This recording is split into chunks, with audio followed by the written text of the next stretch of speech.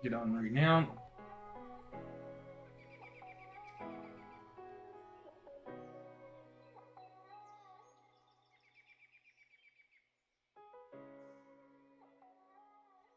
Yeah, but I'm not at home at the moment. I could send you a picture in a little bit.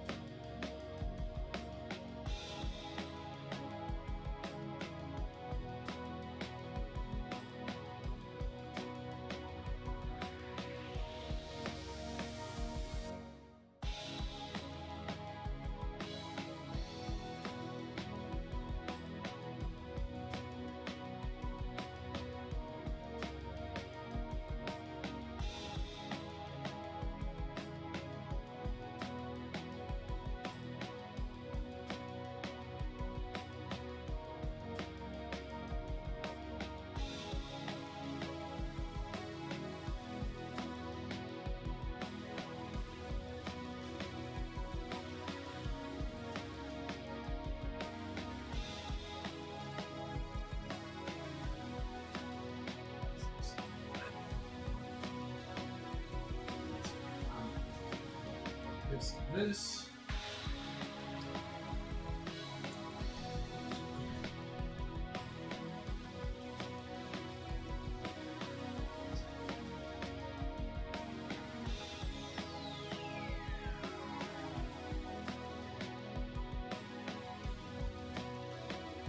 It's an accurate SUV with all black interior leather.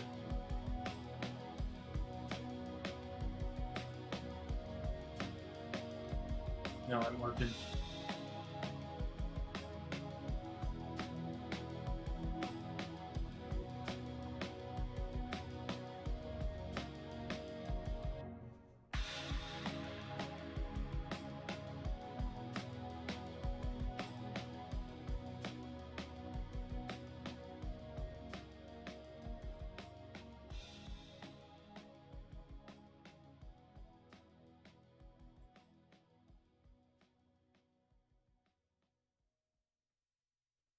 Model building.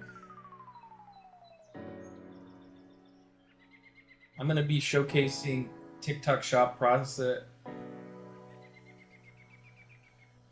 Showcasing TikTok.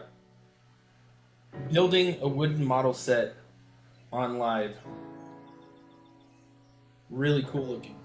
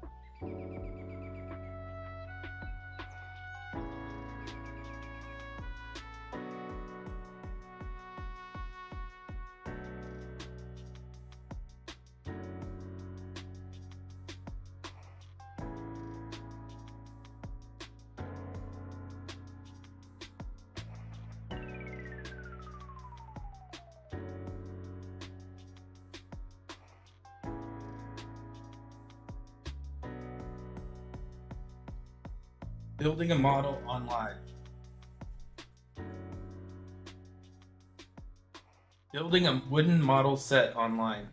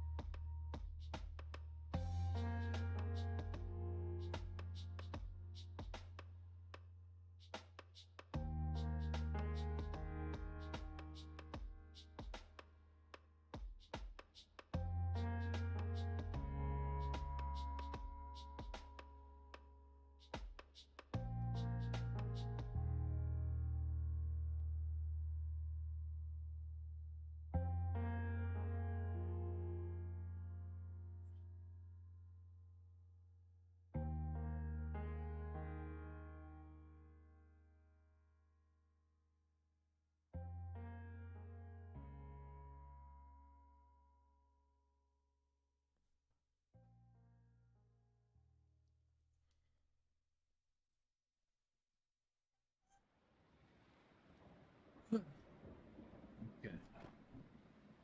So shop.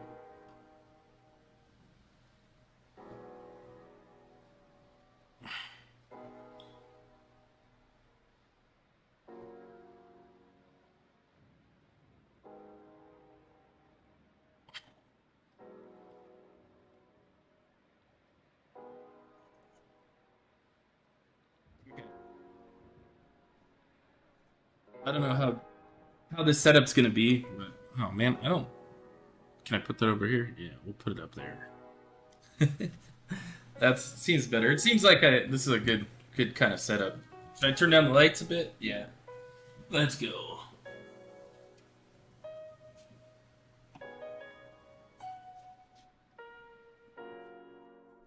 Hey guys, welcome in. Tony putting together this model set today. TikTok shop sent me this, so I'm gonna try and put it together. Thank you guys for joining. I appreciate you guys. Welcome in.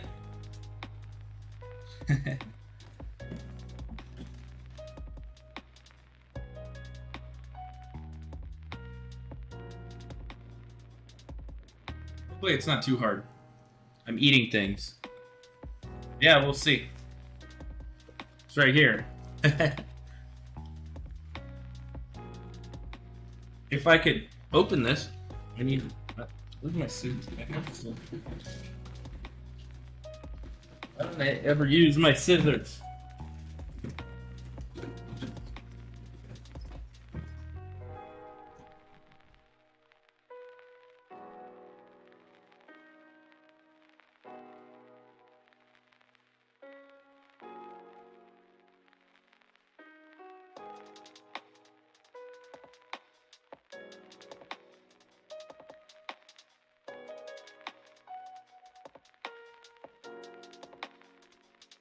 What's up, guys? How are you?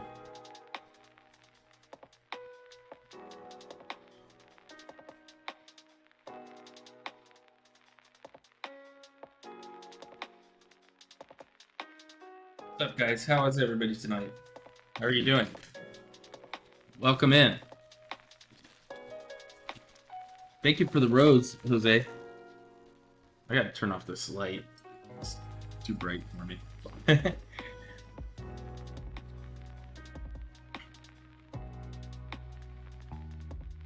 Okay, let's see. Are these all numbered? D1. Okay. So we gotta go find A1 and D1. So this is D1.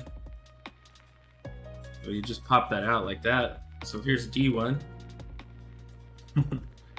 Not doing too bad. I found A1.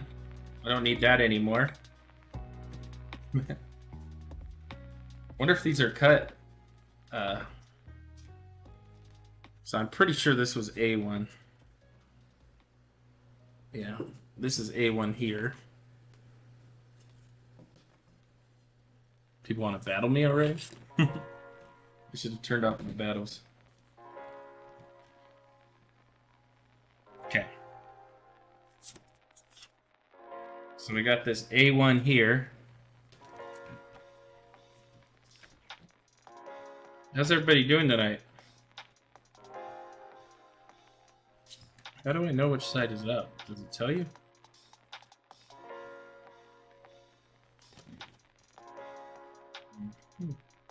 Doesn't matter. Okay. Okay.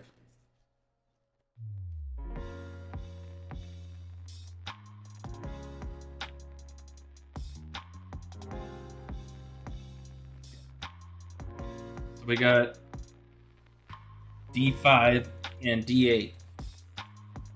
So here's a D8.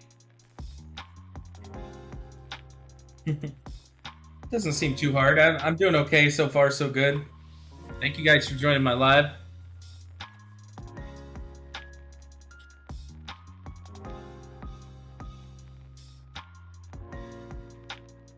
Hey, what's up, guys in YouTube? How are you?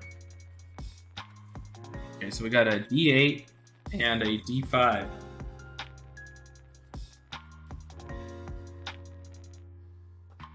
Thank you for sharing. I mean, wait, don't share.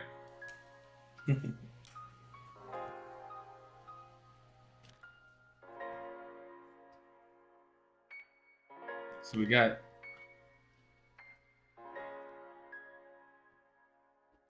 okay, so I got my D. Okay, these two are the D5s, and this must be the D8.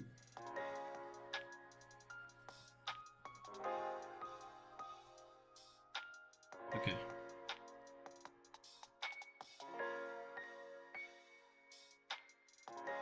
So these two are going to go here.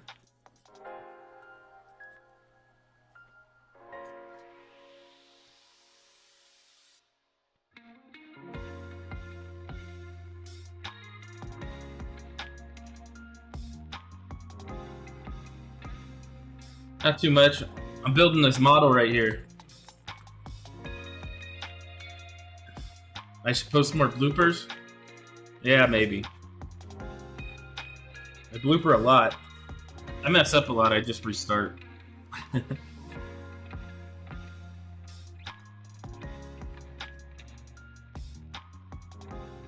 Nice. Okay, let's see. Then D8 goes here.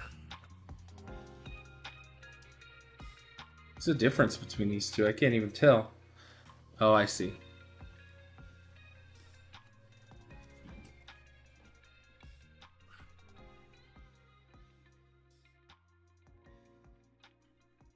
This thing is pretty cool to build, though.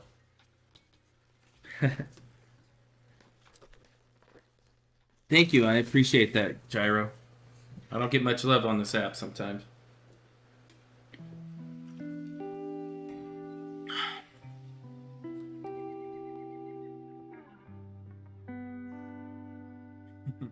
Thank you. I appreciate the love. Okay, D6 and D9.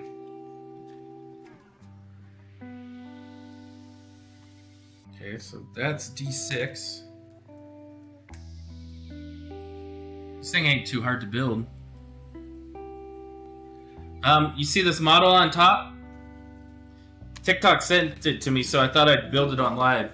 See right here? I just started.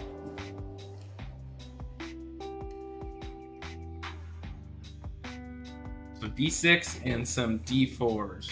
I wonder if they laser cut these.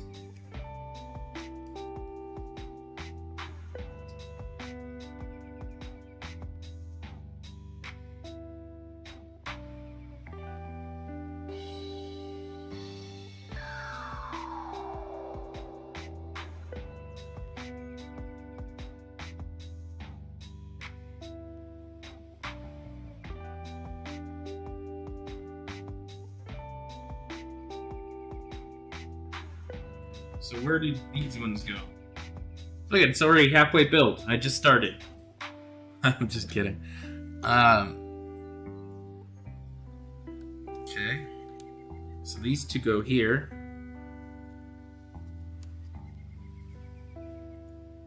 I'm glad you duet me, man. I appreciate it.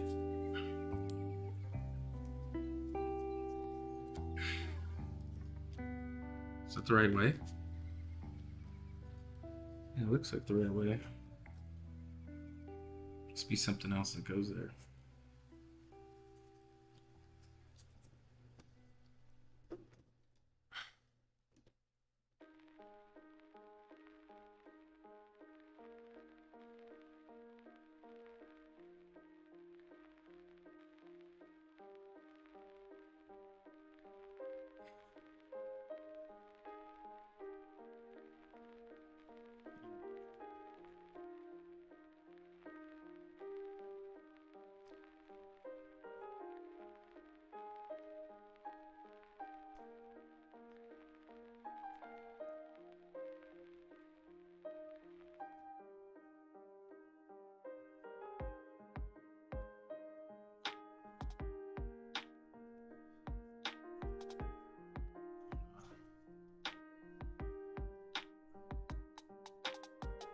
I think this is backwards.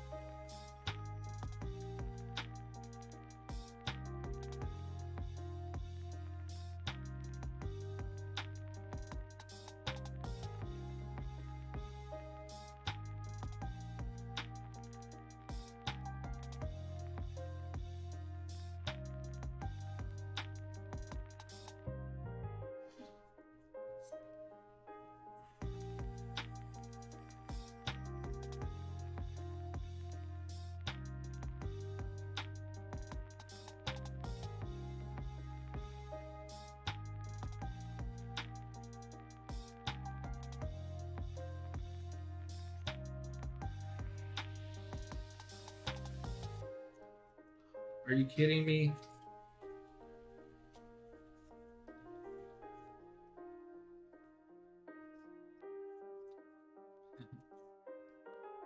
What's up, Topher? How are you?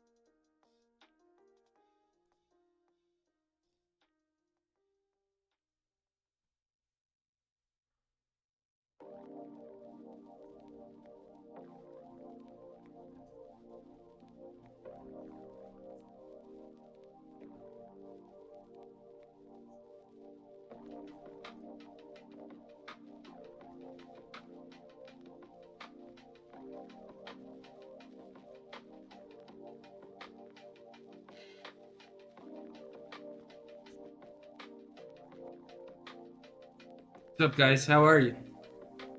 Somebody's battling me, so I can't see what... Somebody's trying to battle me. I think I put everything upside down. No, I gotta start over, kinda.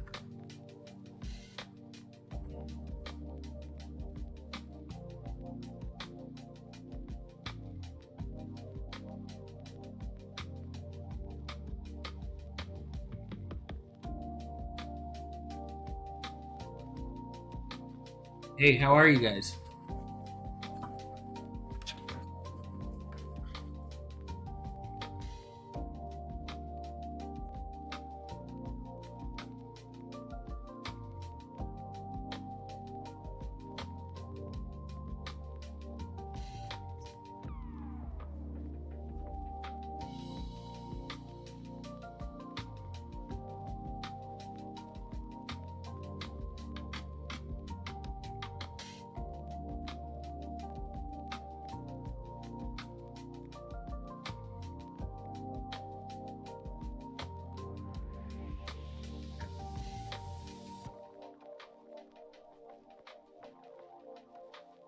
What's up, guys? How are you?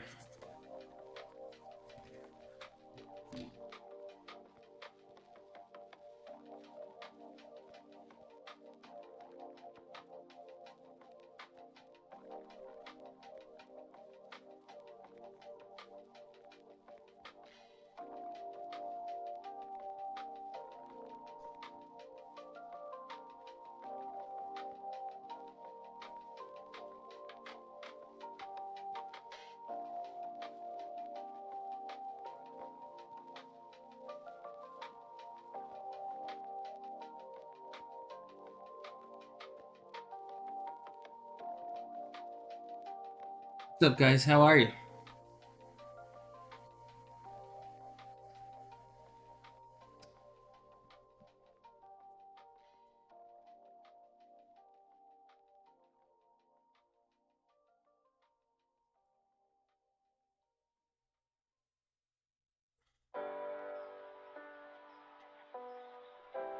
I'm building this model that's up here.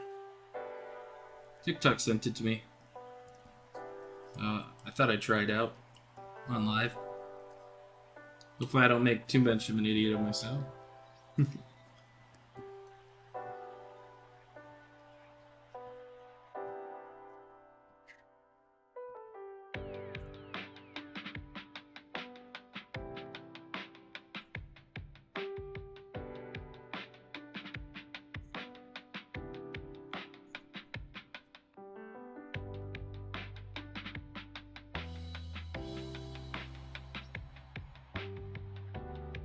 So far, it's looking pretty good.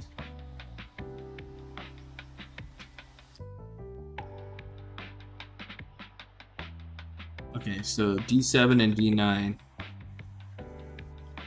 So D7 should go across this whole thing.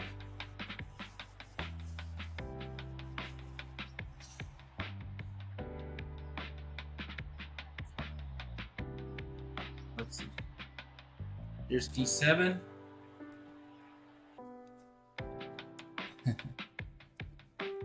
Because I can't be yelling all the time. Makes my head hurt. Can't be angry all the time, you know.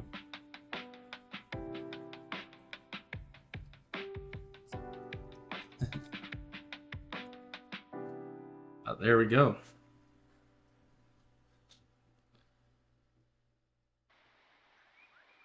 I am the best at all filters, and nobody can beat me! Like that?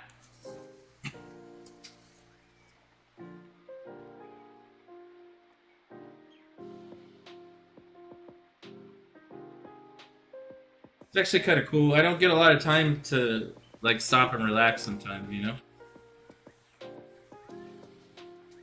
I'm always doing stuff for TikTok. Tonight I had an actual, like, this weekend I had a couple nights off. So it's been relaxing, you know?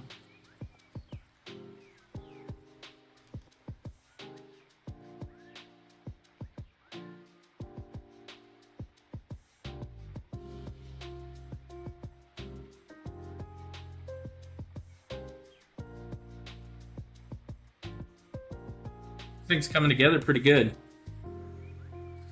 You're back? Look at it.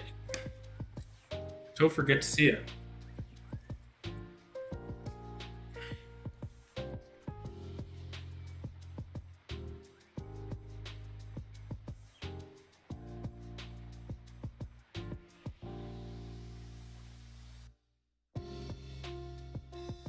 This thing's pretty cool when I get it together, you know?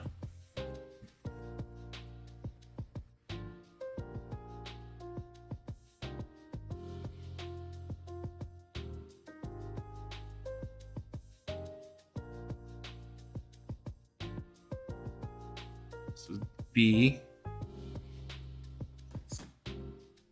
There's a lot of stuff here, man. Here's the G. Here's the G. Okay. So I need a G1.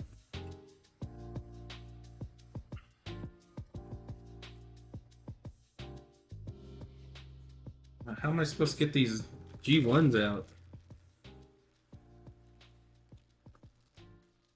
Oh, there's like a little mallet. Welcome back. What's up, Mello? My favorite song? I don't know. I like The Weeknd a lot.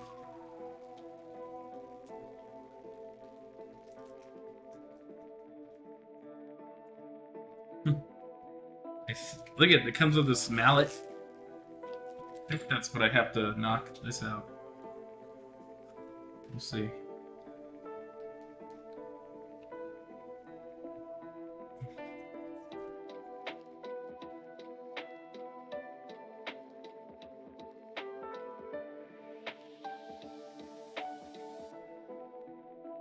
I need 4 of these guys. Yeah, there we go. So I got 4 G's. And then I gotta go get a B something. B11 and an E1. Okay. Here's the B11. I like The Weeknd. I don't know why. I've always been addicted to him. Some girl got me into it. Where's E11?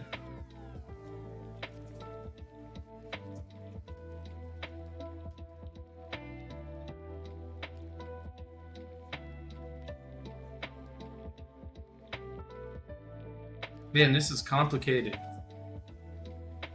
Look at all these parts.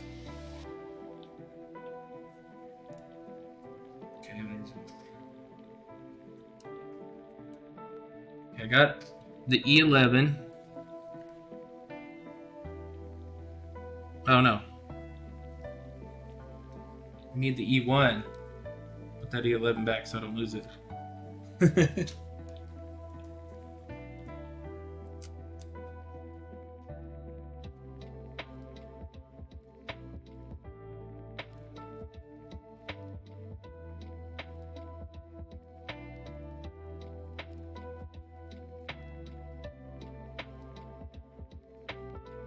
Apparently I'm the best at building models.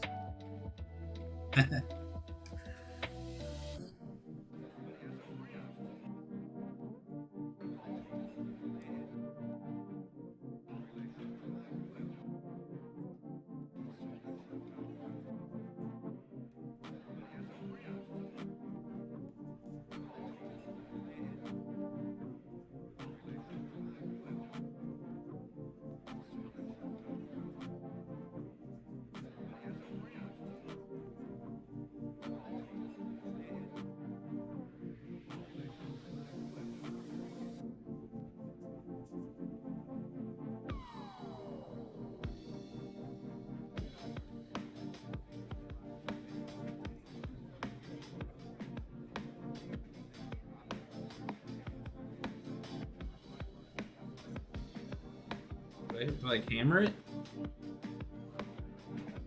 Do I have to like hammer it through?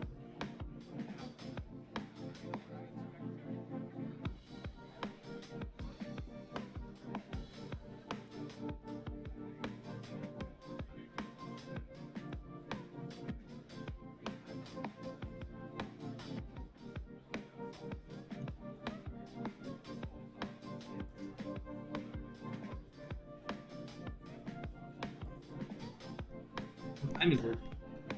8:30. I'm supposed to do the video, huh?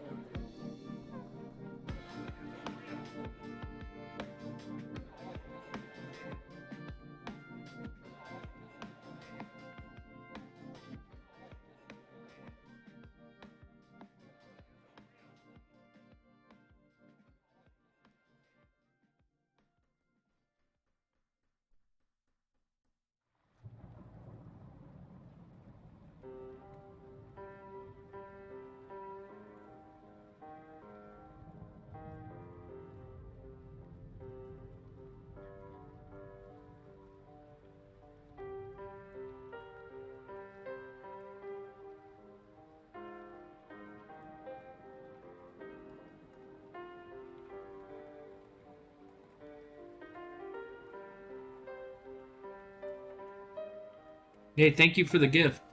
Thank you for the likes, guys. Appreciate it.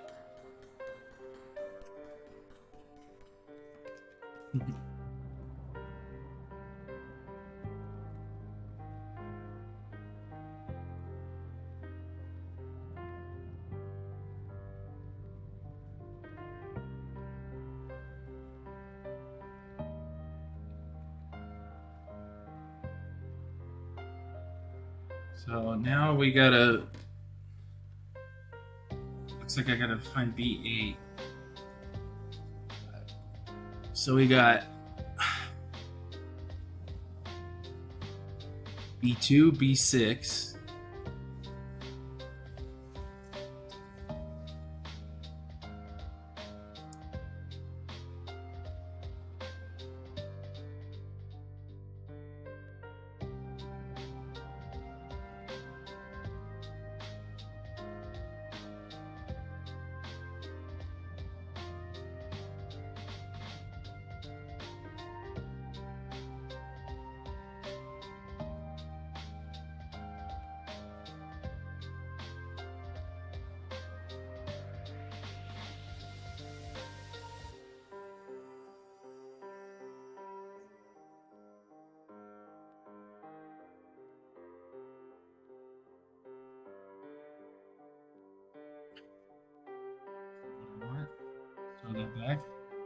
I got B2, B2, and E6. Where the hell's E? So I got one E6. Okay. What's up? You got 1,500 likes? Thanks. I'm gonna post a video right now, I think. Thank you for all the likes, guys. I appreciate it.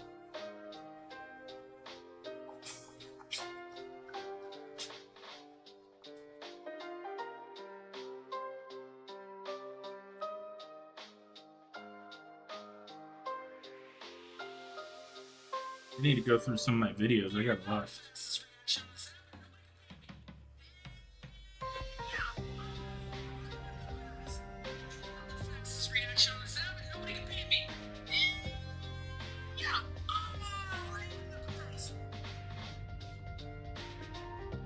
Okay, B12 and B8.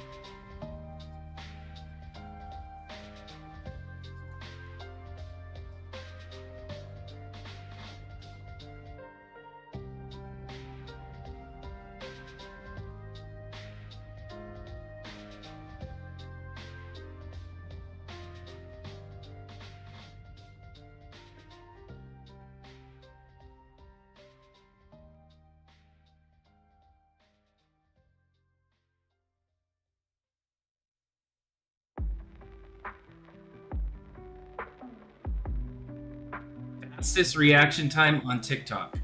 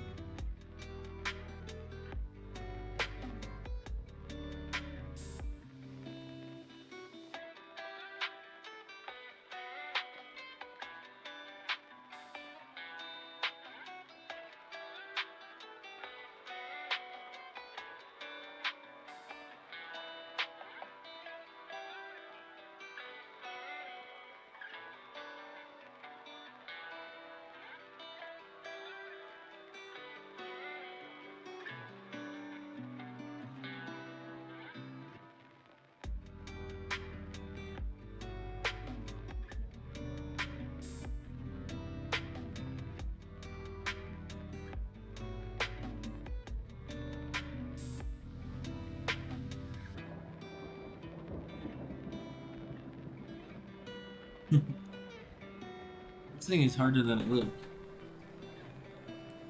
Hey, bye. Call me Alden. Talk to you later.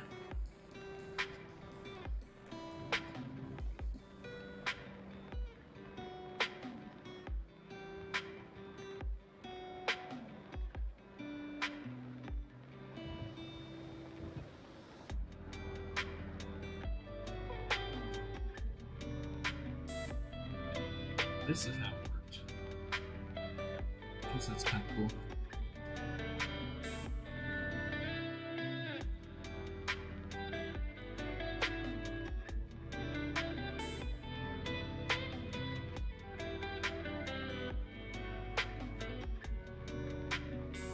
I'm back. What's up, Alden? How are you?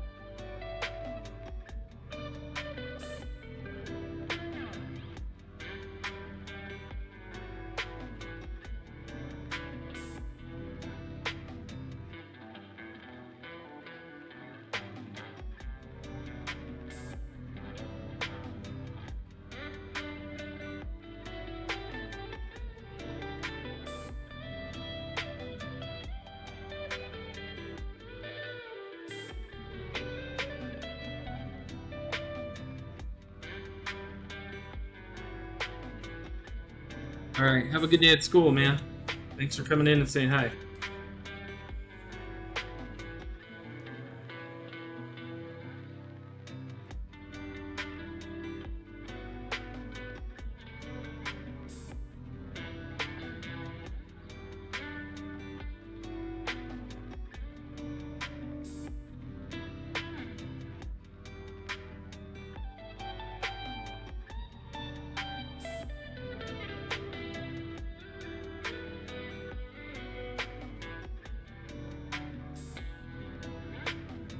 There we go, I got a part.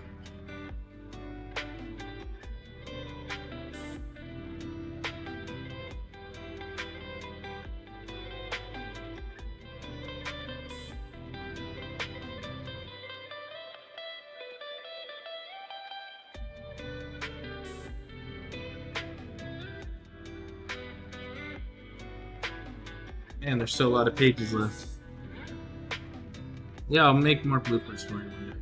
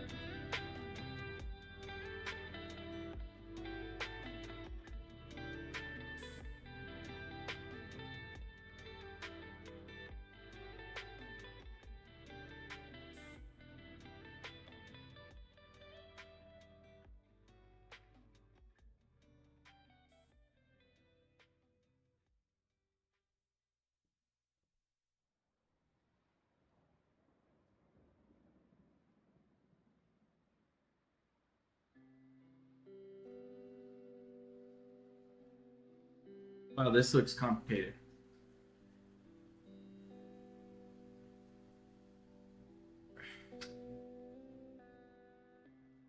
Okay.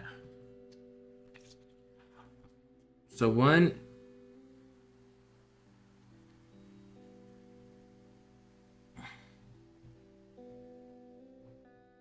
I gotta get a bunch of G1s.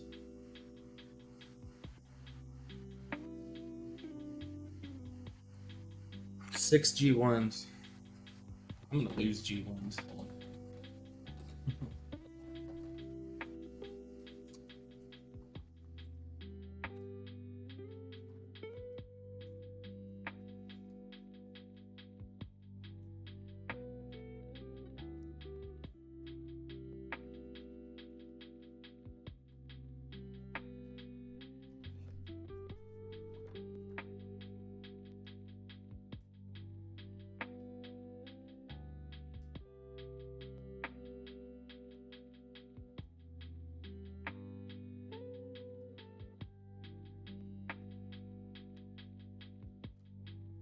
I hope they gave me extra G1s.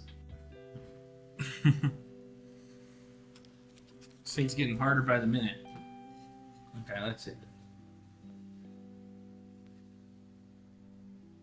So I need a B7. Ah!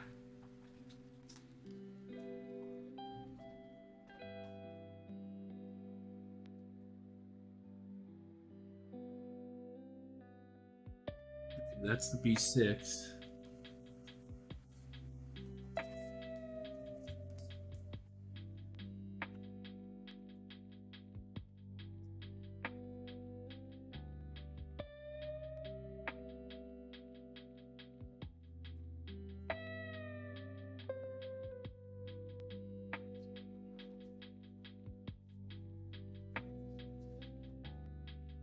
E16. Okay.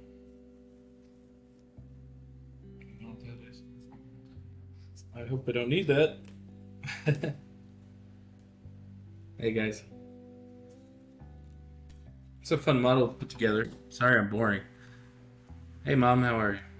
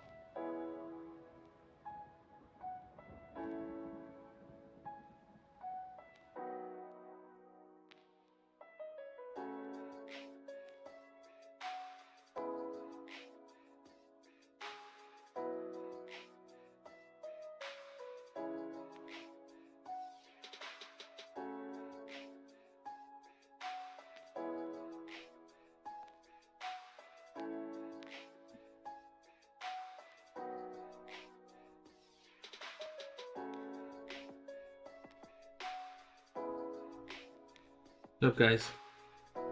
How are you?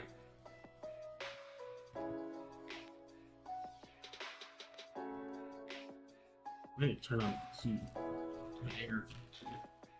Turn the air.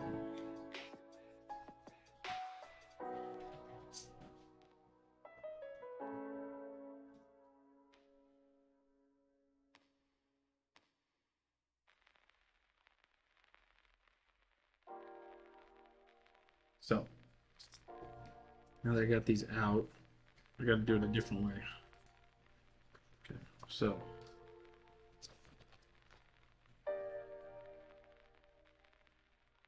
Okay.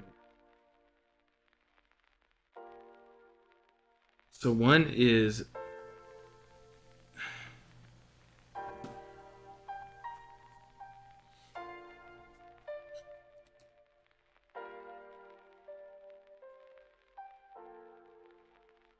okay, that goes like that.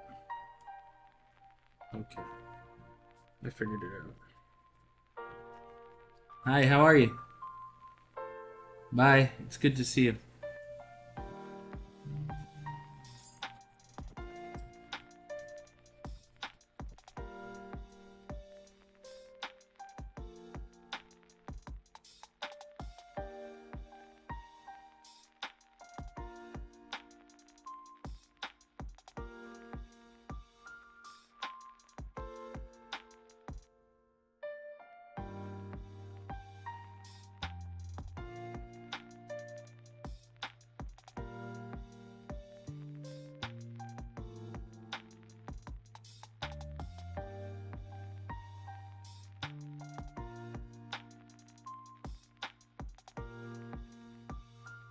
Perfect. What's up? I am the best. How are you guys?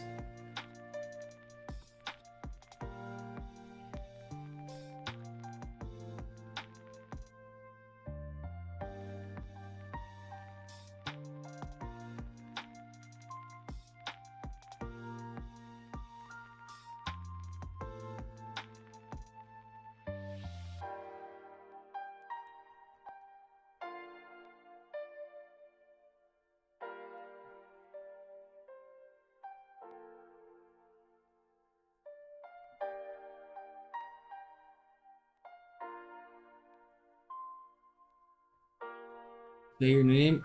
Seafish, BR. How are you?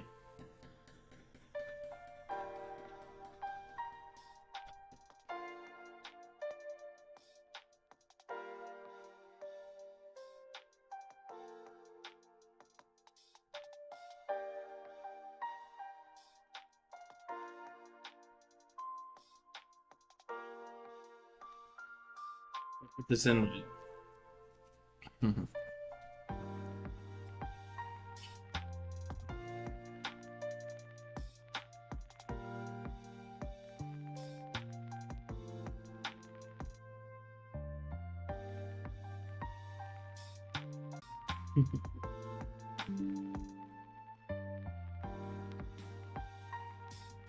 The nap worked. What's up?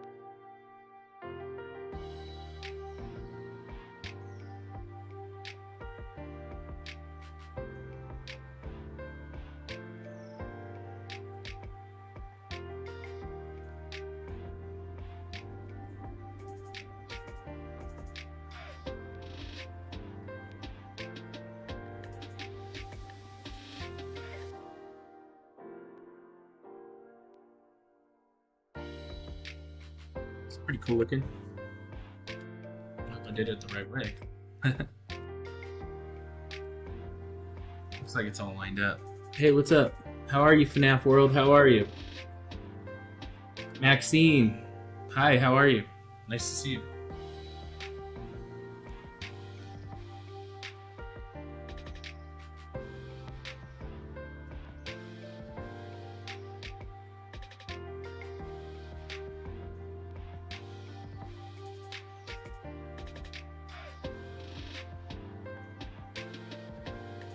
Oh.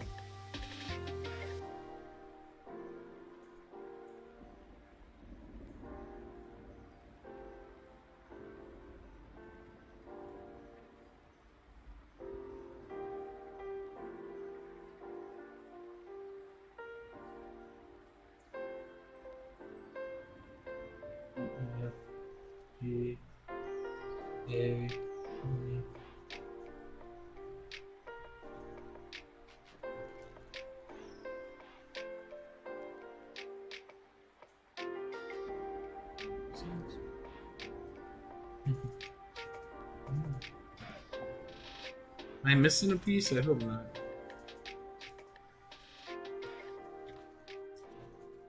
Where's the list?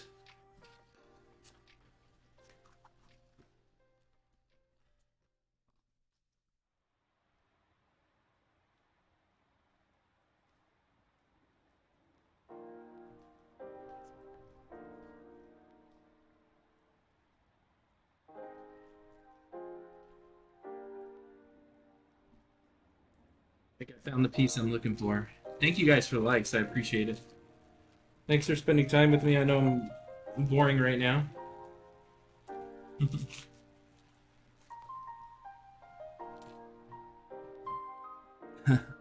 Let me see if I can get a better one. I'm just on YouTube, so I don't want to play.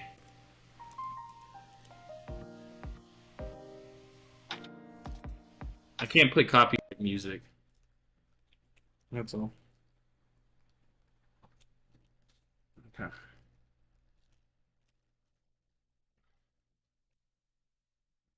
So I gotta put one of these on there.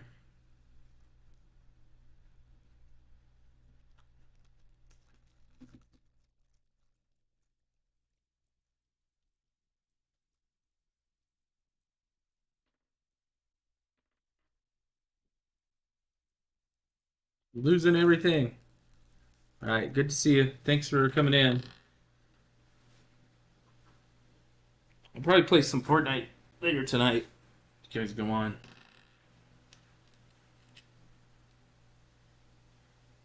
FNAF World.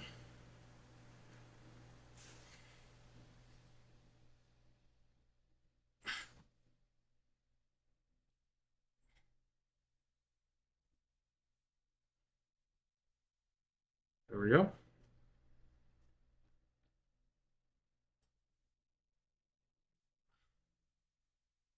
Okay, so B4 and B3.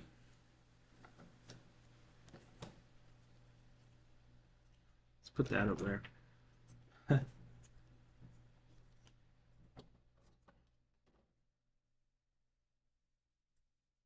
there's B4 and there's B3. I gotta find one of these G's that are gonna be freaking hard.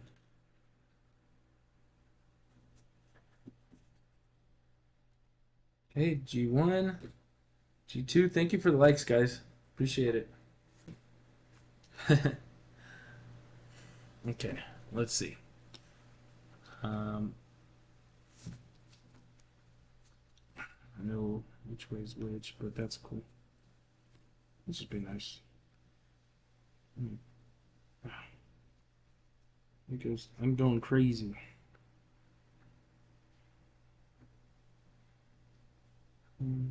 Not just talking.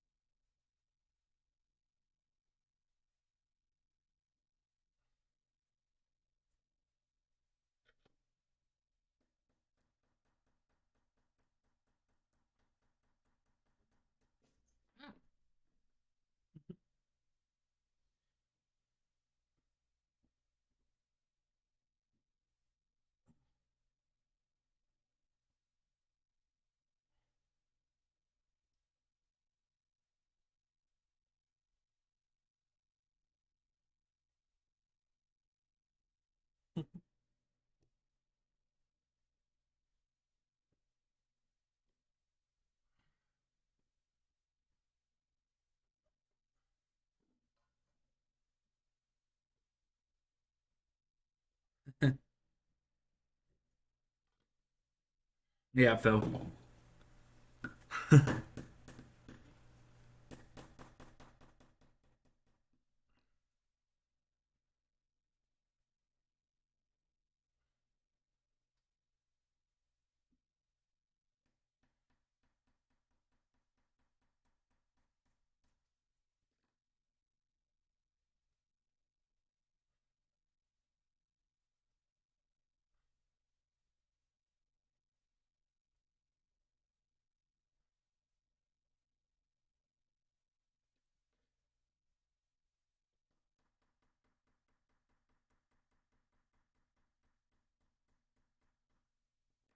There we go. I think that went through. Where's that?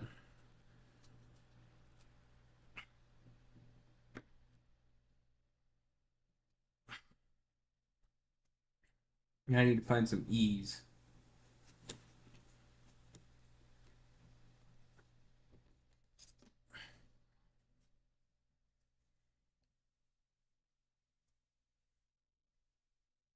One, two, three. Yes, I beat up my phone all the time.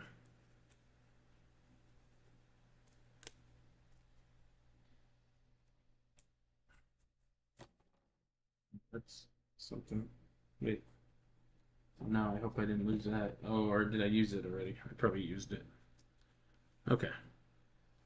So this is gonna go.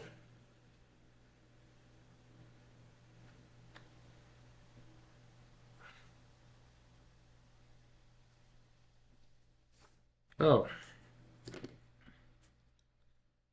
this was supposed to go somewhere.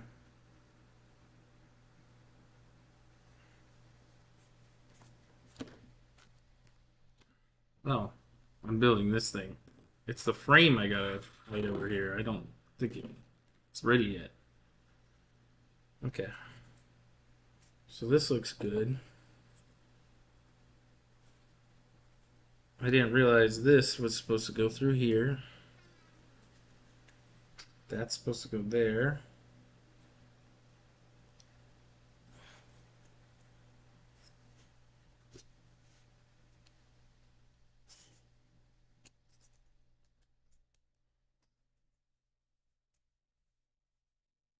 There you go. I figured it out. It's cool. I might get one. Yeah, they're pretty cool. It's a lot of. It's pretty elaborate. Look at. I think this was in here. Yeah.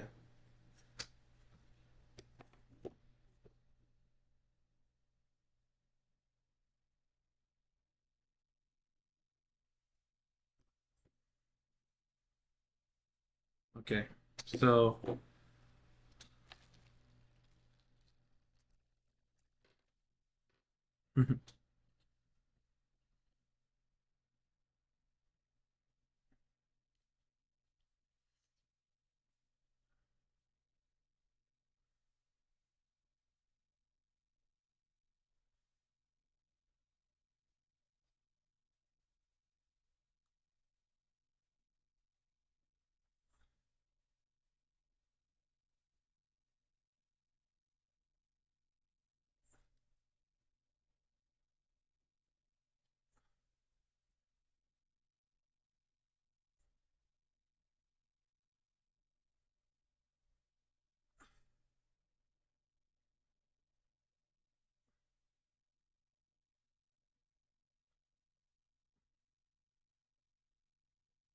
you could stream with me. I'm just doing this. I don't know what. I'm trying to put this model together. TikTok sent me it.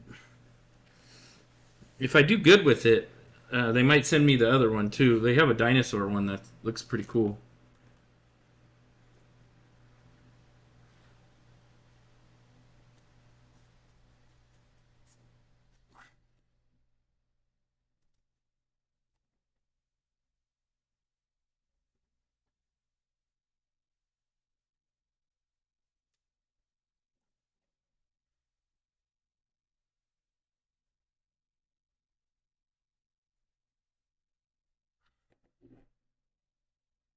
So we're going to throw this here.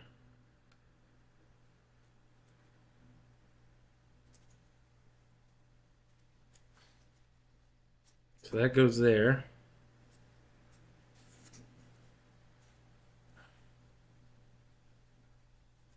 I just hope I put it the right way. So I'm going to have to reset this and this. And this.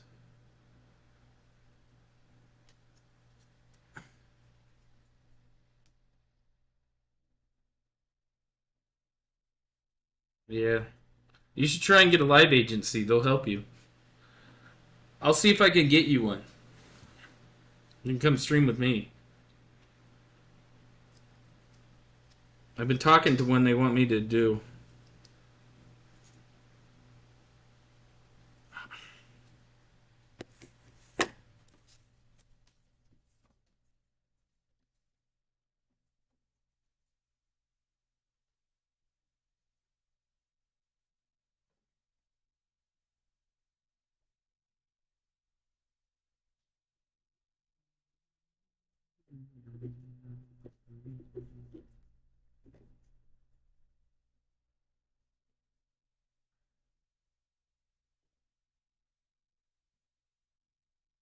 Yeah, but if you're up, like, we could stream together tonight. Once I get done with this, I'm probably gonna go to my house.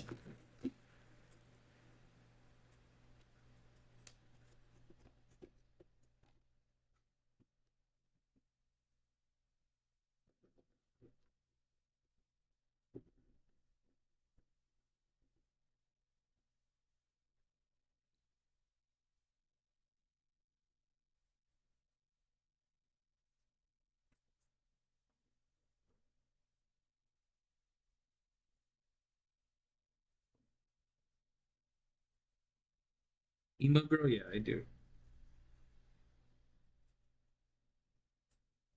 At least I think so.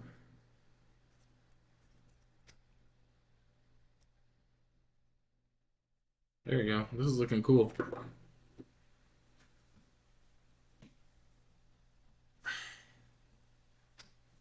Yeah, I'm gonna go home after this and go on my live stream.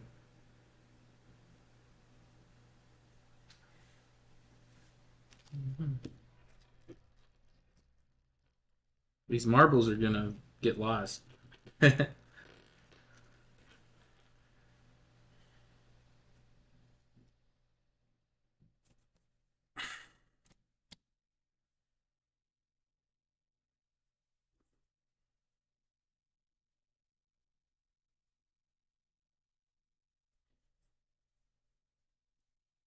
only thing is,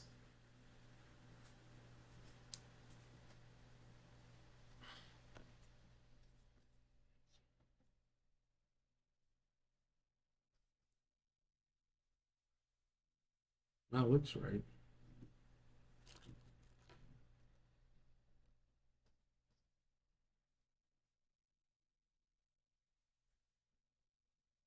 I'm doing okay. How are you, Tommy? Oh, something's moving.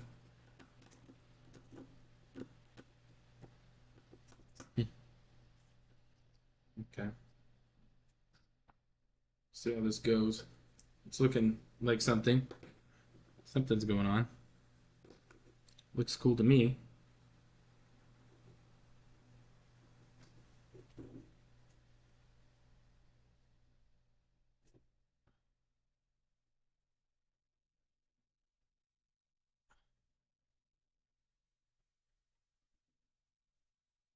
That's what's wrong.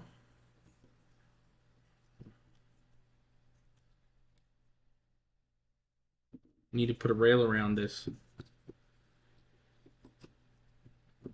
Man, how am I going to get that off now?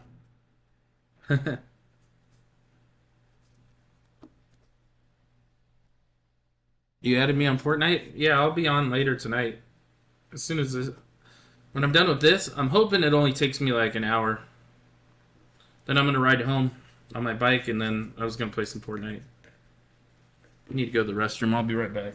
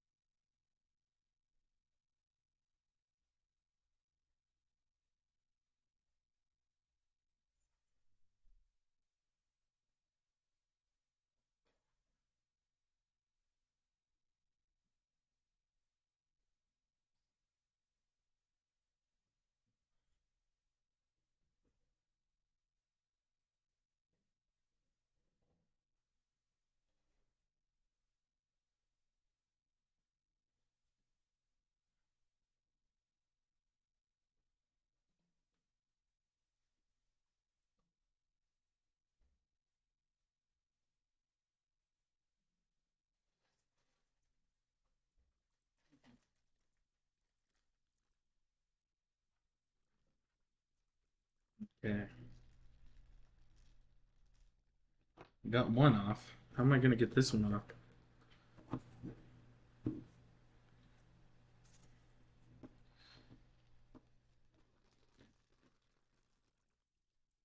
You're gonna be up all night? Yeah, I probably have to.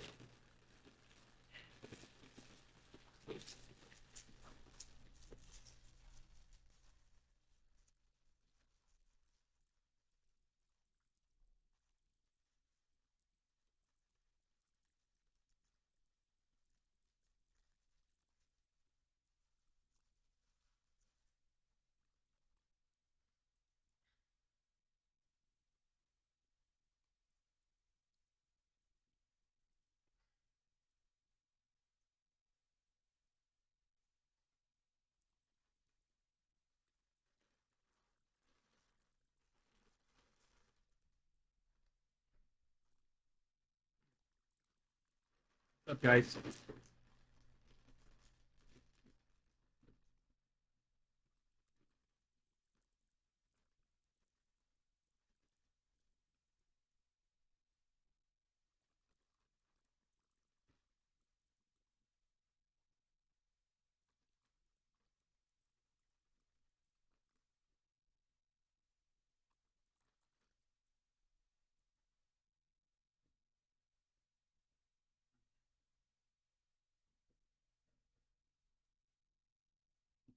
I got it off.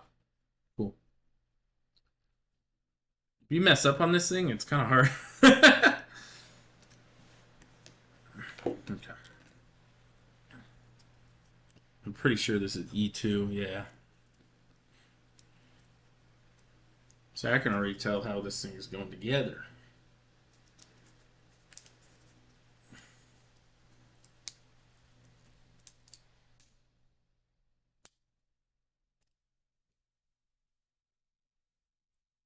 I like horror movies. I watch a few.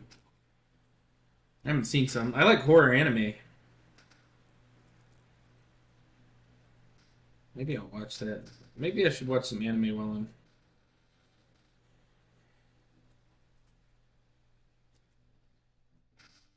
working on Tuesday.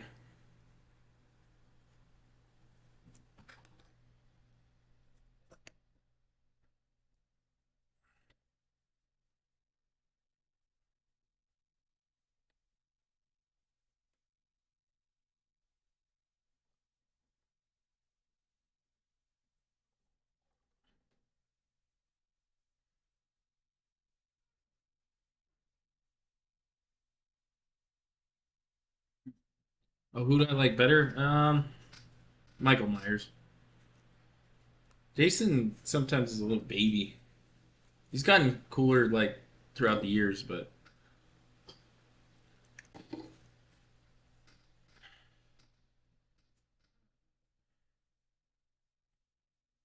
sometimes he can be a baby. You know what I mean? Okay, let's see. I should just pop these stupid things. 2, 3, 4, 5, 6.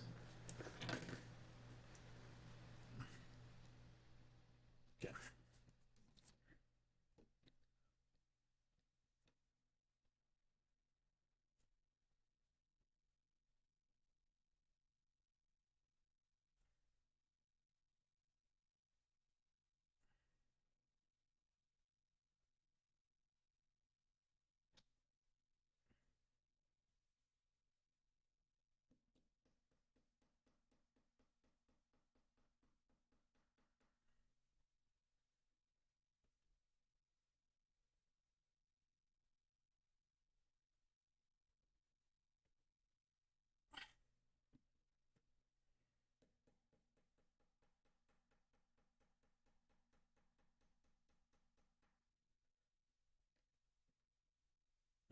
Michael Jackson, he's the scariest one of all.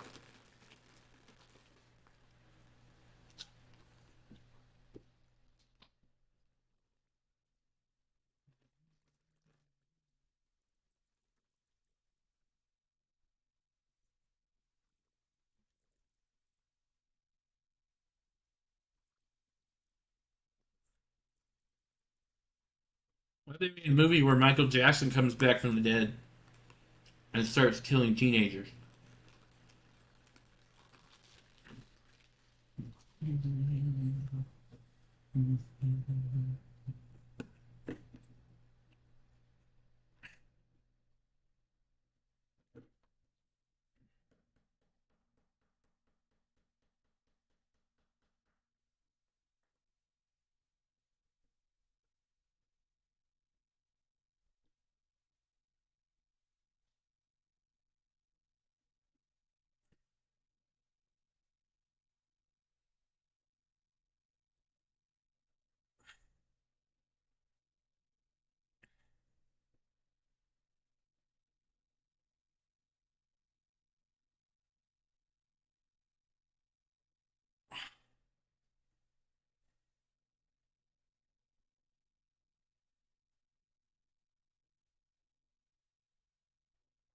Me either. Think about that stuff all the time.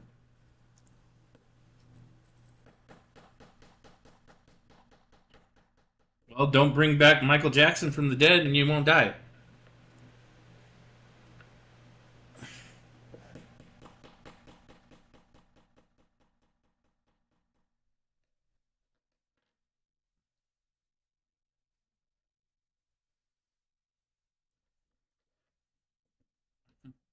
I got lettuce in this.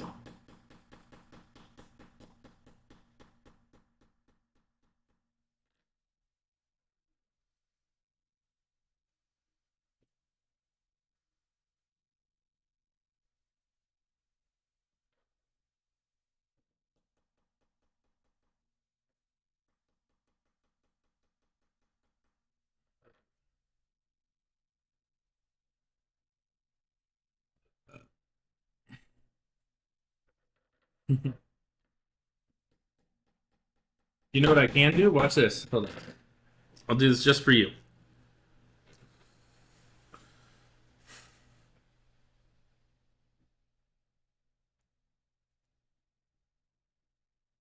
Um, interact.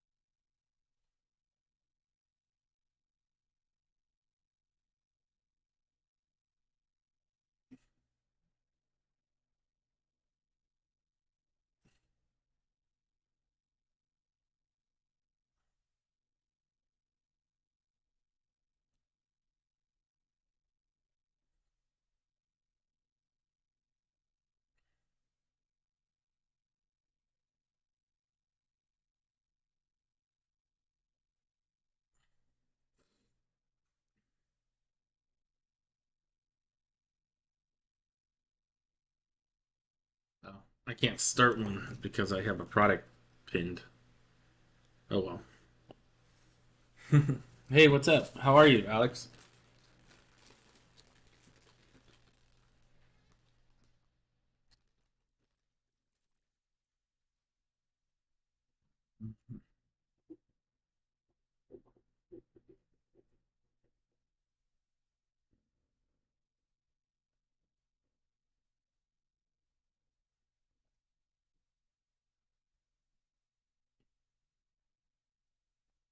Oh, that's better. Now they got the frames on there.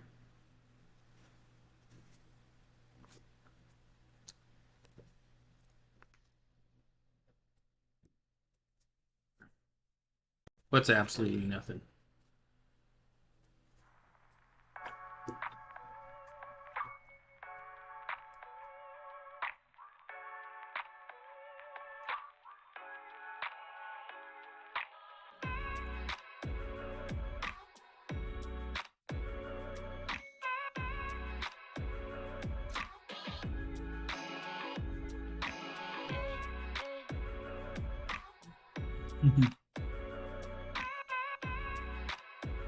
Oh. Just a salad.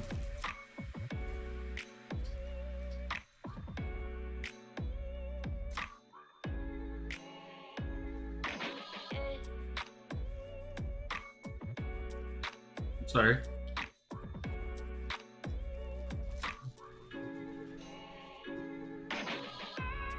I just have a lot of water.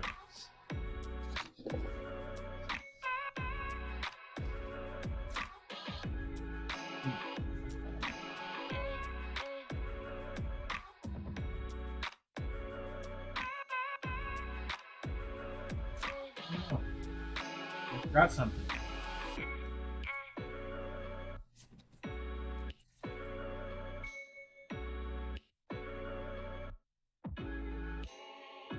Can't believe I missed it. B's almost done. D's almost done. G, we haven't really worked on it yet.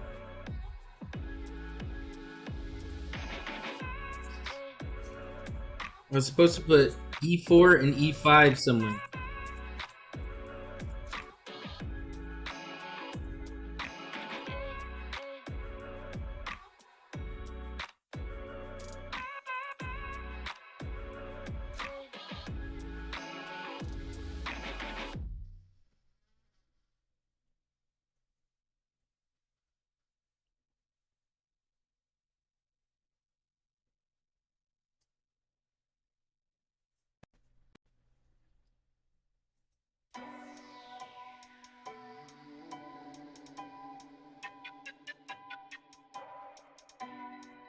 Where's E4 at?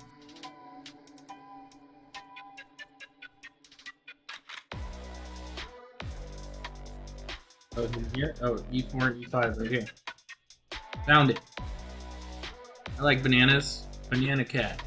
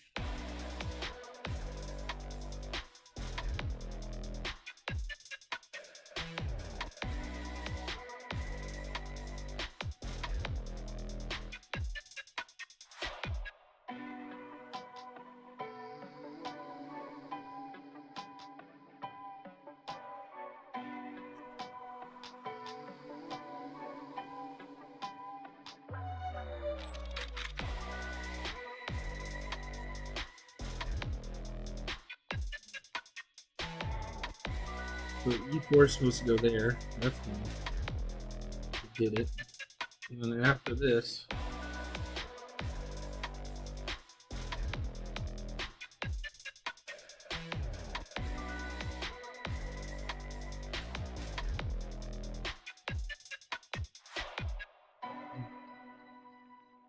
that goes there. Then I need to find E5 and E6. I think E6 are these things. Okay.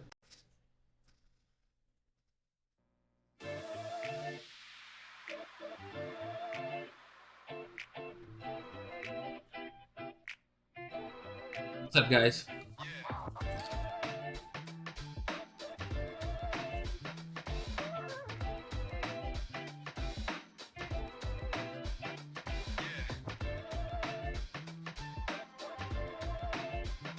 Alright, girlfriend a long time ago.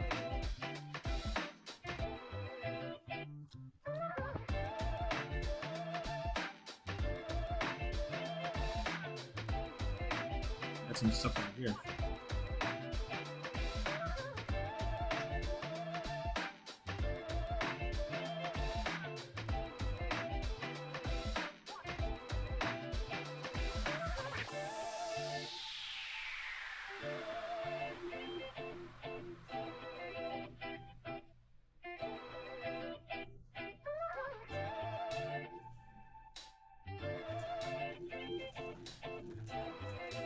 fine. It's okay.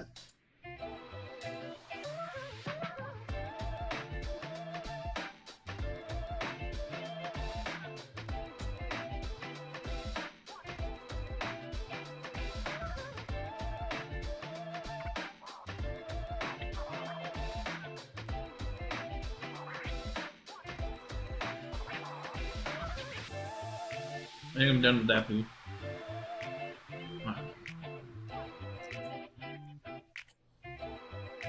Where's E5?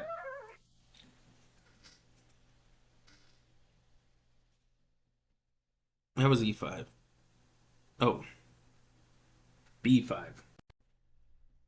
Where's B at? Where's all the B parts?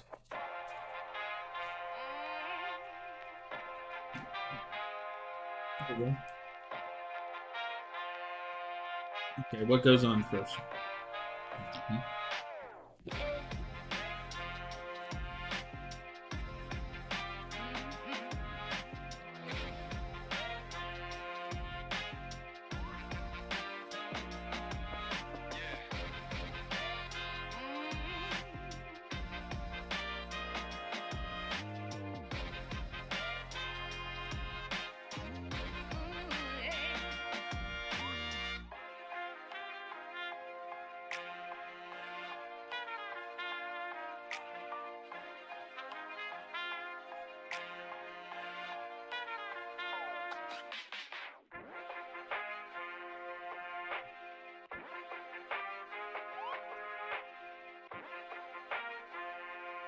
You should try and get a. I'll try and send you somebody who can help. Like, you can join the agency.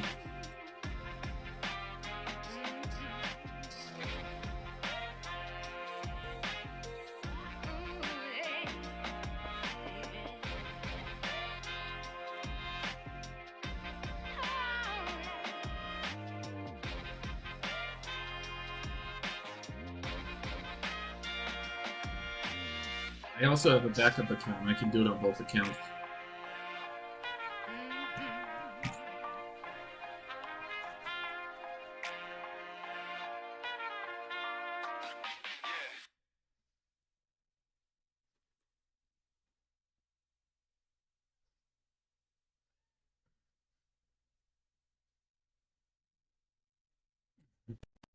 Thank you. I'm doing good. Just making this model.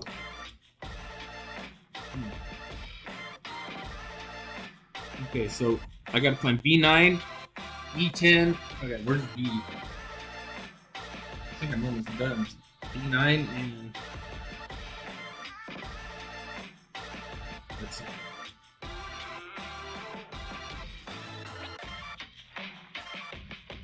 We'll put B9 first.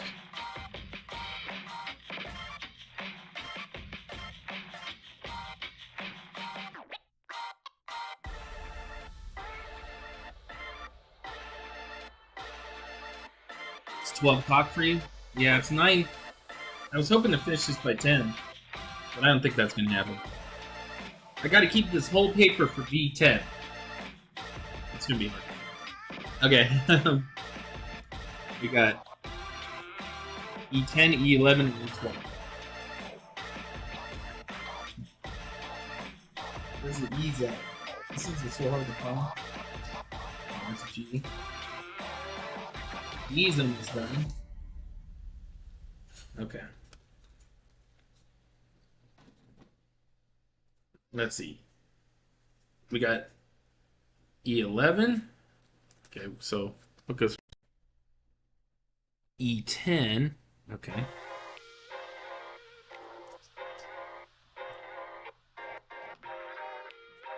On the backside, I think.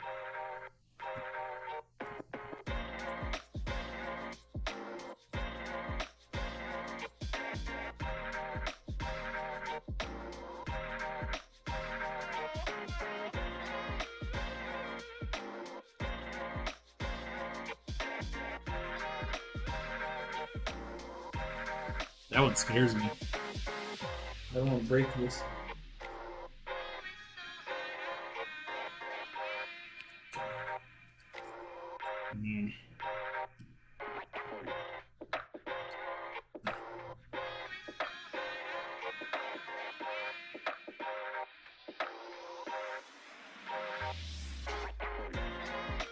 So E10 there.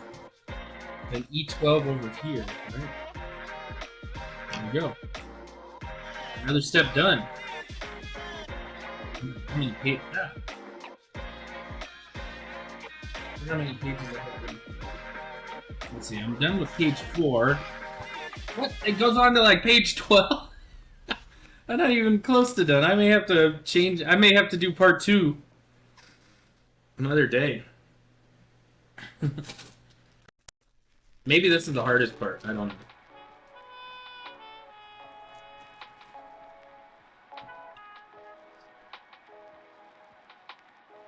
Mm-hmm.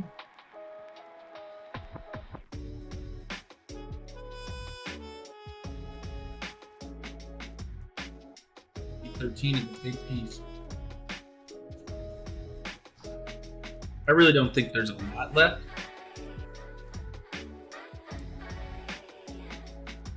Maybe.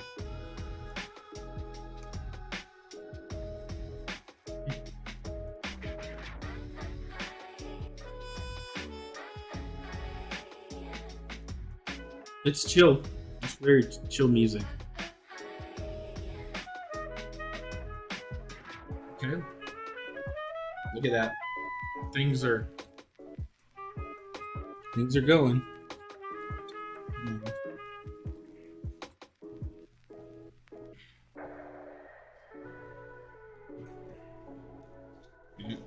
I need to put this in.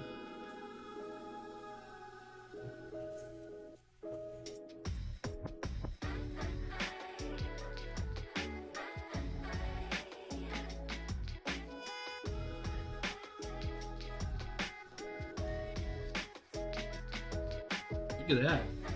It's looking pretty cool.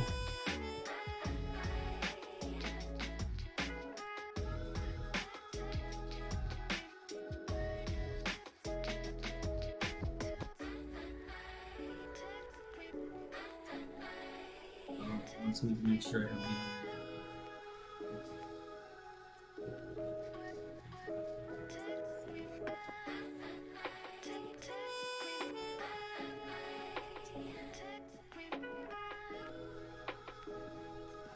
No! Ah! That was scary. I almost destroyed it. I almost destroyed everything.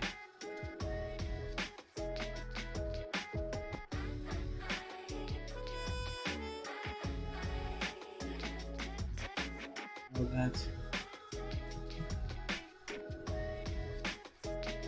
I want to make sure these are...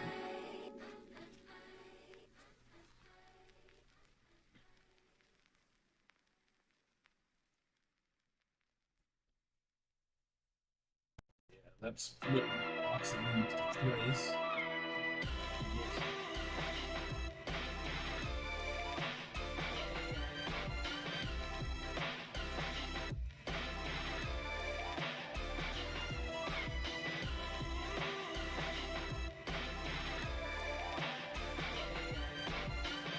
Here we go.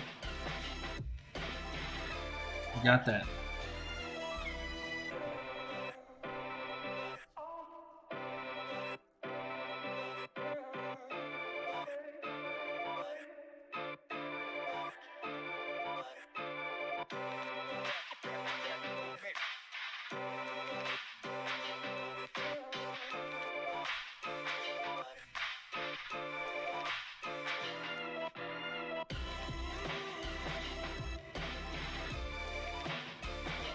I think I'm touching with the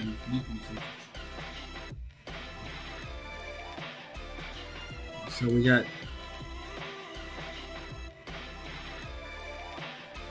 D3 and D2.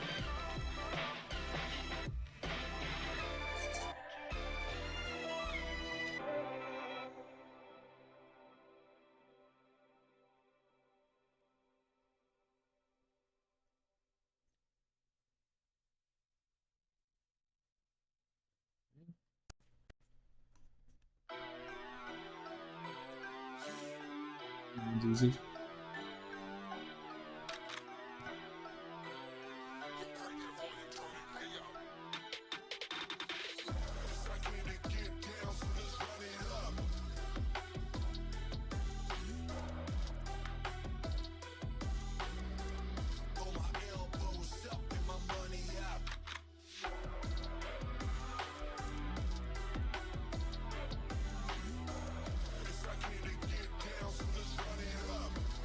You gotta be kidding me.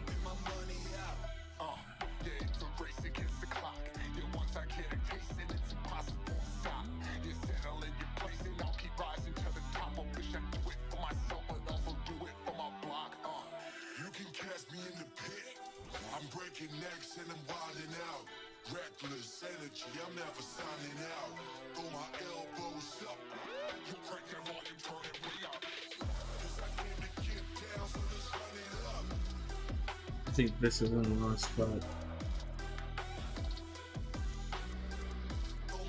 It doesn't flip. Damn. I gotta like go back to the beginning right now. I screwed up.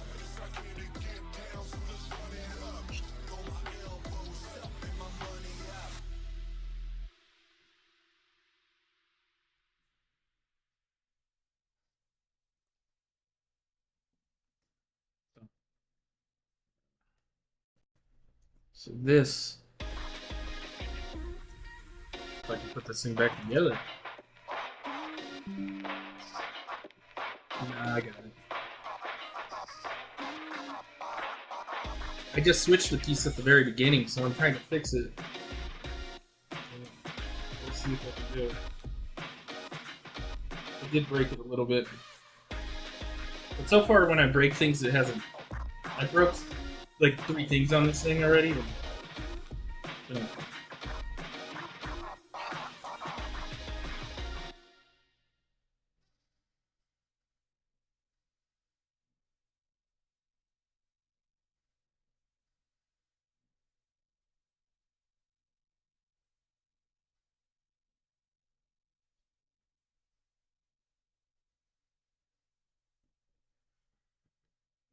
I just screwed up something, that's all. Stuck. Okay. But now I gotta remember how to put this thing back together. Yeah, we may have to go to the first page.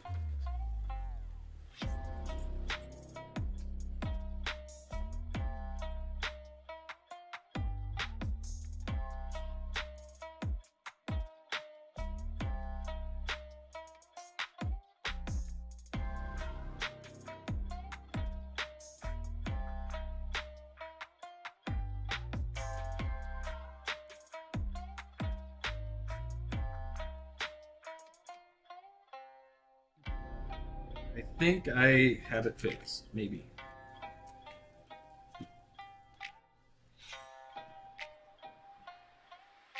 See, I didn't know I broke it. I messed up on it until this. I found this piece. That was supposed to go there, but I think everything else is fine. Okay, there we go. Now this goes somewhere.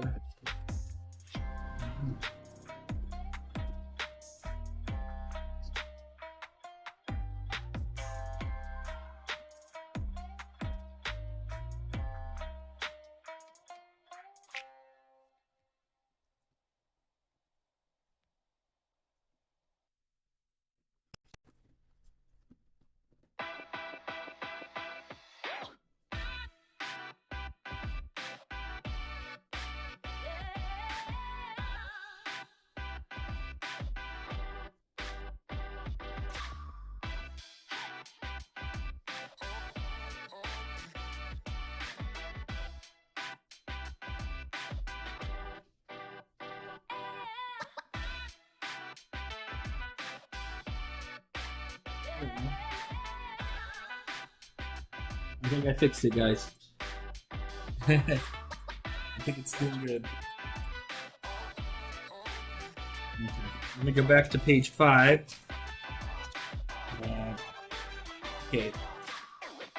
A4 and A5.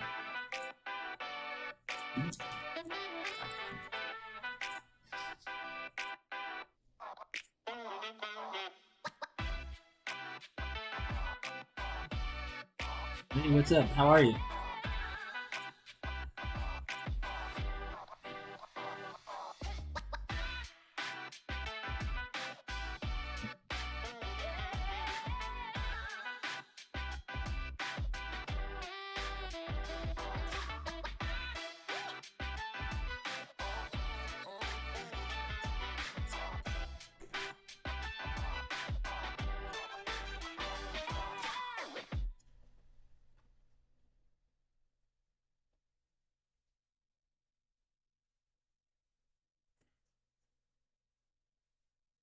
A4 looks like it goes here. It looks like it lines up there, so that's good. So if I break anything, then A5.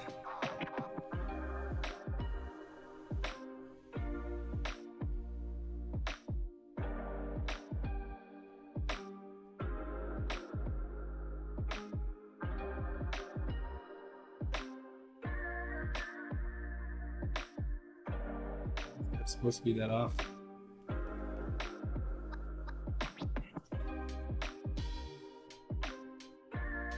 Okay. Nope. I'm doing good. How are you?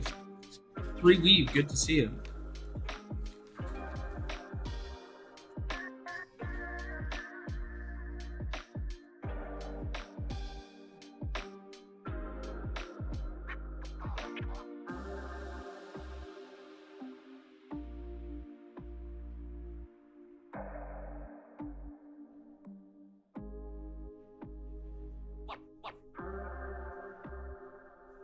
So C18G.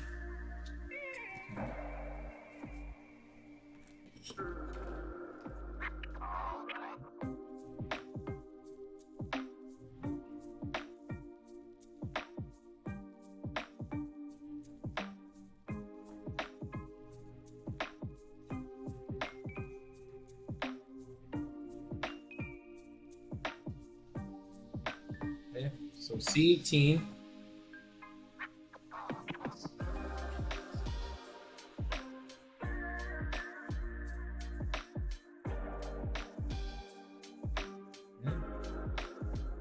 C18 goes on top of G18.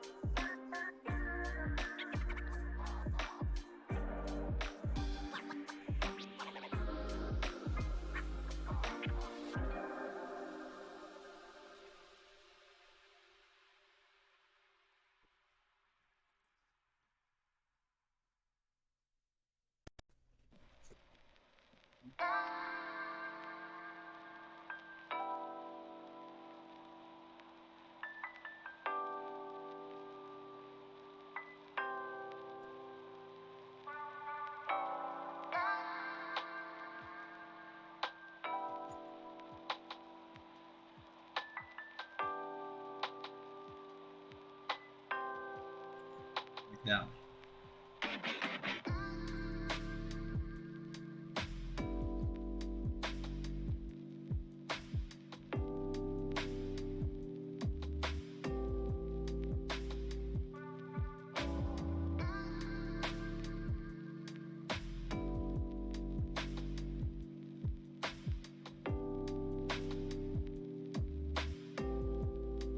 Sorry. I'm just making this model. I'm concentrating. I talk when I can. Thank you for loving my TikToks, Easy GG. I hope you're still in here. Sorry I didn't see it before.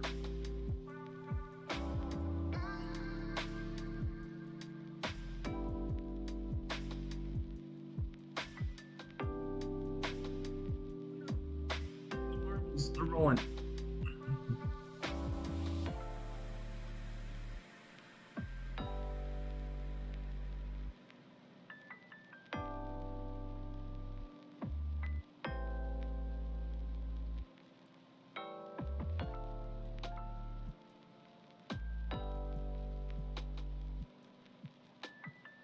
Look for C23. This looks like it's gonna be hard. This is like the hardest part right here. I can tell.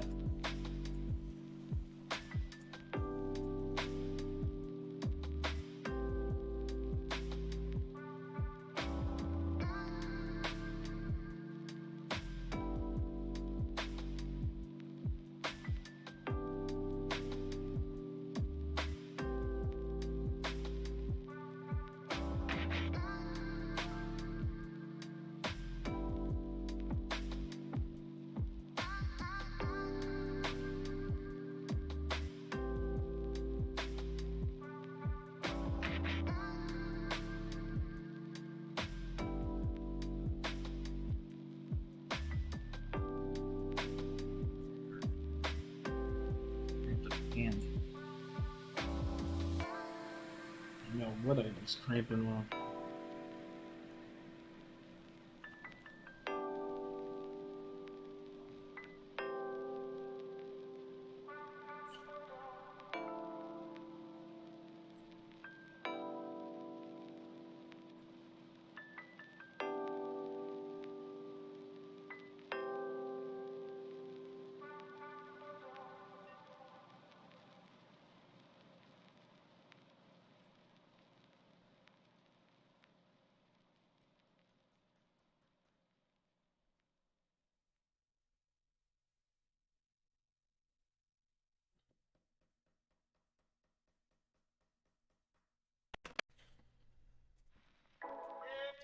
Okay.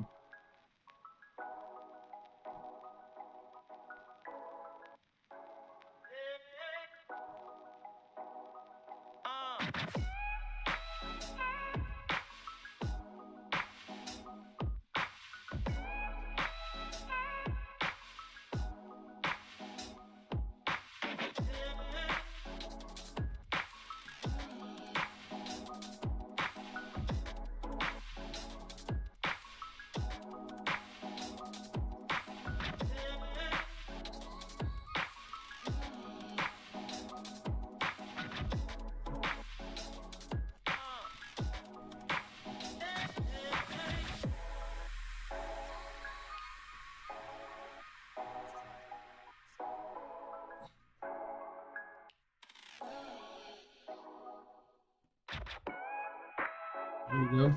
Fire. I'm getting there. It's doing good, pretty good. Thank you. I think that's all done there. Man, there's a lot of these parts right here. It's gonna take forever, guys. I might have to make this a part 2.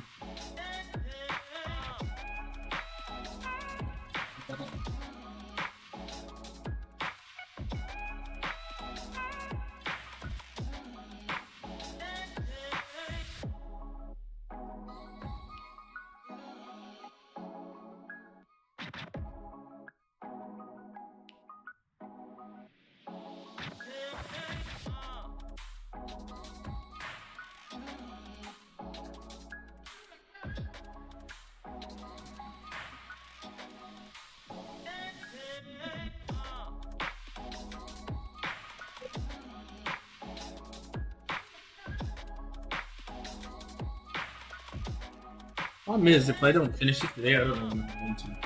So, we're gonna try it. So G22.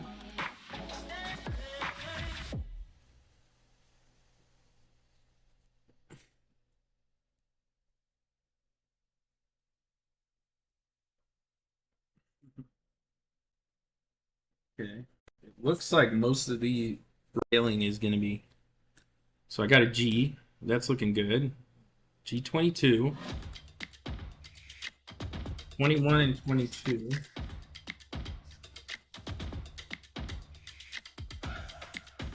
I think this thing's gonna be cool when I get it done, though.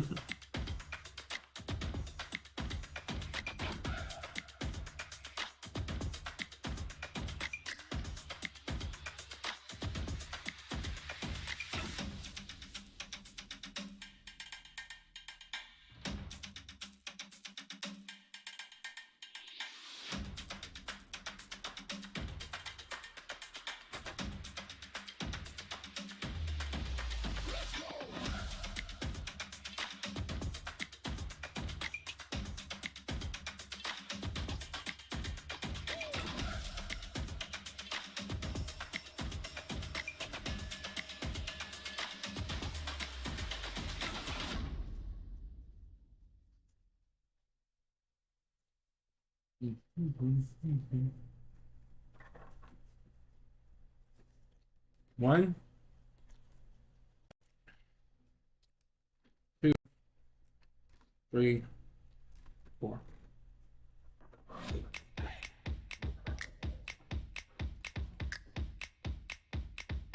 There it is.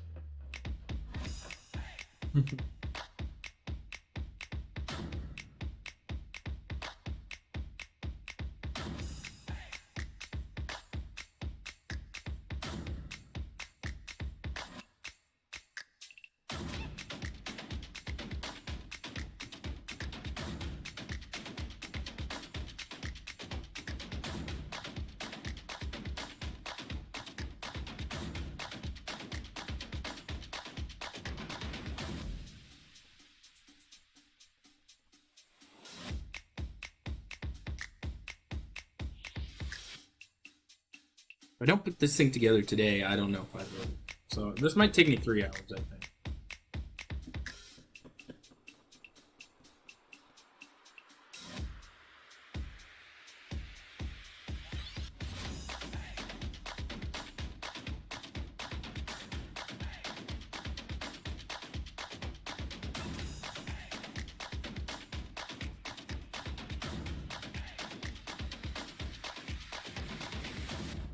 I think this thing's pretty cool, though. And like I said, if I don't finish today, I don't know when I'm going to finish. Parts, where am I going to put them? I was hoping it would take me like 2 hours, but this thing's kind of killer.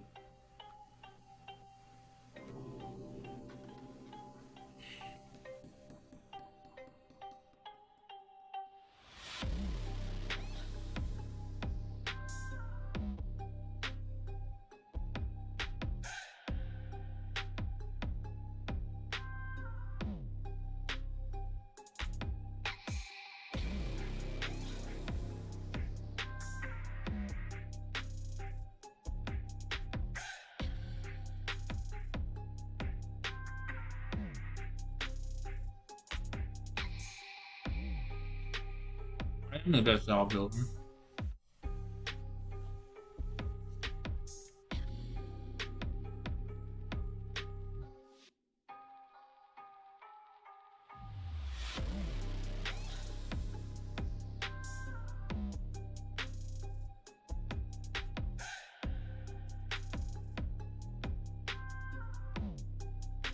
Somebody gave it to me.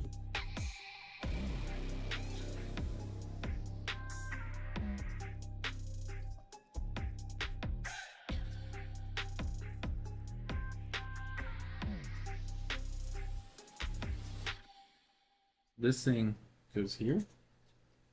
Now what's going on here?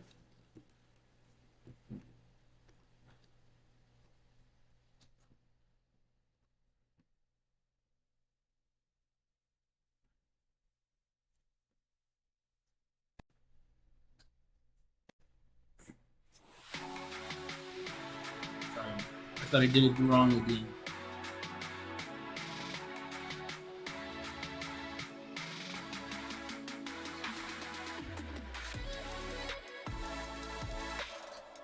You should post another.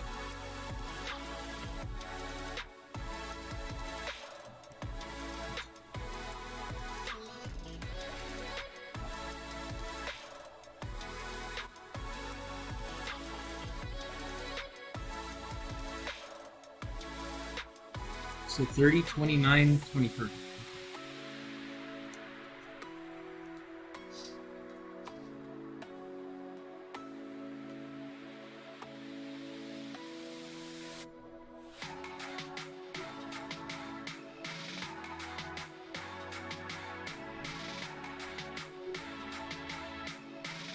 I didn't think this thing would be this complicated, man.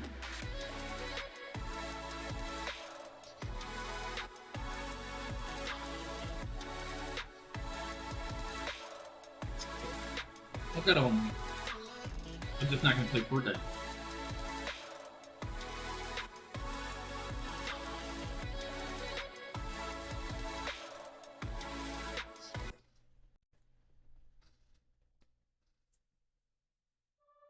When I was a boy and I would hear about something scary, somebody getting badly hurt or something like that, my mother would try to find out who was helping the person who got hurt.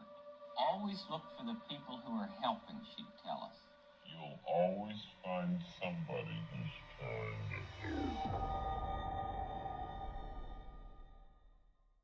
Hello, Internet! Welcome home to Game Theory, the show that leaves no hidden link unclicked. Today we continue our investigation into Welcome Home, the website that's one part fanwiki, all parts ARG.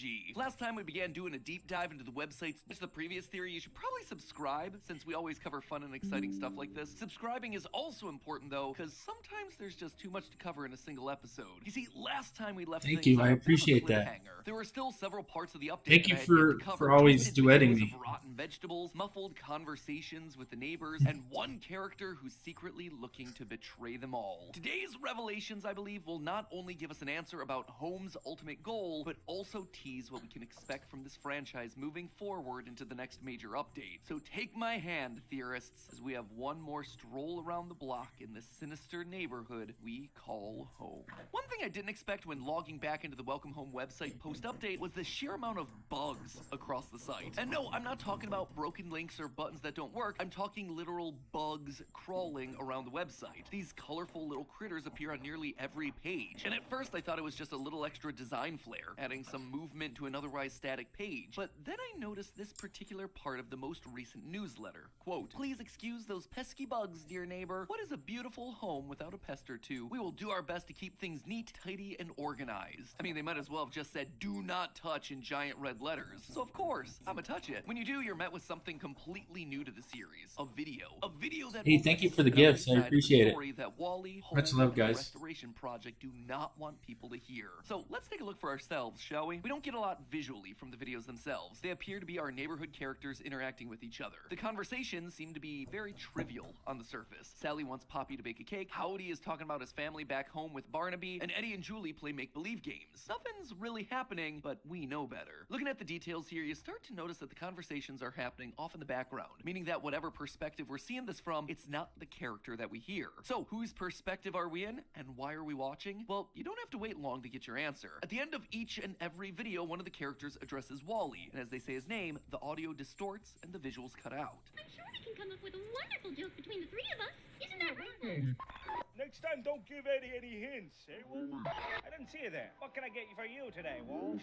In fact, in some clips, we actually see Wally's hand in the shot. We are watching from Wally's perspective. He is the lens that Yeah, we're I seeing know, the I'm world trying. through, This except just might take me a long time. there, quietly, I didn't think it would be this complicated. observing. He's going from place to place, keeping a close eye on all his Hey, Mom, are you here? spying on his neighbors. Go to bed. If we're right and Wally is supposed to be some kind of a cult leader, Look at this it makes thing. a lot of But sense. As the shepherd there's this for his whole flock, zigzag he thing makes that I sure haven't even hit yet. That looks really hard. No one stepping out of line. By the looks of it, something rotten seems to be happening under the surface of this idyllic kids TV series. In one of the hidden videos, Sally Starlet makes a snide comment to Poppy about someone using gelatin molds for all their baking. There's no one else in the neighborhood I would trust with this. And not just because you're the only one here who can make something that doesn't come out of a Okay. gelatin mold. And we learn that this is a dig at the So I gotta local find bookworm G2 Frank Frankly, based on a similar conversation 28. in a different video.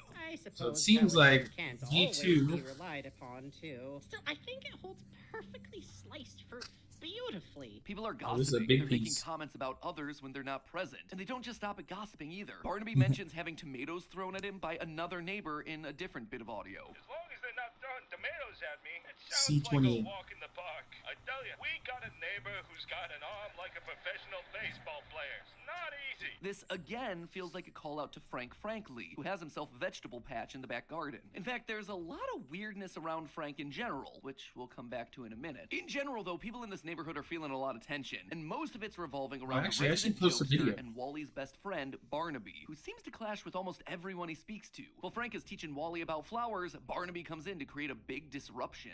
Hey, not a daisy goes by where you don't get impatient. But hey, I'm just pulling your leg. Well, you just get out of here. Go find an audience for your silly gags somewhere else. Barnaby also chases down Eddie the mailman because he wants his delivery, even though Eddie says it's against the rules. I have to put it in your mailbox. It's policy. And Barnaby just straight up bullies Julie after she tries to tell a joke. What did the number 3 say to the number 2 after beating him in a game of checkers? Oh no, here it comes. I won! That was just doggone terrible. But then there's the final video. It is wildly different from everything else we've seen so far. Unlike the other bugs that appear on the normal pages of the website, this bug is found on a hidden page, the WOXYVE page from the Welcome Let's Home see. pre-update. In case you don't remember, this was one in a series of hidden pages that you could discover by finding misplaced letters in the text sprinkled across the website. This particular page What? shows scripts from the original Welcome Home TV show, but now there's been a bug Two. added, a real bug hiding under the pages. Click it and we find a video of Barnaby Three. talking, just like all the other videos, but Four. this time he's Barnaby's not talking to another character. Instead, he's talking to Home,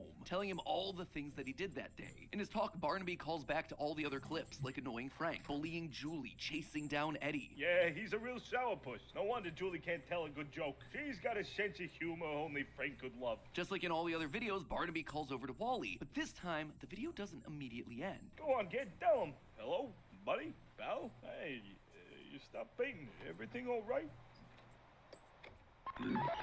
Did you hear that? Just before the video glitches out, we hear a number of banging and creaking sounds all coming from Home. It's Home talking back. And if we look at the transcript, we actually get a translation to tell us how Home is feeling. Sounds of banging can be heard, sort of like laughter. Opens and closes its door judgmentally. We're being helped along to understand how Home feels. And given the judgmental lines are focused around what Barnaby sees as fun, I'm not convinced that Home is happy. And most disturbingly of all, in those final moments, the bangs and creaks are left unaccounted for. There's no transcript, no translation. Why? Because the truth is purposely being hidden from us. I believe that this right here is the moment that Wally is taken over by Home. Until now, Wally has simply been a faithful servant to Home, doing as it says, being its eyes and ears. But after hearing how the neighborhood's been miserable, Home decided it needed to take matters into its own hands, taking full control of Wally like the puppet that he is. But there was still something that felt odd to me. So far, Wally/Home is the only one that we've seen communicating to us through the glitches in the website, but this suddenly blows the roof off their whole charade, revealing the truth that they don't want us to know, that they are one and the same. So why would they choose to show it to us on the website? Well, what if I told you it's not them? There's someone else uploading these videos to the site. There's someone else working from the inside to take Wally down. Consider this. The way these videos have been seeded out to us, the audience, is completely different to how Wally's been speaking to us through this website so far. Wally draws on the website to get our attention, but these videos are being revealed by literal bugs crawling across the site. So if Wally draws because he's an artist, then is there a character that's associated with bugs? The answer there is a resounding yes. One of the character's descriptions reads as follows, quote, "The resident bookworm with an expertise on butterflies." A description that belongs to none other than Frank Frankly. This guy loves butterflies. He even wears a butterfly-shaped bow tie to prove it. But he isn't limited to just one type of insect either. Eddie calls on him for help when an insect gets into his post office. I'm afraid I only deal with bugs, Mr. Deer. It's looking kind of cool.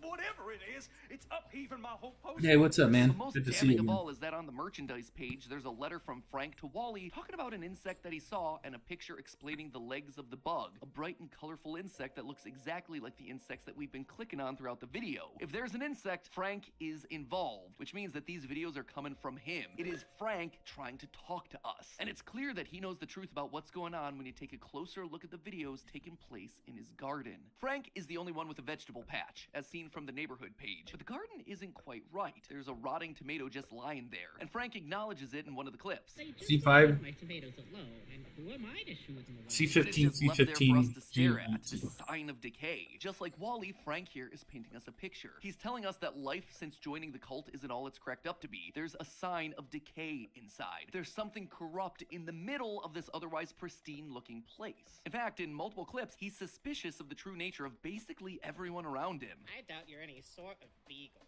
I've never seen any blue dog before in my life. Frank knows the neighborhood, Barnaby, Howdy, and Home are not what they seem on the surface. In fact, he's afraid of them. In that same video clip of the vegetable garden, we see a lineup of these colorful things. If there are any professional gardeners out there that want to tell me exactly what they are and what their name is, I'd appreciate it because I wasn't able to find it, but to me, they seem very humanoid. We see 8 standing up in a line and then one opposite them upside down with its head buried. 9 people in total. And then remind me again how many neighbors there are. Poppy, Barnaby, Julie, Frank, Howdy, Eddie, Sally, Wally, and Home. 9. These are our neighbors. But then, who's this one with his head buried and why? My mind immediately went to the phrase burying your head in the sand. You know, refusing to think about unpleasant or negative things. If this is Frank's garden, it's likely that this has been put together by Frank. So maybe Frank knows the truth and is denying it? No. If he was denying it, he wouldn't be reaching out to us through the website. It would make more sense for this one to be Wally, denying that there's anything wrong in the neighborhood to begin with. Or maybe it is symbolic of Frank hiding from from the neighborhood because he knows the truth. He's now trying to tell us without being seen by everyone else because he's worried what the neighbors will do to him if he gets caught. Sadly though, it might be too late. On the staff-only page, there's a framed photo that has a note from the question answerer, the curator that's putting together this entire Welcome Home exhibit. It says, quote, "This art was not part of the shipment. Please stop using the work printer to prank me." But underneath the actual photo, written in invisible ink, are the words, "Who are you?"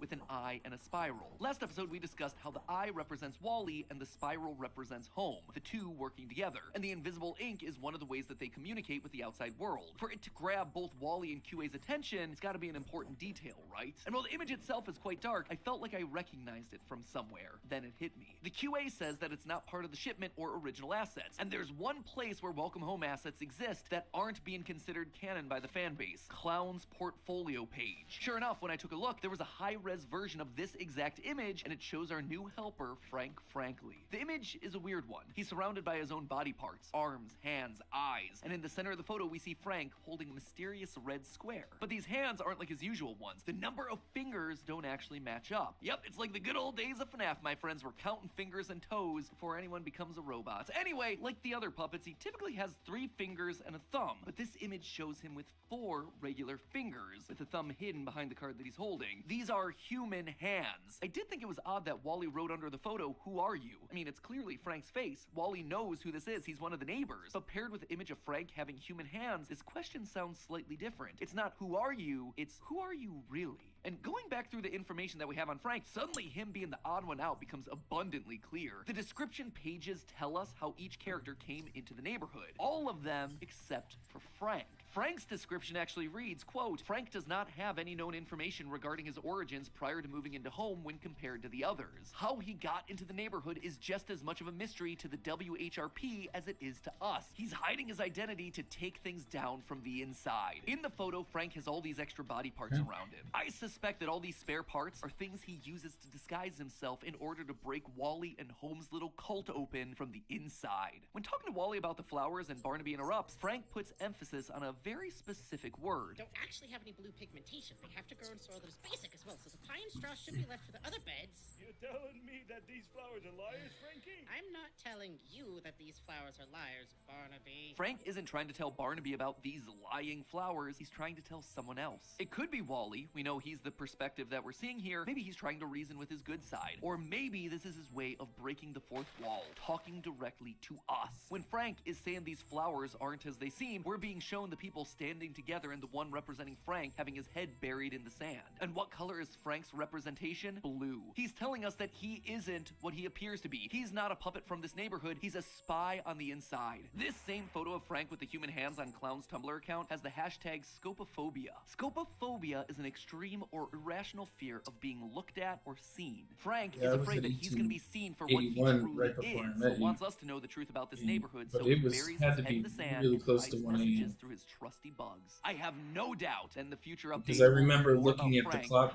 saying it's 1 a.m. I just hope that I want to make it to the bar by my house before it closes. The truth.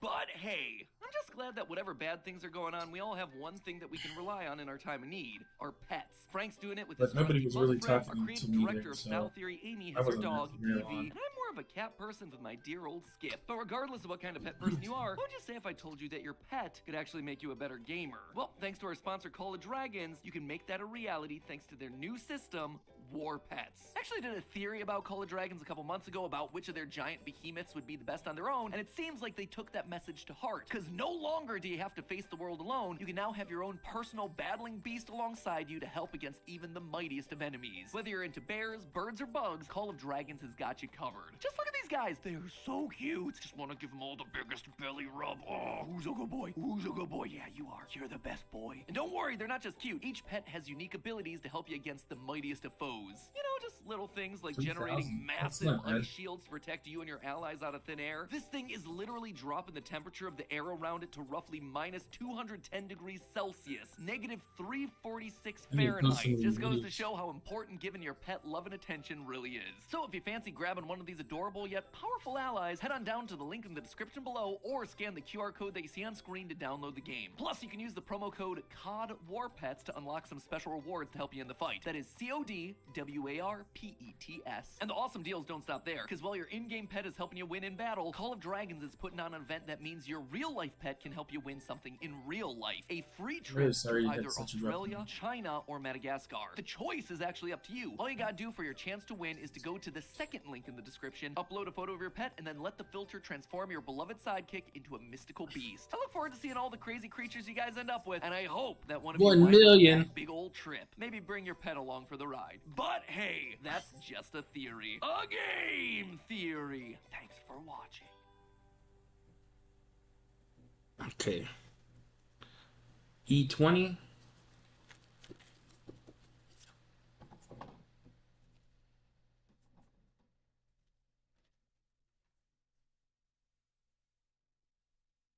Let's see.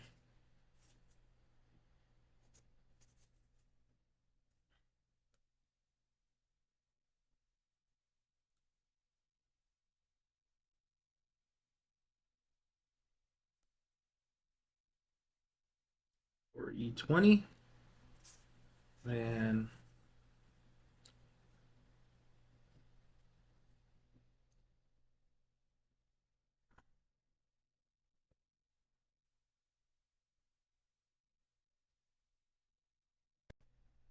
For this sleepover, he invited Shah, Okay. Boo and Billy. Let's check again in case we don't forget any guests. Man, there's John your creepy invited puppet. Shah, Bozu, and... Oh God! Sorry. No. Oh jeez.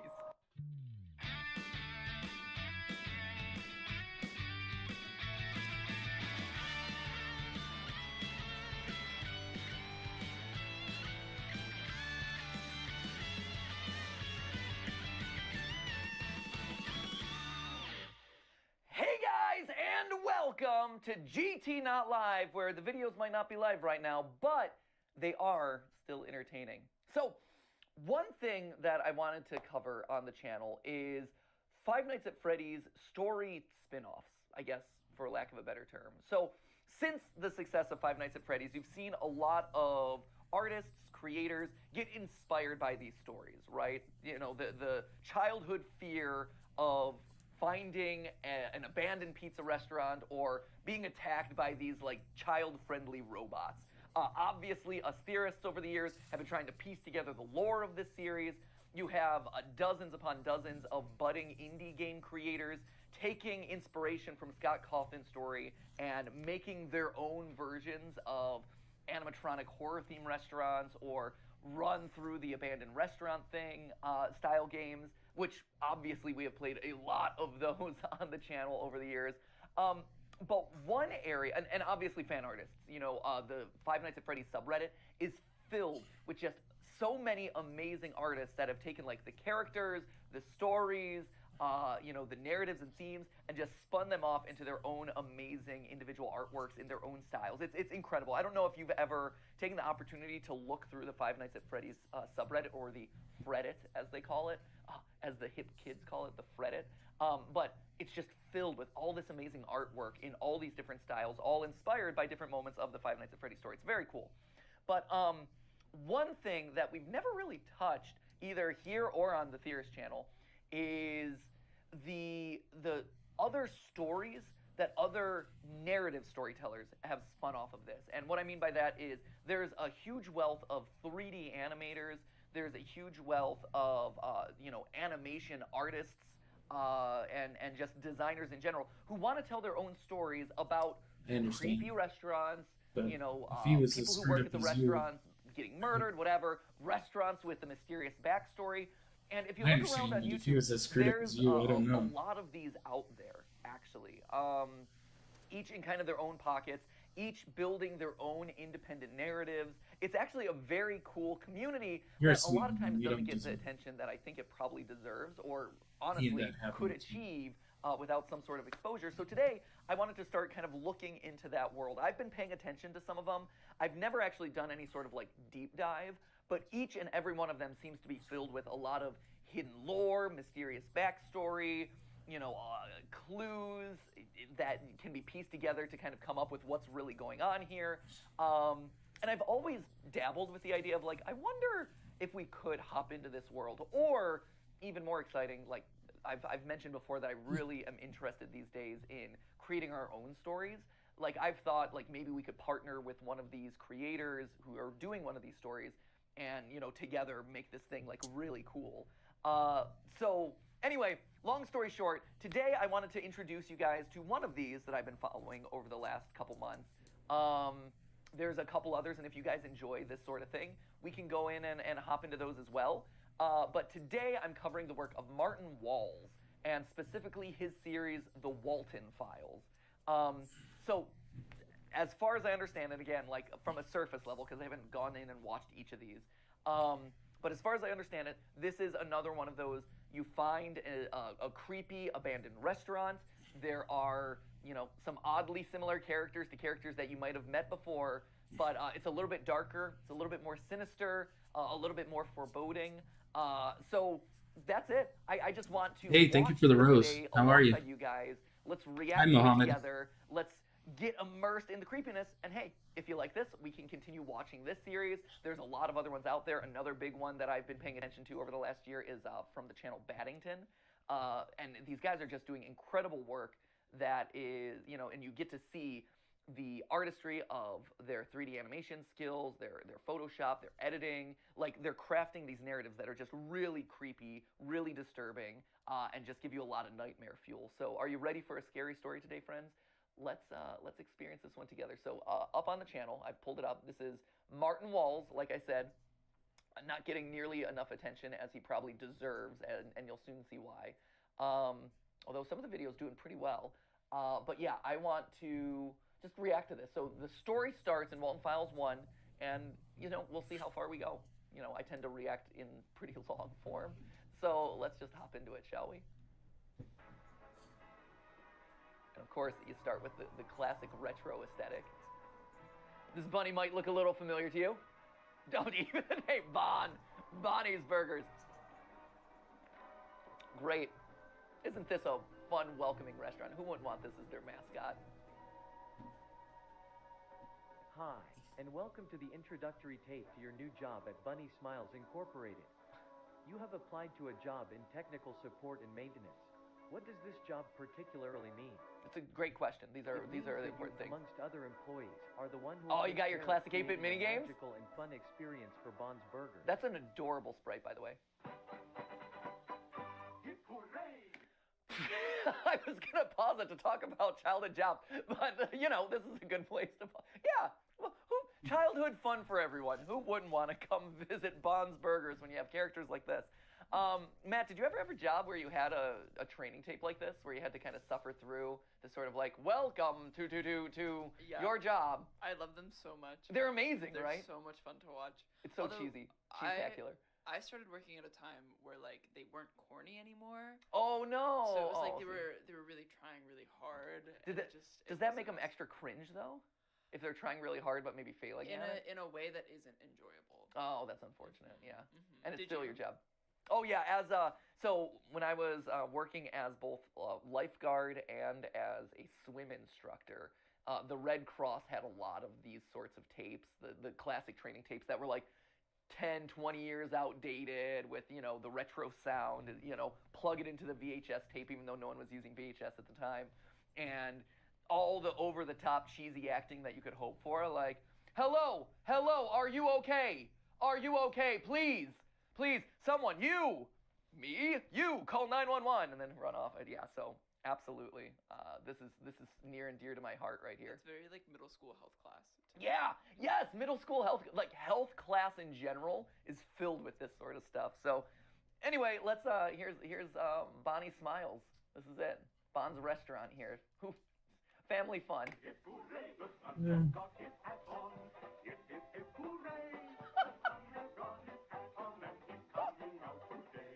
Son's got his hat on.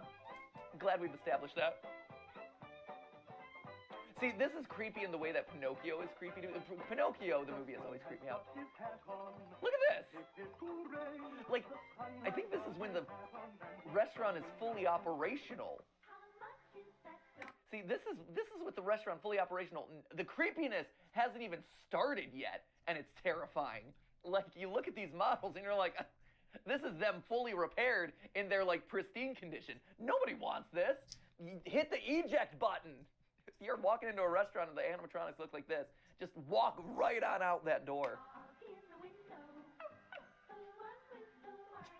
Just soulless eyes.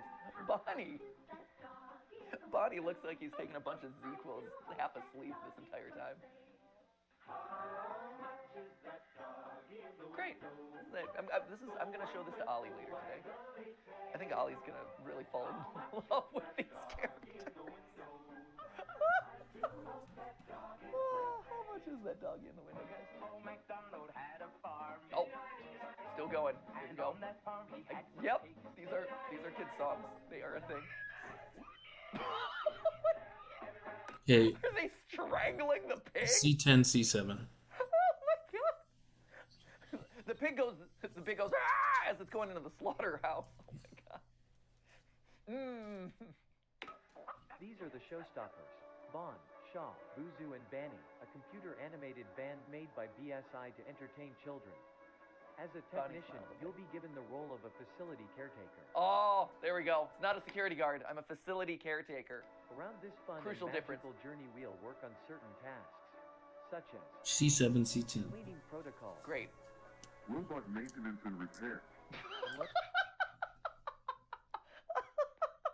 If you couldn't tell, that might be the scary, spooky part of this. Robot maintenance and repair. But you can see already, right, how they're starting to build out a lore here, right? Where they're not going to tell us all the information. They're going to seed out clues. There's going to be a little bit of mystery attached to this. I love this, and I love this style of storytelling, and I love What's up, guys? there's a generation of creators and artists who are taking Scott's inspiration to kind of do this sort of thing and get their work out there, which is awesome. How to use BSI technology.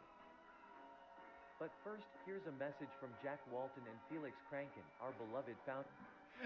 These are both. I'm assuming this is photoshopped, right? Either that or both of them are missing their necks, and I just feel so bad for them. Right? That's photoshopped, right, Matt? You're the expert. Right? Like, because think about it.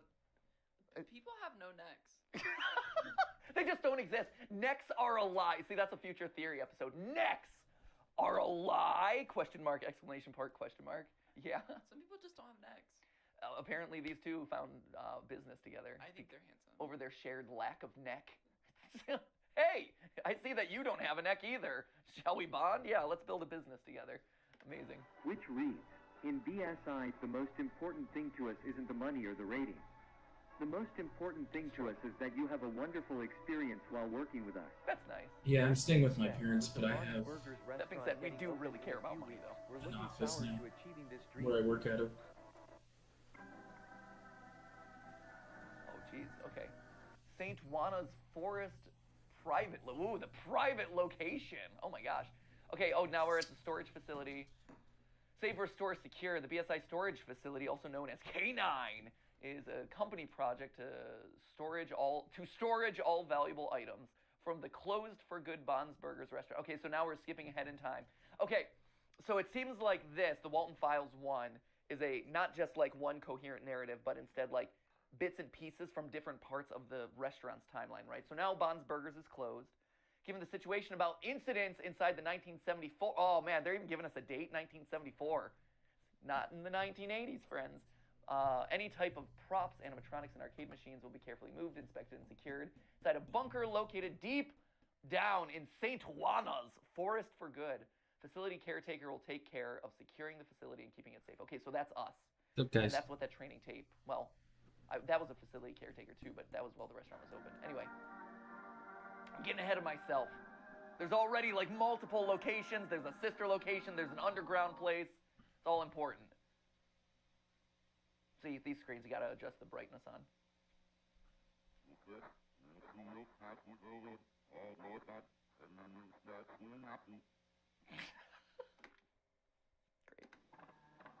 I'm assuming it's reverse and slowed down, right?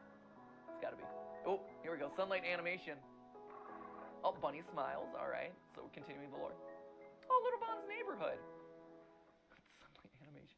You know, this is on par with you know, YouTube Kids content these days. So. It's a brand new day in Little Bond's neighborhood, and a really special one for sure. Little Bond has been waiting. This is just a Coco Melon video that I've seen like 3 times for already. his friends to arrive. He is planning to have him sleep over with him. He has everything set up for the perfect movie night with his friends. Oh, that's nice. Movie night with friends. For this sleepover, he invited Shah, Okay. Buzu, and Billy. Let's check again in case we don't forget any guests. Man, there's your creepy Invited puppet. Shah, Bozu, and Oh God! Sorry. No. Oh jeez. I didn't see that one coming. That was creepy. Oh no. Oh no. that must be them. Now that everyone has arrived, I suppose it's time for the movie night to begin. He's invited Shah, Buzu, and Charles Manson. Oh God. The son of Sam. Oh great. Bond Sounds like it's spent gonna be a all great his money sleepover, on a everyone. really funny movie, which he All of his friends will enjoy and will laugh with Little Bond. and friends watched the You know, I feel like I went into Blockbuster one time and I walked out with a movie that looked like this. Just go into the back room, you're like, ah, this looks good. Let's bring it home, that'll be fun. movie. I guess we can say they had a blast of a time. Oh, let me out of here. So, there we go. So it begins. Say, come again? Oh God, they're all asleep. This isn't good. Who are we gonna see? Oh, someone's awake. I would also stay awake after watching that movie. Oh, the eyes burn into my soul. Peekaboo! Weird noises coming out of the kitchen. Maybe it's just Buzu getting a night snack. Charles Manson, you know, digging around in the cabinets. Okay. So is this part of the training tape?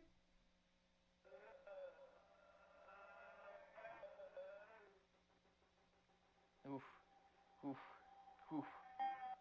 Oof. Nope. Nope. Nope. Do not want. Do not want. X. Don't you dare. Oh, a lighter. I like that it contextualized what it is. Oh God, it's gonna appear in the darkness. Oh no! No! Oh God, no! No! See, that's the thing, man. It's these creepy 70s and like early 80s aesthetics that are so terrifying because it's the early days of video and it's so terrifying because the quality of everything is garbage and the audio quality is garbage. And so things that shouldn't even be scary are horrific because you're like, oh, it's just a pixelated mess. And you're like, oh, this is so icky. I hate it so much. That is why to this day, the Texas Chainsaw Massacre is like one of the scariest movies to me. Not because they show a whole lot, but because of how raw and gross and nasty the filming feels, because it's just early days of video, and it adds that layer of creepiness to it that these sorts of old VHS tapes have, and that modern movies just don't have because they're so polished and clean looking. Ugh, it creeps me out. What do you think, Matt? Yeah, it's very Blair Witch. Yeah, same. That's actually why I like Blair Witch a lot. Is because the same thing. There's nothing like scary looking in Blair Witch. No. But the whole, just like concept behind it and the way that it's shot is just like so unsettling. Yeah, I mean, and that's honestly like, and this story seems to get it, and I wish more stories understood this. Right? Is that, and I've talked about this, I believe, on GT Live in the past, but if you are a horror creator, one of the scariest things that you can do is break the narrative flow or break what it means to actually tell like a logical story, because there is a safety and a security in a 3-act structure, beginning, middle, end.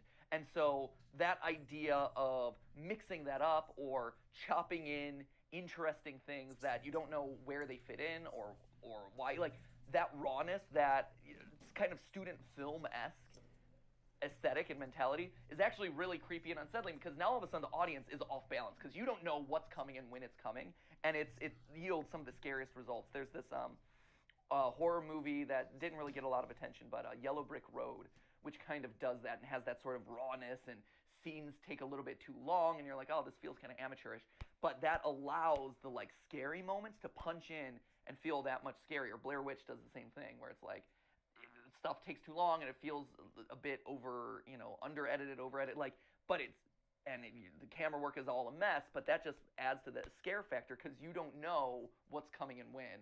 It's broken that like way of telling a narrative, and it's awesome. So I appreciate this. This is great. See, like here, okay, so what's our clue here? Sophie, the night guard, is being attacked by Evil Bonnie, and whatever, there's also something here in the back, it looks like. But okay, so we're already starting to get our clue as to what's going on. This is cool, cutting in real footage. So, this is the brand new caretaker for the old Bunny Smiles facility. I'm recording this. This is also reminiscent of archives for the work history. What is it? Channel 55. We covered it on Film Theory a while ago, but I forget what it was. The like independent news station, which has the first video going down like an abandoned road like this. True story. When I was in college, I got lost and went down an abandoned road like this. It was the scariest thing because I had no way to turn around. I was very clearly going off the beaten road. Again, I had no access to like Google Maps or anything. I was just lost. I'm like, oh, I'm so dead in the woods. But I love the fact that we're actually mixing in raw feeling, real world stuff. This is cool. I think to work at, and I've been driving for 20 minutes. And you don't need a lot. I can't find a place. I made it to the location, I think. Oh, creepy. It's gotta be it. So creepy. Okay, here's the store's location. Anyway, so Chris told me this place hasn't been working since about 78, 79, somewhere around then, and that was 4 years ago. Okay, so they're starting to give us the sense of the timeline.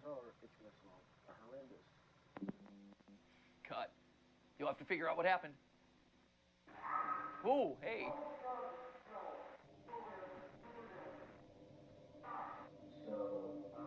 No. Get out of there.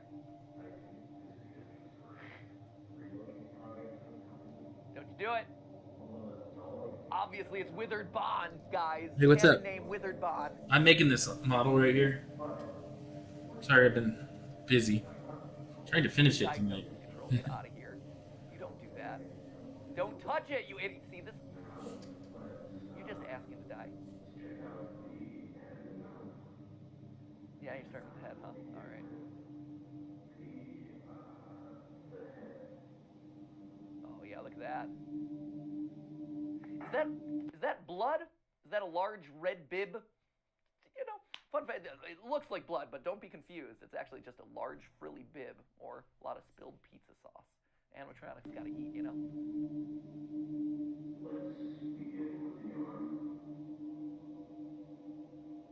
Sorry, I missed your call. We can talk soon. Here we go. Yeah, it seems to be working.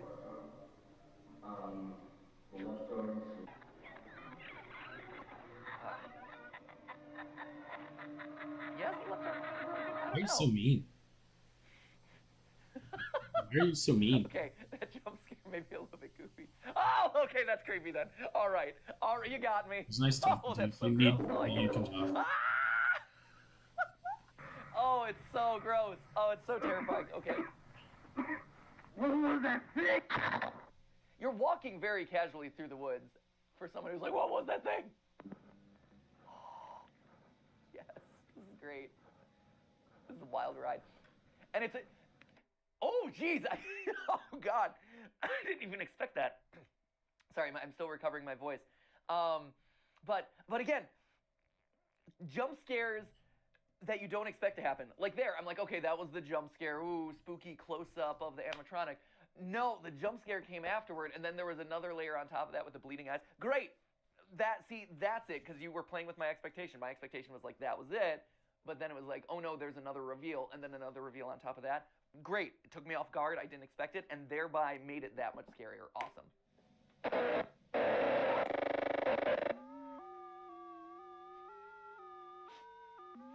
Oh yeah. Cool. Great. So good. Amazing.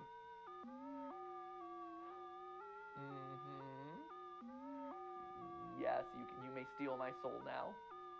Oh. Is that Sophie? Is that Sophie, our guard? Purple girl! I can't feel anything. He thought I was her.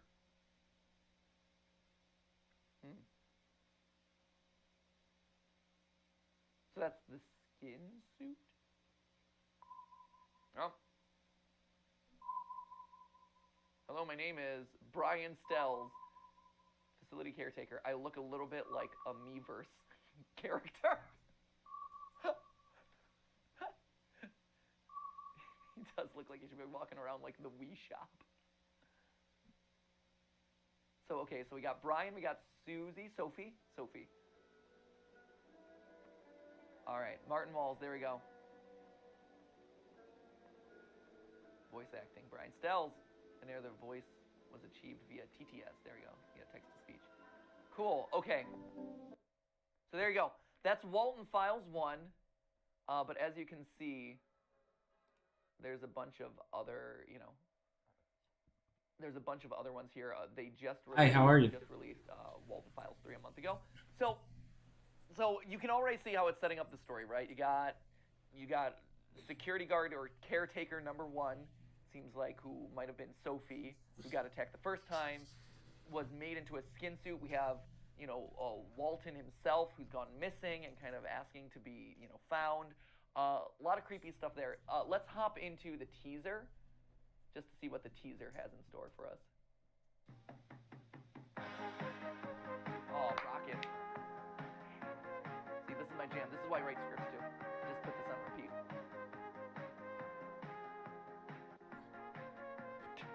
Just derpy clown. Bon's Burgers. Not a pizza restaurant anymore. Oh, this is a teaser. Okay, so this is what we just saw. But you gotta be careful, because even the teasers a lot of times will have more stuff. So don't take it for granted, see, because we didn't see this last time. So now all of them are evil. Cool. Oh man, am I gonna have to go frame by frame through this? If I ever do a theory on this, I'm gonna have to go frame by frame through all that. Walton Files 2 is coming. Relocate project. Stay tuned. Okay. There's still 20 seconds left in this, so I'm curious. This is the end card? This is just end card, right? Thank you. You're welcome for supporting Walton Files. Yep. Like I said, here's the thing. I love that a community exists around this, and so there you go. Bond is alive again. Excuse me, what?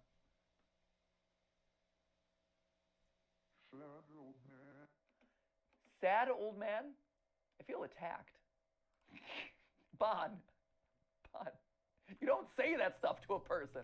I know I'm having some back issues today, and I know that I'm recovering from an illness where I lost my voice, but geez, calling me sad old man, I feel personally called out.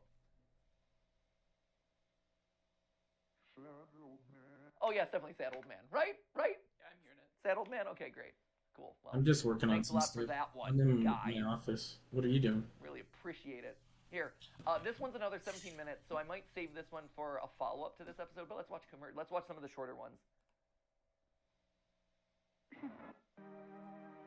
Ooh, Bunny Smiles Games. Okay. Presents a revolutionary game in the arcade industry, perfect for every kid and adult alike. Frogger. Today, Bunny Smiles Inc. takes another step into the future with Bunny Farm. Yes. Oh, 1982. That's right. Play your favorite characters in a fun and exciting adventure. Solve puzzles, enjoy parties, and most importantly, have fun. Great. That's all that Bunny matters. Farms is the most futuristic arcade game with state-of-the-art technology and features such as advanced graphics. Yes, advanced graphics. File saving system. Oh, that was huge. Voice acting. And Wait, hold up. Okay, you had me. Haunted animatronics that murder people and come to life decades after they're disused. You had me. Fine. I was buying in. You know, creepy animatronic sleepover where Charles Manson appears on the TV and threatens to kill you when a lighter lights up. Sure, great. All aboard. Human skin suit, puked up on the ground, mistaken for someone else, and still crying out in pain decades later. Yeah, great. Totally buy in. Don't you dare tell me an arcade game has a save file, though. You've lost me. You've shattered my immersion in this, because that's impossible. You're not saving an arcade game. Get out of here. much more. Bunny Farm is the ideal game for everyone, and soon a Bunny Farm machine could be your nearest The arcade. ideal game Bunny for Farm, everyone. coming soon at local arcades in Brighton. E18 and E3. Come and play with us. It'll be lots of fun, lots of fun, lots of fun, lots of fun, lots of fun, lots of fun, lots of fun, lots of fun, lots of fun, lots of fun, lots of fun, lots of fun, lots of fun, lots of fun, lots of fun. Oh, see now, see. I wonder what will happen. I wonder what will happen. Walton Files 3. Okay. Featuring Bunny Farm. Oh yeah. I wonder if we can play this game. I wonder if they actually made a game, or if they're just animating the sprites. Because either way, it would be super cool. You're welcome for supporting the Walton Files. You know something's coming. There's always something at the end. It's like creepy Marvel teasers. Okay. B, one more. I've been trying to contact you. Excuse me, what? I love the low-key voices that just appear at the end of these things, and you're like, hold on, sorry, let me get out that like earphone that allows me to hear what you're actually saying. I've been trying to contact you. I've been trained to what? What do you think it is, Matt? I've been trying to contact you. Oh, you've been trying to contact me.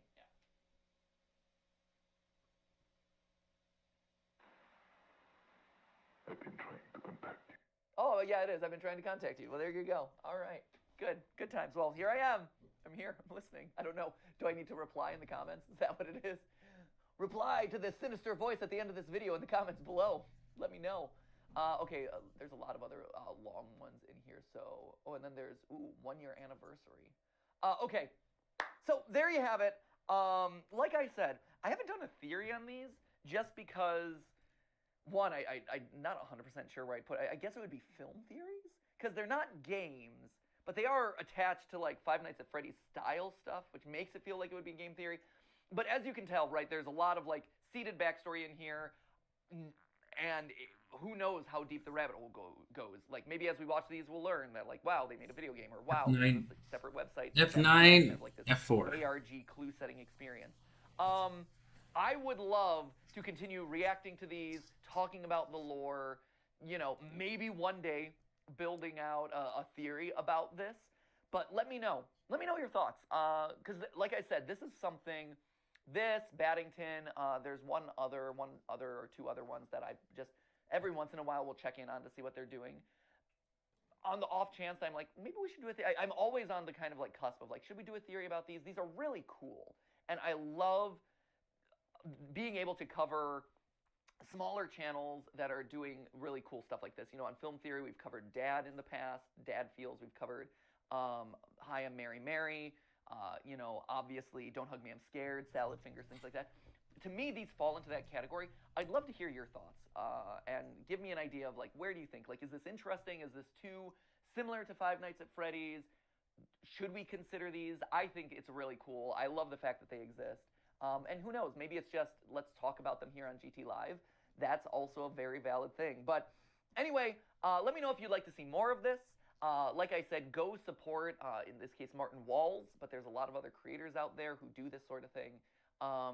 So go show him some love, and we'll see. I'd love to continue this if this is something you're interested in. But in the meantime, remember, don't go to abandoned restaurants in the middle of the forest at night, because that's stupid, especially around 3 a.m., which is the creepiest time of year. Creepiest time of the day. I'm going to go hopefully recover my voice, And in the meantime, I'll see you in the next video. So remember, that was just a video for you. See you guys.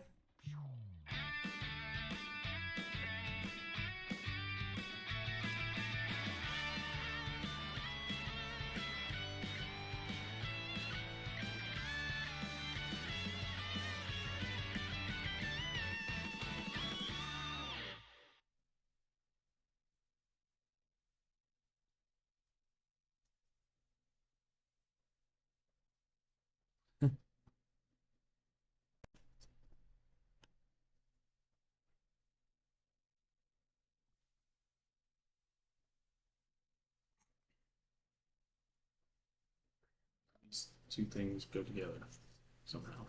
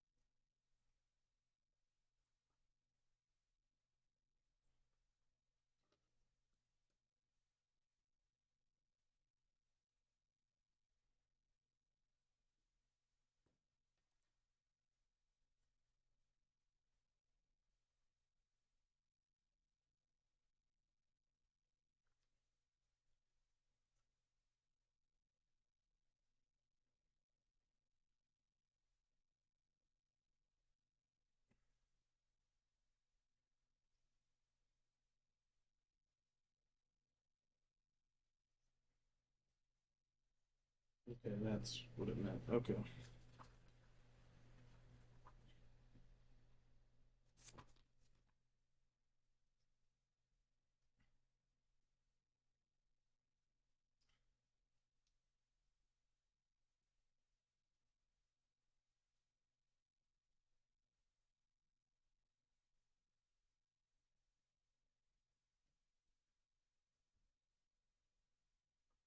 Where's the C? Starlight, first star I see. Hey, what's up? How are you? I wish I might have you subscribe to Film Theory.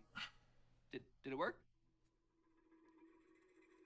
Hello, Internet! Welcome to Film Theory, the show who's your favorite fearless theorist. Do you guys see Puss in Boots: The Last Wish? Review in a word, wow, we have come a long way from the original Puss in Boots. First rule of Bean Club, you do not talk about Bean Club. Second rule of Bean Club is you don't talk about Bean Club. Needless to say, I did not go in expecting this new movie to be all that great, but DreamWorks basically kicked down the door and said, Hey, you want to see something cool? the story is wholesome, the characters are immediately iconic, and the animation, man, between this film, Into the Spider-Verse, and Mitchell's vs. the Machine, Mickey and the gang gotta be quaking in their boots. Mouse in boots. In case you haven't seen it yet, The Last Wish follows our hero cat as he realizes that he's on the last of his 9 lives. And so he goes on an adventure to find a fallen star that'll help him wish those lives back. But Puss isn't the only one who wants that wish. His former partner, Kitty Softpaws, Goldilocks and her 3 bears crime family, and the unapologetically evil Pie Bear and Big Jack Horner are all after it too. Oh my word, it's the noble Phoenix. Pretty boss flamethrower, right? I love this guy. He is one of my all-time favorite villains. And if that wasn't bad enough, a mysterious hooded wolf wants to claim Puss's last life for himself. Why? Well, because he's dead. And I don't mean it metaphorically or rhetorically or poetically or theoretically or in any other fancy way. I'm death. Straight up. Yup, the physical manifestation of death itself is after Puss in Boots because he doesn't feel like Puss has respected the lives that he's been given. That said, all of this about wishing for more lives and death chasing him, it's all a moot point. Puss should already be dead. His 9th life is long gone. Forget the Tumblr sexy man wolf or pie boy over there, the biggest threat is Puss himself. Based on everything that we see from him in this movie, he'd be dead multiple times over. By my count, we're talking at least 7. And I don't mean stuff like riding explosive fireworks or getting thrown into signs that crash through windows or anything like that. No, you see, loyal theorists, almost every choice that Puss makes endangers his life. Death is absolutely right about Puss playing it fast and loose with these lives, but we're not talking about the big picture adventuring stuff. I'm talking about all the mundane, everyday things that's slowly killing this cat. Puss in Boots is wasting his final life, and I'm about to prove it to you. Grab your star maps and your therapy dogs, loyal theorists. It's time to dive in. First of all, let's just start with what we see Puss in Boots eating throughout the film. See, Puss eats and drinks a lot of stuff that would be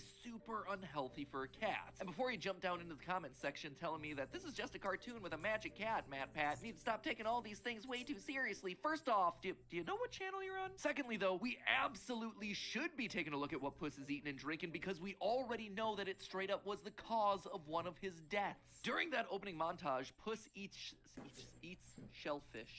During this opening montage, Puss eats wow, that might be one of the hardest tongue twisters in a long time. During that opening montage, Puss eats shellfish and dies as a result. Woo!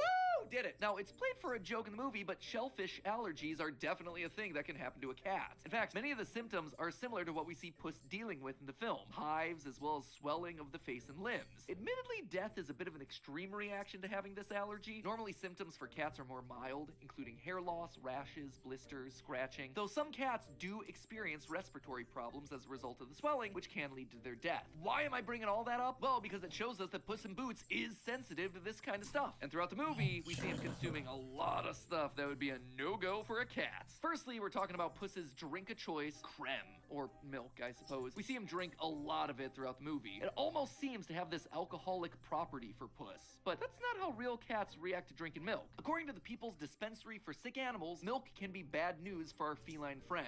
See, adult cats are lactose intolerant. Their intestines don't have the enzyme lactase, which would help them break down the sugars in milk. And even if they could physically drink it, you probably shouldn't be giving your cat cat milk anyway? Milk is full of fat. Basically, a saucer's worth of milk would be the equivalent of a human eating an entire 12-inch pizza in a day. And look at how much we see Puss in Boots drinking in just this movie alone. And I'm telling you, a cat always lands on his... I am Puss in Boots. I am no one's lap cat. Do you see all those empty glasses on the bar? From this aerial wide shot, I count at least 8 empty glasses plus the one that he's working on. And Puss isn't even done. Another glass of cream. Make it your heaviest. That right there is the equivalent of Puss eating 9+ full pizzas worth of fat in just one sitting. This is coming the day after he had yet another milk binge. So, despite what all the old cartoons said about giving your cats milk as a treat, do not do it. It is just super unhealthy and can lead to cats becoming overweight and or their early death. So, chalk up 1 extra death for Puss. He met his maker through milk. But perhaps even worse than the milk, coffee. In the opening fight against the Giant of Del Mar, we see Puss do this. Gracias.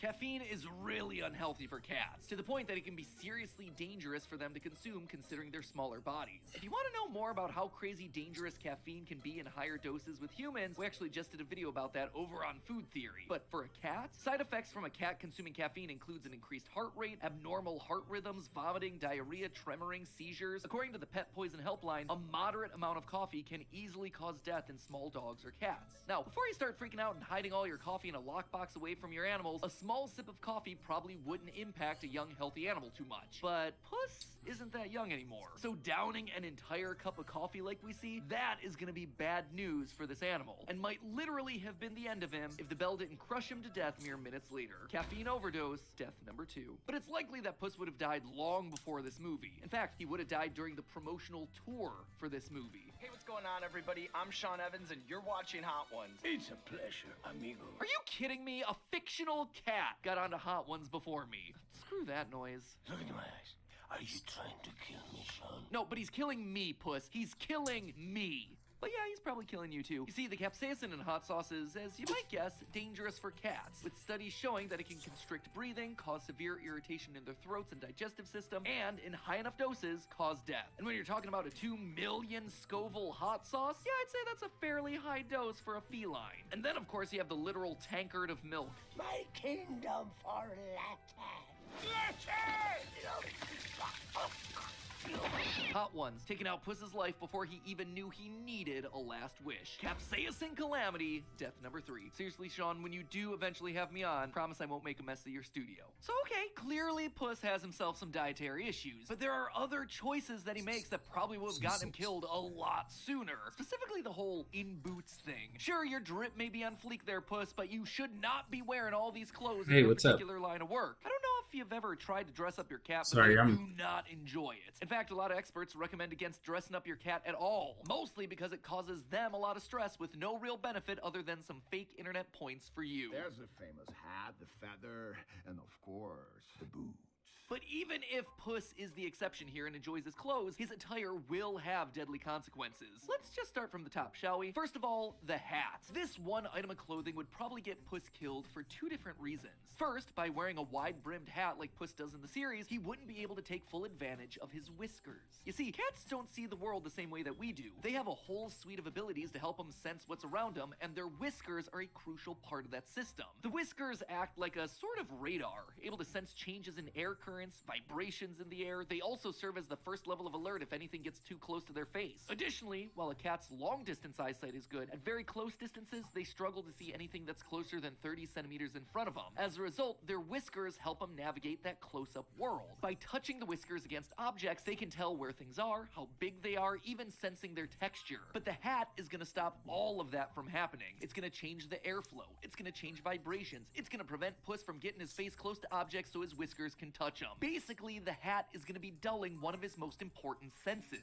Or, I suppose I should say 2 of his most important senses. You notice what else the hat covers? His ears. That would be a problem regardless of whether you're talking about a human or an animal. Basically, you're just muffling the sound, allowing enemies to more easily flank or sneak up on you. Almost exactly like we see Death do in the movie. If Death here didn't want to be so dramatic, he could have killed Puss and gone about his business without the cat being any the wiser. But the dulling of his hearing is actually worse for Puss because he's he's a cat. You see, cats have some of the best hearing of pretty much any animal you're gonna have around the house, with a wider auditory range than both humans and dogs. But we're not just talking about better hearing ranges. Cats have a lot of muscle control over their ears, and they're able to turn their ears towards any source of sound. I don't know if you've ever noticed that with any cats that you know, but if you make a sound in a quiet room, just notice how their ears are able to pivot in your direction, like a big antenna or a radar disc. This cool technique increases their hearing sensitivity by 15 to 20%.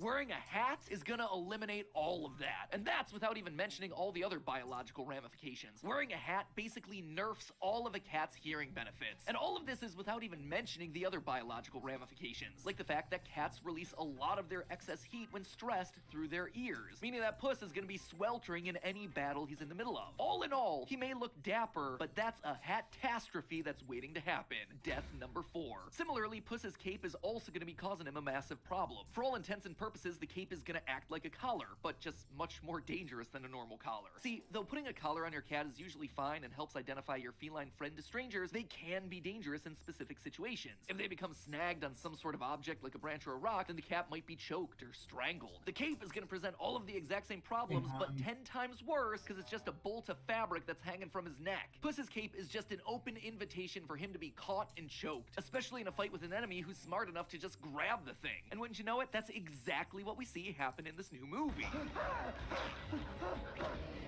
Honestly, Edna Mode from The Incredibles been right about this one for decades. Nugget! Death number 5, no escape for this cape. But perhaps the worst in his whole attire, the boots. You ever notice how cats try to get anything that's stuck on their feet off? Puss himself literally does this in the movie when he's forced to wear those little kitten mittens. Stupid mittens. Cats don't like having their paws covered for a lot of reasons. Some of them are kind of mundane, like the fact that there are scent glands in their paws that help them mark their territory. They're also comforted by kneading their little cat beans on their owners' stomachs. But other reasons are a lot more serious. The most obvious one is that paw pads are a massive shock absorber. They help cats remain quiet and stealthy. Cats literally evolved to walk on their toes so they can move more silently. Changing that up to loud, heavy boots click-clacking as Puss moves around is gonna give up a massive natural advantage that cats have as fighters. Another problem, cats actually sweat through their paws, mostly when they're nervous. Ever take your cat to the vet and notice that there's damp little footprints everywhere? So if Puss in Boots ever gets anxious or scared, he's gonna basically be standing in a pool of his own sweat in the boots. Probably on top not of as getting much himself as a case of adults. sweaty palms and dropping his sword everywhere. Huh, wonder if we've ever seen that in the movie. I just love the smell of fear. But not only is it a problem in battle, it's also just unhealthy for Puss. Sweating helps regulate your body temperature, cooling you by evaporating on the skin. This works the same way with the sweat coming from cat paws, but it simply wouldn't be possible if 2 of Puss's paws were in leather boots that don't breathe at all. They'd be sticky and gross and wouldn't help him cool off. And if anyone is in need of staying cool, it's Puss. Trust me, I run hot.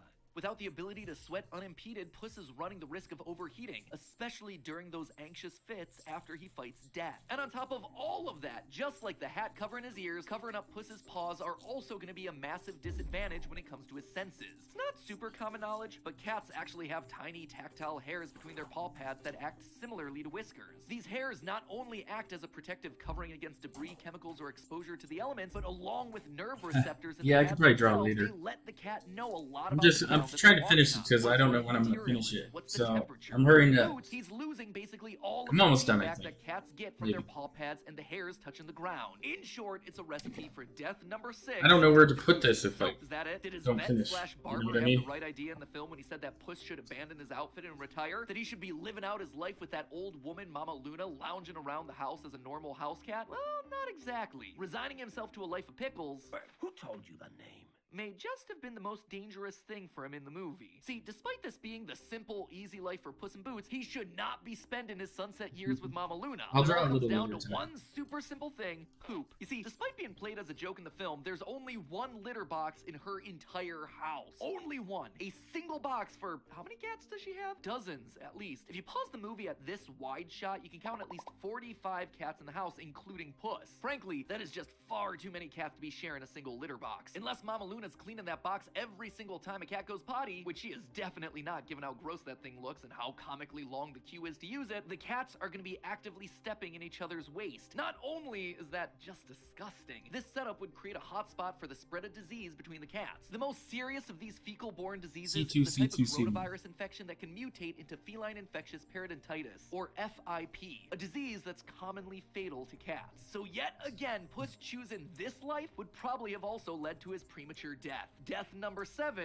one crappy way to die. Honestly, if Puss really wanted to choose a life that wouldn't be courting death, that wouldn't be putting him in constant danger for no reason, he just needs to be a normal house cat. So Puss, hang up your sweaty boots and your sound dampening hat and find yourself a nice old lady who doesn't have 44 other cats. All in all, by my count, Puss probably should have died a total of 7 extra times than we see recounted in the movie. In total, we're talking about 15 deaths.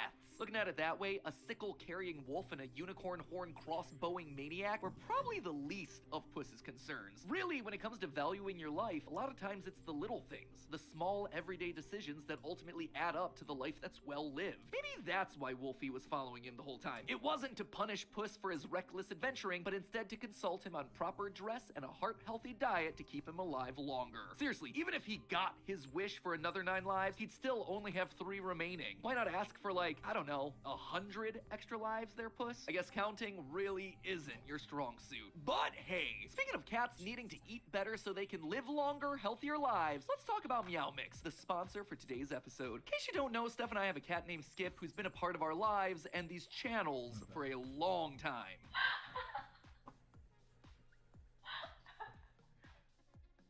A long time.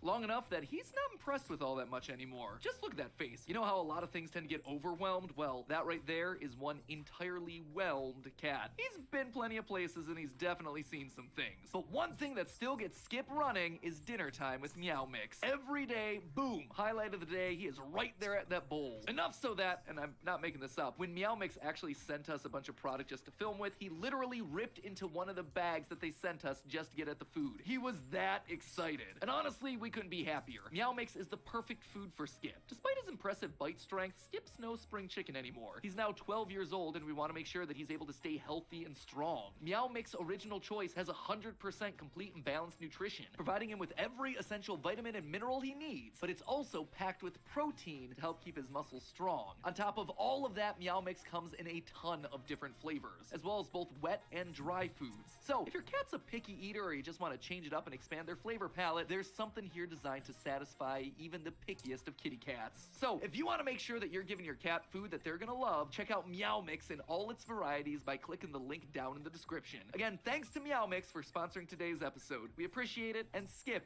really appreciates it.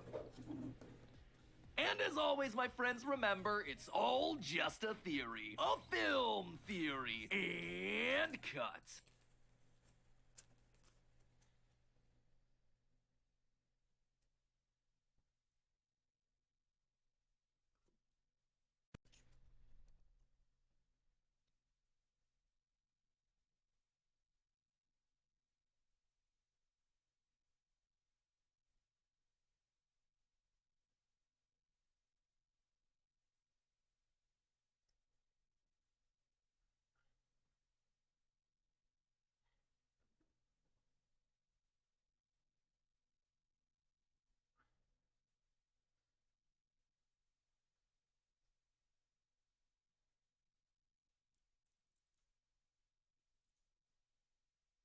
Thing is hard. Yeah, it is a bit hard. It's meant for 14 plus. What I'm getting at. It's a lot harder than I thought it would be. Page in my I'm on 9. And there is 15. Oh man, I'm gonna give up on this soon. There's 14 and I'm on 9, so I got 5 more pages left. It's not as easy as it looks.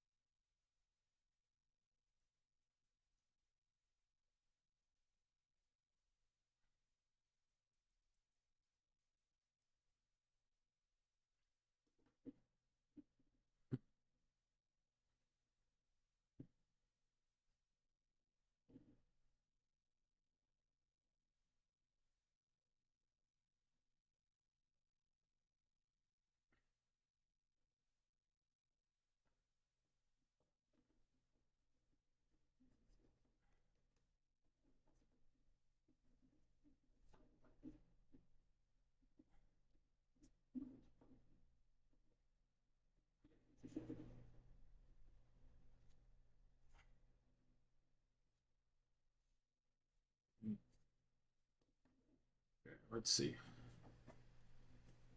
That's C4. Yeah, there's C4. Two of these things.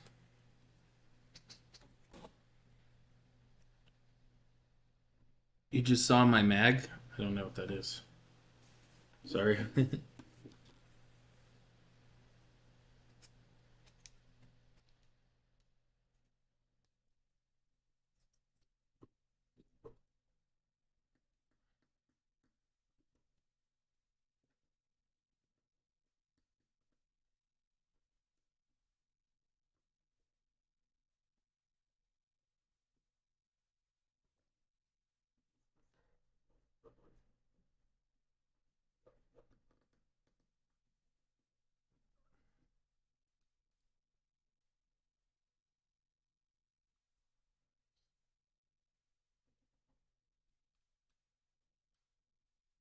There we go.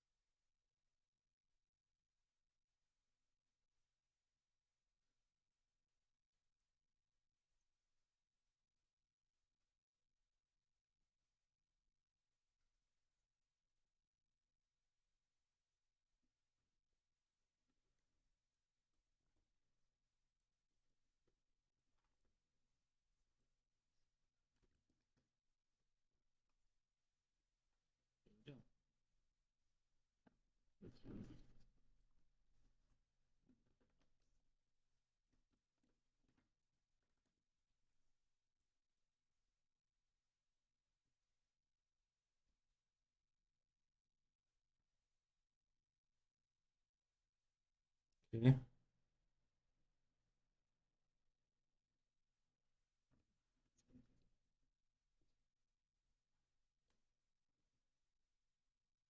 There we go.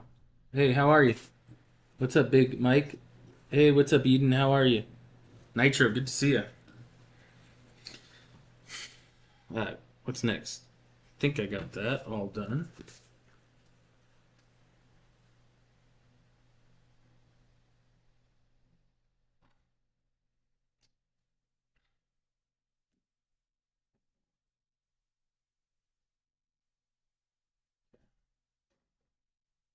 See, so we need F5, F6, and F7. F5, F6. That's good, I'm glad. I'm doing okay.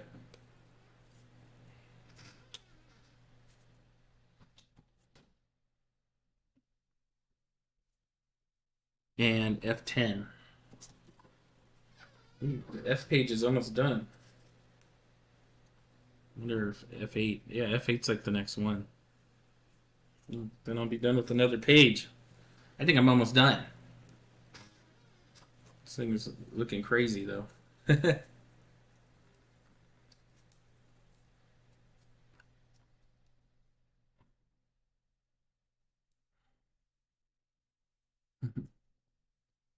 Good, I'm glad you're great.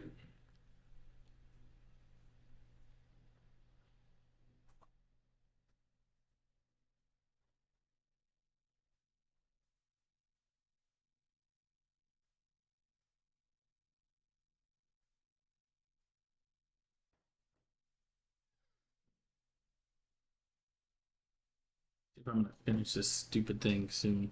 Okay, there's one here.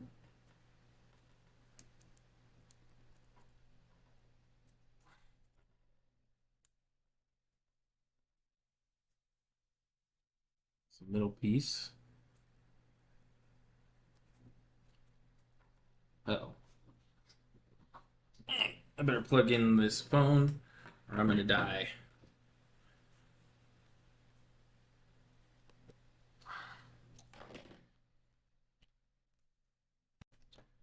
Okay. So I originally wanted to do an episode going through Stranger No, Things. I don't have calculating Wi-Fi what broken. level all the characters I would used be if to. they were a party in Dungeons and Dragons. Considering all the monsters they've beaten, all the adventures they've gone on, all the Soviets they've outsmarted, they've gotta be getting up there in the levels, right? Like level 15 at least. So I busted out some old rule books for the ancient first edition advanced D&D that was around back when the show takes place and did some calculations. And then I learned that basically no one has gotten anywhere. Apparently leveling up in classic D&D was just really heckin' hard. The only character that's done enough to level up throughout the entire show is Hopper. Turns out that beating up all those guards and Soviets, killing a horde of Demogorgons, and looting a whole freaking snowmobile added up just over 1 level's worth of XP. Just 1 level! But don't worry, Hop. Vecna's only considered to be a demigod of greater power. I have no doubt that a level 2 fighter can beat him.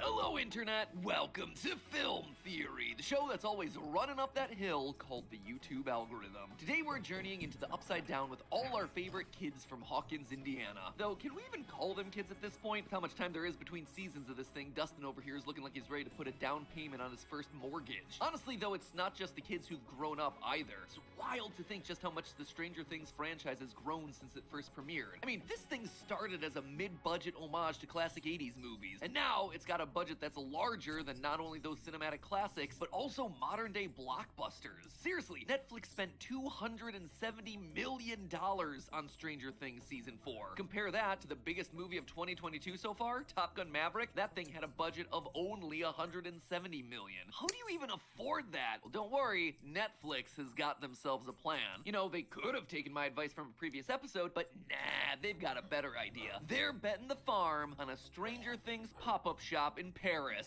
So what sort of things do you think you can buy in Stranger Things the store?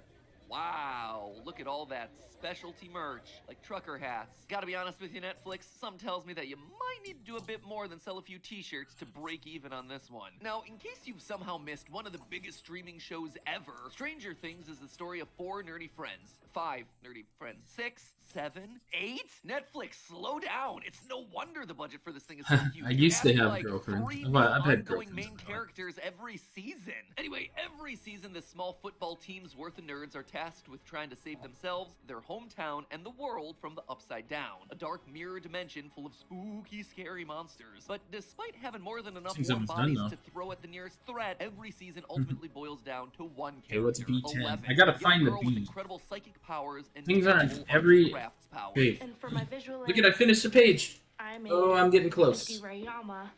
I'm getting close. Oh yeah, and sometimes some of them go to Russia and stay there for way too long. Seriously, you had an out written into the story. Why did you double down, guys? Sorry, just had to get that off my chest. If you know, you know. Anyway, the newest season introduced us to basically the final boss of the whole show, the bone-breakingly powerful Vecna, another powerful psychic coming from the same training program as 11. This guy is scary, and he immediately makes a huge first impression. But even more incredible is the fact that he's been teased in the series since episode 1 of Season 1. Notice the key turning right here? Yeah, the big bad of Season 1 is the Demogorgon, and that's not a psychic monster. That right there has to be Vecna's doing. Also, you got this clock noise that's heard before Will enters the Upside Down.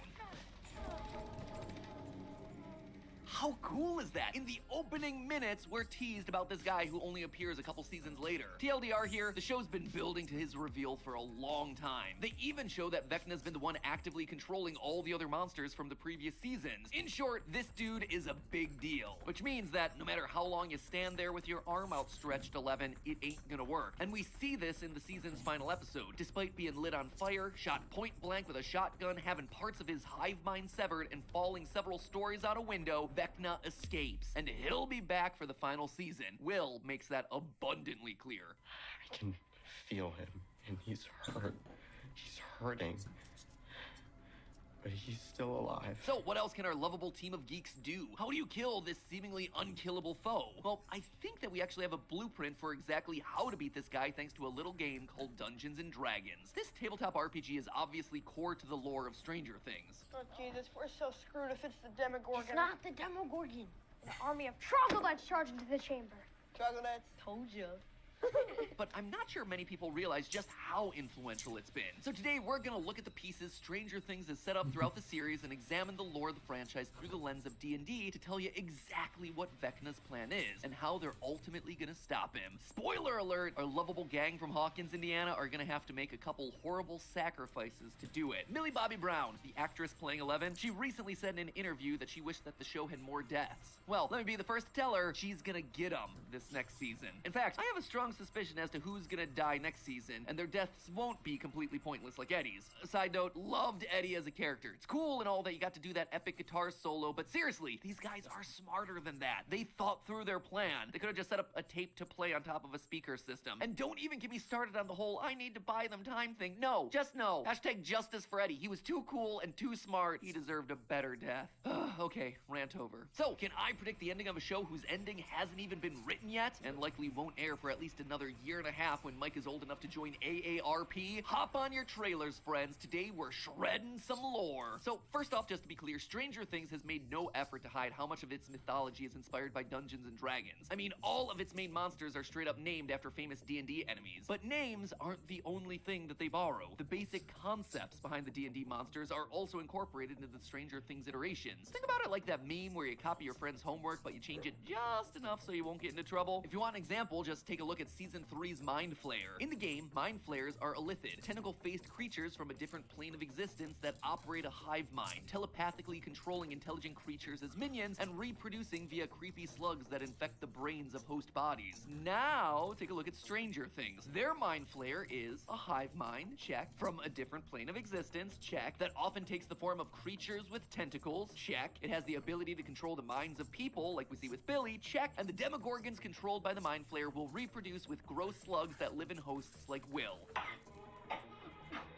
Check again. And this pattern holds true for Vecna too. If you play D&D, you knew that things were about to get serious the second they revealed the dude's name. In the game, Vecna is a lich, basically an absurdly powerful undead wizard. He also holds the title Master of the Spider Throne. Cool name, terrible building material for a throne. He's also the closest thing to a Thanos that you're gonna get in D&D. In one of the most famous Vecna stories, the adventure starts with him killing the Council of Eight, a collection of the strongest sorcerers in the entire world. Talk about making your presence known. For a while, the only parts of Vecna that remained in the world of D&D were his eye and his hand, and those alone were considered legendary artifacts with the ability to grant incredibly evil powers. The long and short of all of this is, while we can't look at D&D lore as a hard blueprint for exactly what's gonna happen, we can use it as a sort of cheat sheet to get an idea of where the show might be headed to next. So, how does all of that map onto Stranger Things? Well, as I just mentioned, Vecna is the true ruler of the Upside Down, but he's not native to it. He's actually a human boy named Henry Creel, the very first child to become part of the experiments where Eleven honed her powers. This, in turn, gave him the moniker One. It's killing Vecna.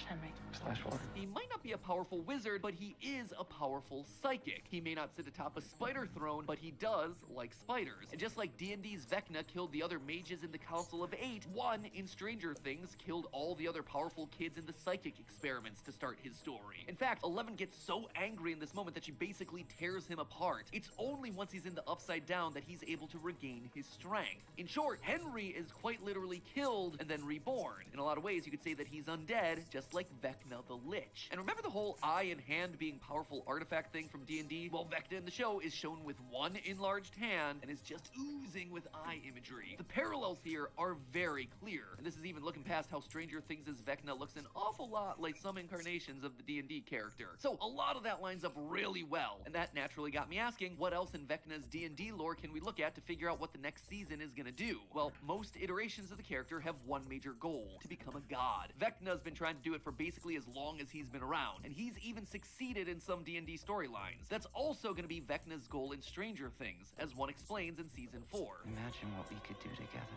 We could reshape the world, remake it however we see fit. He's likely going to do this by transporting a great deal of the Upside Down out into the real world, if what Nancy sees in her vague vision of the future is to be believed. He showed me things that have haven't happened yet. There were so many monsters, an army, and they were coming into Hawkins.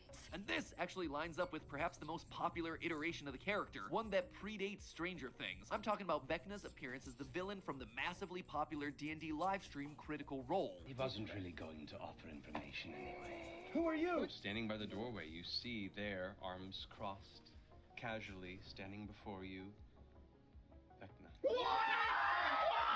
Now, before you bring it up, yes, Critical Role is independent from D&D's publisher, Wizards of the Coast, but because of its popularity, Wizards frequently references the events of Critical What Role videos as do I part do of what? D&D canon. In short, the stories of Critical Role and their version of Vecna are absolutely parts of the D&D canon that we can look at to chart the future of Stranger Things. And in that story, Vecna bides his time building his power in a realm called the Shadowfell, a dark reflection of the real world often associated with spider gods. Dark reflections of the real world filled with spider-like things, you say? In the end, Vecna teleports his entire army from the Shadowfell out to the real world, attacking a major city before the heroes stop him. So, I expect that Stranger Things is gonna follow that basic outline as well. But the bigger question is obviously not what he's gonna do, but rather what do you do to stop him? Is there anything in the D&D lore that can tell us what our main characters need to do? Thankfully, yes. In fact, the way to stop Vecna is foundational to his lore. You see, one constant across every incarnation of the character is that he's betrayed by his right-hand man, the vampire lord Koss the Bloody-Handed. Vecna's dead. Killed by cat. So it was thought, my friends. So it was thought. See, Vecna made the classic bad guy mistake of trusting another bad guy, elevating Koss and granting him a powerful magic weapon that would eventually come to be known as the Sword of Koss. Of course, Koss eventually uses this sword to cut off Vecna's hand and rip out his eye before banishing him to another realm. In the present day, the Sword of Koss remains one of the only ways to destroy the remaining artifacts of Vecna. So clearly, Stranger Things is gonna have their own iteration of Koss. In fact, many online theorists think that they've already got a handle on who exactly the betrayer is gonna be. So let's quickly talk about that in a mini Morty. Gonna talk about a popular theory for just a minute. That's why we call it a mini Morty.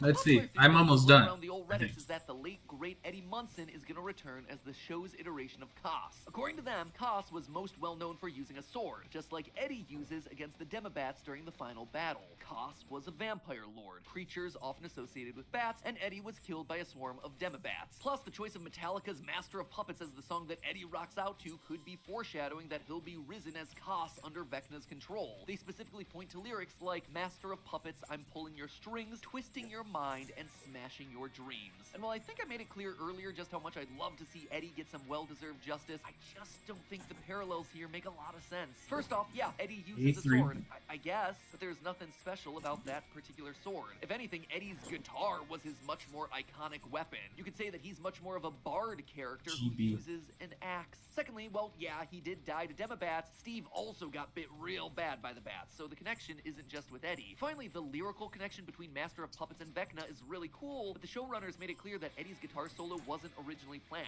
All they knew was that Eddie was just gonna distract the Demobats in some way. They didn't know how. The concert angle wasn't pitched until very late in the writing process after the main beats of the story, including Eddie's death, had already been set in stone. Master of Puppets was also chosen after the scene was conceived, partially because the lyrics, which described drug addiction, not only matched up so well with Vecna, but also Eddie's past as a drug dealer. Do I think that Eddie might come back reincarnated or as a vision in some way? Sure, especially considering how popular he was this season. But do I think that he's Koss and will bring down Vecna? No. And the biggest reason for that actually has nothing to do with bats or swords. I think that there's already a far better candidate for Koss, one that's already completed part of the thematic arc for the character within D&D lore. 11. Yeah, I know. Shocking revelation that the main character might have the best shot at beating the main villain, but who else did you expect? See, 1 was the person that encouraged 11 to embrace her powers, taking her on as his right-hand man in that way. It's his encouragement that ultimately helps her find herself. In our D&D comparison, that parallels the way Vecna uplifted Koss and gave him his sword. 1 even offers Elle a place at his side when he reveals his plan to take over the world. Again, like their D&D counterparts. However, just like Vecna was betrayed by Koss, 11 betrays 1 by using her powers, her sword, to rip open the very first portal into the Upside Down, throwing 1 inside just like Koss banished Vecna. So, true to form, it's clear that this is the direction that they're taking with 11. And even if taking down Vecna is going to be a team effort from the full cast, Elle and her powers are absolutely the Sword of Koss that's going to be needed to deliver the final blow. But there's one final final piece to our puzzle here. Like I said when we first introduced the D&D bad guy, Vecna's a lich. And the thing about liches is that they're undead. They sacrifice their humanity for immortality, ripping their souls out of their bodies and putting them into magical objects called phylacteries. As long as a lich's phylactery remains intact, they literally cannot die. Think of a phylactery like a Horcrux from Harry Potter. Now, just like other D&D concepts borrowed by Stranger Things, I don't think the show's Vecna literally ripped his soul out of his body and put it into a baseball or whatever. But with Vecna coming back next season despite being lit on fire, shot point blank with a shotgun, and falling several stories out of a window, I think it's safe to say that he may have himself some phylacteries lying around. So if the Hawkins gang want to put an end to Vecna once and for all, they're gonna have to find that phylactery and destroy it. Sadly, D&D lore is very secretive about what exactly their Vecna uses as his phylactery, so we're not gonna be able to find a clean equivalent within Stranger Things. But that doesn't mean that we can't figure it out. In fact, I think what Vecna's phylactery is on the show is kinda obvious. We already know that Vecna's connected to the Mind Flayer's hive mind, and that when he kills people with his powers, they join that hive mind and increase his strength. They're not gone, 11. They're still with me. Here. Likewise, when something like a Demogorgon dies, Vecna is weakened. So it would make sense that 11 and the others would need to destroy that hive mind to weaken Vecna so he can be defeated. There's just one problem with that. There's someone else that's tapped into the hive mind. Will Byers. Ever since he was trapped in the Upside Down in Season 1, Will has had some sort of a connection to the realm, to the Mind Flayer, and now to Vecna. He begins seeing glimpses of it in the real world. He begins to draw the same spidery shape that Vecna was obsessed with when he was a child. More explicitly, in Season 2, Vecna and the Mind Flayer use Will as a vessel, possessing his body and puppeteering him like a marionette. And since then, Will can feel Vecna. He senses when he's in pain, or when he's nearby in the Upside Down. And that means that Will is likely a major part of that phylactery that'll need to be destroyed in order to kill Vecna. It also provides an added layer of bookending to know that the series started with a season-long mission to keep Will alive, but will end with a season-long mission that requires the team to kill him. And honestly, this is just a brilliant setup for a beautifully tragic storyline. 11 has been welcomed into the Byers family as one of their own, an adopted daughter. They love 11, and 11 loves them. And now she has to go and kill her own adopted brother. But of course, Will's not going to be alone in this. There's a very real possibility that we're going to lose a lot of our beloved idiots. Remember that vision of the future that Vecna showed Mike's sister Nancy? Well, parts of it have already explicitly come true. He showed me a dark cloud spreading over Hawkins, downtown on fire. But the vision didn't stop there for Nancy. He showed me my mom, Holly, Mike. We were all... That's right, if other parts of that foretelling come true, Mike is likely gonna eat it next season as well, which will destroy everyone who loves him. As they made explicitly clear this season, Mike is the leader. He's the heart of the team. See how you're leading us here? You're guiding the whole party and inspiring us. And see your coat of arms here? It's a heart. That's what holds this whole party together. Heart. So what better way for Vecna to strike than by ripping out the heart? By killing off the one character that gave 11 the boost that she needed to overcome him. Here's the way that I see it all going down. The team realizes that Will is the final phylactery, the thing that's keeping Vecna alive, and that he has to die by 11's hand, her power, her sword of Kos. Except there's one problem. She can't do it. Will and her are like brother and sister. He's the one person who understands her. Sorry. It's gonna be okay. It's not that bad. We'll fix it together, okay? However, Mike and the rest of the family Where's are killed my during the hammer? final battle, dealing critical emotional damage to both Will and 11. Enraged and devastated, Need 11 hammer. does what she has to do. She turns and kills Will, the boy that everyone on the show's been trying to keep alive since the very first episode. And this is the final act that allows Vecna to finally die. From there, you have to deal with the bittersweet aftermath. On one hand, the Byers are grateful that the world is saved, but at the same time, they can't be around 11, the one who took Will away from them. This then puts a strain on the relationship between Joyce and Hopper, and the rest of the crew suddenly has to find their new roles without Mike, their heart, their team leader to guide them. And hey, this sets up some awesome sequel potential. I mean, Netflix has already announced that they are milking this cash cow as far as it'll go with a whole stinking production company called Upside Down Pictures. And a spin-off where an emotionally scarred adult 11 travels the world getting up to psychic shenanigans in the waning years of the Cold War? Yep, seems like a pretty safe bet to me. Or, you know, I could be completely wrong and they just decide that they're gonna bring back that long-lost sister of hers from that one random episode in Season 2. Nah. I don't think anyone, even Netflix, is that desperate. But hey, that's just a theory. A film Where is my theory. food? And cut. I need the hammer. Just I can't put this thing together without the hammer. What did I do with the hammer? No, there's a hammer. But I lost a piece. Hopefully I don't need it by the end. I think they gave us some spare parts on some of this stuff.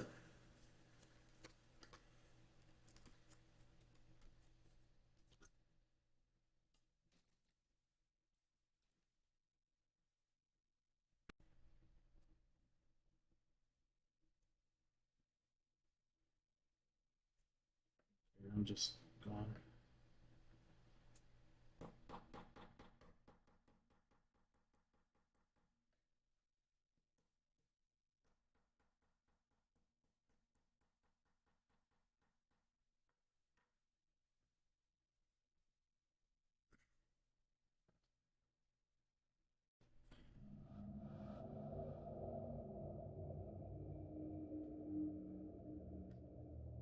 Hey, what's up? You got injured in football and soccer? I'm sorry to hear that, man. I hope you're doing okay.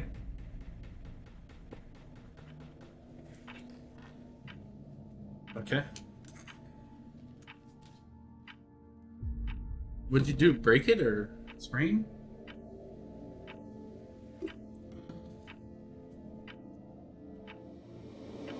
Hello, Internet. Welcome to Film Theory, the show that thinks it would be super sweet of you if you would subscribe for more videos. Oh, gosh, sorry. I mean, sorry. It's just really infectious, all right? The ooh has rubbed off on me again after watching too many YouTube shorts and seeing this adorable yellow dog popping up all over my feed. In case you have no idea what I'm talking about, today we're diving into the world of Chicken Nugget, spelled like, that. Spell check hates me in this script. If you've somehow missed this incredibly viral series across YouTube, or TikTok, or Instagram, or literally any website, Chicken Nugget is an animated micro-series created by Kyra Kupetsky of BuzzFeed Animation, chronicling the wacky adventures of an adorable doggo named, fittingly enough, Chicken Nugget, as well as all his friends who are named after items that you might pick up at your local 7-Eleven. There's Chicken's bestest friend in the world, Cheeseburger the cat, French Fly the dragon, a being of pure good, Ice Cream the bunny, who may or may not actually be a demon, Slushy, the Arctic fox, who's really into cosplay conventions and fanfic, Kofi, the sheep in wolf's clothing, Sody Pop, the rambunctious red panda who just wants to spread chaos, as well as various other side characters that get into hijinks with Chicken Nugget and the gang. To borrow a phrase, this series is kind of like a box of chocolates. Once you scroll into one, you're never quite sure what you're gonna get, from the hashtag relatable G13 to G10. to the lol so random. I love you. To the, wow, that was actually horrific. Isn't glitter beautiful? It adds a sparkle to everything it touches. I love glitter too. Once it enters a space, it never leaves. Its particles permanent and unending. And while these characters might seem innocent and cuddly on the outside, Bubbles.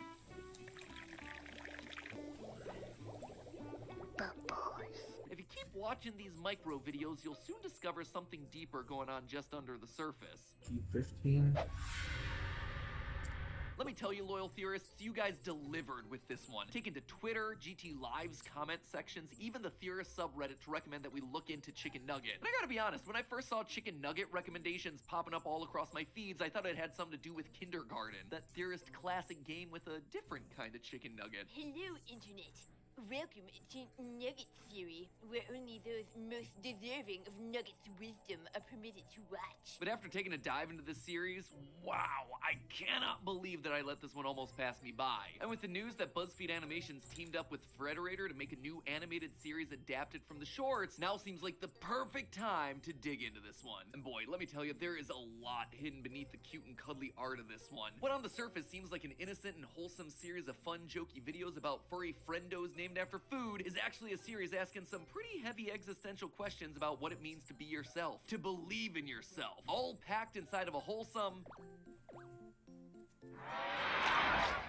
okay, mostly wholesome and digestible crust like a delicious chicken nugget. So grab your ketchup and honey mustard, loyal theorists, we're digging in. Now, when you decide to decode the lore of a series like Chicken Nugget, sometimes it can be difficult to figure out where to start. Unfortunately, most series like this don't really compile all their most important lore bits into a compilation video called something like Chicken Nugget Lore Part 1. Oh, that's exactly what they did with this one. Nothing says, hey, go call Matt Pat to cover your series, like adding the word lore and making it a multi-part series. So let's just explain what's going on here so we get a view of the big picture. All of this lore content begins with the introduction of a new character into the lovable cast, the personified clock and Tumblr sexy man known as Bezel, embodiment of time.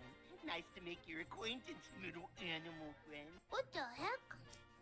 Sexy man. Now, right off the bat, Bezel doesn't fit in for a lot of reasons. He's not an animal. He looks so deeply out of place looking like that. You're right.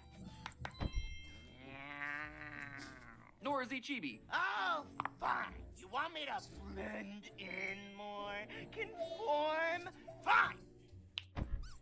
Happy? Well, at least he's trying. Also worth noting that he's the only character not named after an item that you'd find in a typical fast food drive-thru. A bezel is the ring that surrounds a watch and holds the protective glass covering the face in place, so appropriate for the character, but not exactly something you'd want to eat. Bezel is first introduced as a thorn in everyone's side, reminding them of the fleeting nature of time itself. Read it and weep, kid. Day's nearly over. How have you spent it? He's also responsible for shipping the characters together, but I mean, like, we've all done it. What are you doing? Oh, don't mind me. I'm simply putting the things I like in this corner.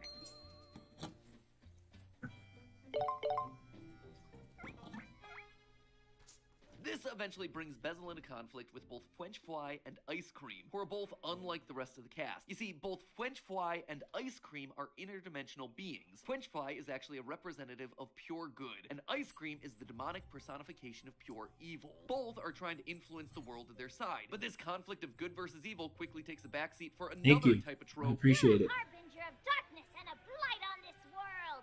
I should send you to the deepest pits of the netherworld. What's stopping you?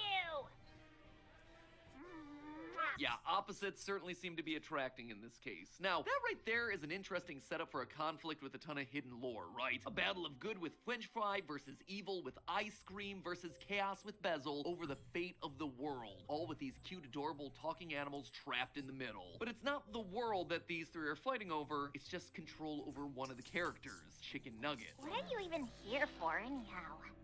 I think you and I both know. You're not the only one who's keeping an eye on the strange occurrences surrounding that puppy. Strange occurrences, you say? Like what? Well, aside from summoning demons or dragons or whatever, we see that Chicken Nugget has some sort of control over his body that the other normal animals don't, and they're all aware of it. Let me be clear. That's better. Y'all ever wish you could just belong? You do belong. You misunderstand.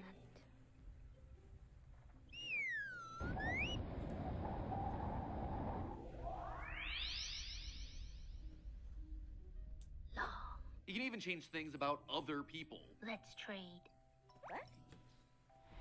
Meow.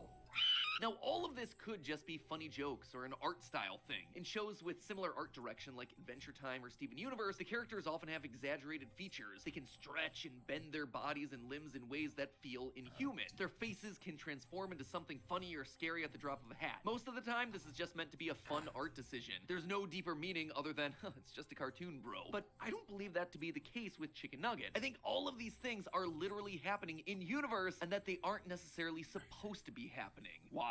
Well, it's simple. What's Chicken up, guys? Nugget, this dumb little pupper with a permanent 1,000-yard stare, is actually literally a god. He still doesn't know. He's a god. Makes sense, right? I mean, dog is just God backwards. Anyway, that is why all these strange things keep happening around him. Chicken Nugget's body moving in strange ways. The weird, creepy gnomes everywhere. Why a dragon, demon, and the embodiment of time keep following him around trying to sway him to their side. And if you can't see the advantages to all this, Bezel straight up spells it out for us with a VHS-styled explainer video. Classic theorist trope. Love to see it. Long ago, prophecy etched into the fabric of the universe itself had stated that a demigod would descend to Earth. His destiny? Warp it beyond recognition to his own selfish desire. And just to dot our I's and cross our T's here, we definitely know that this demigod must be referring to Chicken Nugget. Why? Well, when Bezel says that the demigod's destiny is to warp reality beyond recognition to his own selfish desire, we see the world transform into a land of frogs and cheeseburgers, two of Chicken Nugget's favorite things. I mean, his best friend is literally a cat named Cheeseburger wearing a cheeseburger hat. As for frogs, Why do you like them so much? What's not to like about froggies? I mean, Just look at him. Just a little gentleman. What's more, Chicken's power seems to be growing. He no longer seems to be affected when the other powerful characters use their powers on him. Dumb online arguments. Wish I could give a hoot. Your wish is my command. What, it didn't work? I'm getting stronger. I just don't got no time for nonsense no more. He can read people's thoughts. You do count. If you're LGBT, you're LGBT. Oh, thanks. How did you read my thoughts? He even seems to be starting to break the fourth wall. Sometimes it feels like I'm just a puppet on a stage, available for whatever shenanigans happen next. What's happening? If you pause at just the right moment of the short, you'll see a picture of the real-life animators working on the short in the real world, as Chicken stares directly at the camera. That's not even mentioning the smaller, creepier stuff like this.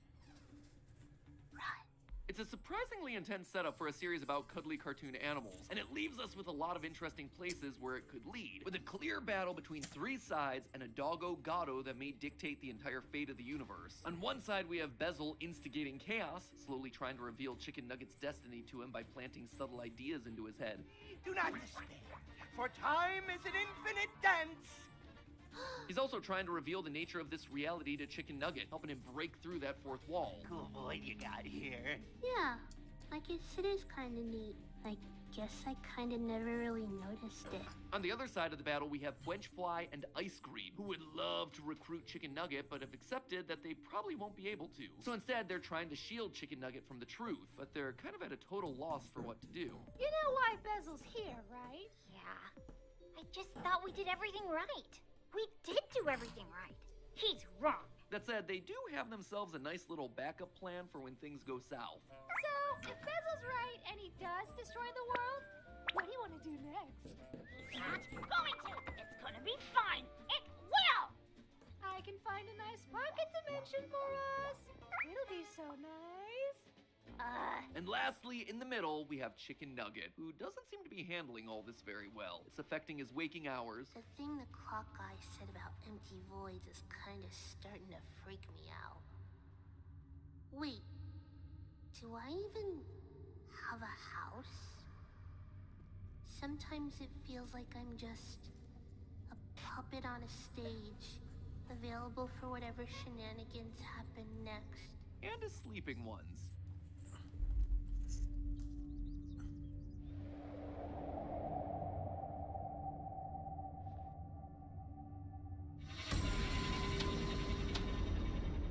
And for now, that's where a lot of the lore of Chicken Nugget stands. But I believe that we can actually take it a step further. I think that we can make a pretty good guess about where the story is going and the themes that it's going to unpack. First of all, it seems pretty darn clear that Chicken Nugget is going to learn the true nature of his powers, and soon. And that is going to cause a lot of chaos. In the last clip from the lore video, we see the character Sody Pop drawing a happy picture of the whole cast having fun. But as it's hung up on the fridge, the music gets ominous as the picture starts to fall, clearly foreshadowing that the fun, carefree shorts from early on in the series are going to be evolving into something more sinister. In the description of the lore video, it even says, quote, "Here's the start of a chaotic arc in Chicken Nugget. Chaos, just like what Bezel's trying to sow into this world to awaken Chicken Nugget's full power." But then what's gonna happen as a part of that story? Well, honestly, it's a bit difficult to predict. This is the sort of series where Bezel could reveal Chicken Nugget's destiny only for the doggo to say, cool, and then move on, never mentioning it all again. But that honestly wouldn't be very fun, nor do I think it's the big plan that they have built for this thing. Instead, I think Chicken Nugget is gonna have to grapple with the truth about himself and really struggle with it as a part of his identity. That right there has been one of the biggest themes of Chicken Nugget so far. The theme of acceptance of reality, of accepting who you truly are. And it manifests itself in multiple ways across the series. For example, one way is accepting the idea of mortality, that no matter what you want or what you do, time is always going to continue to march forward. As I showed earlier, Bezel is quick to remind everyone of that fact. How you spent your clock's ticking every day. And it's something that these characters have already started tackling. For example, in one short, Cheeseburger asks Frenchfly and Ice Cream if they plan on getting married. But Frenchfly says that they'll need at least another 10,000 years before they're ready for it. And as Ice Cream points out, you'll be dead before it happens. In another, after Sody Pop asks Slushy what kind of stuff she wore when she was younger, Slushy is driven into a quarter-life crisis. And in an attempt to recapture that lost time, she re-enters her goth phase. I have to go back.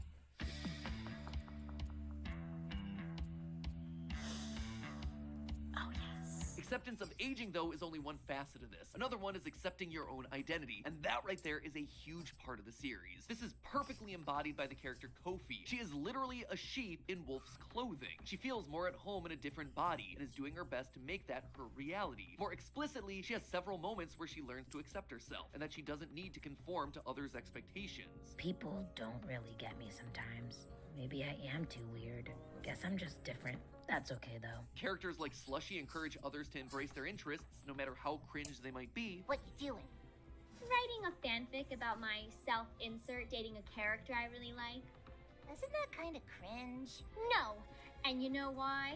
Because it makes me happy. Cringe culture is dead. Write those fanfics. Cosplay those characters. Even Chicken Nugget gives Cheeseburger some body-positive affirmation. Hey, Chicken?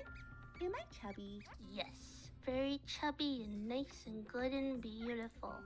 Good for the hugging. And this theme right here, acceptance of who you are, no matter who you are, is going to be playing a huge role in this lore as the series goes on. I don't know about you, but if I were in Chicken Nugget's paws and was on the cusp of discovering that I was a demigod with the potential to alter the world to my own will and destroy the universe, it would kind of freak me out a little bit, just a smidge. And any potential feelings of shame or low self-worth coming from that, well, it's going to outwardly affect everyone around him. We already see in the series how Chicken Nugget holds himself back despite having immense power. You got such a cute little baby voice. Maybe when I grow up, I'll lose it. Wait, you're grown. Why do you still have one? It's a crippling medical condition.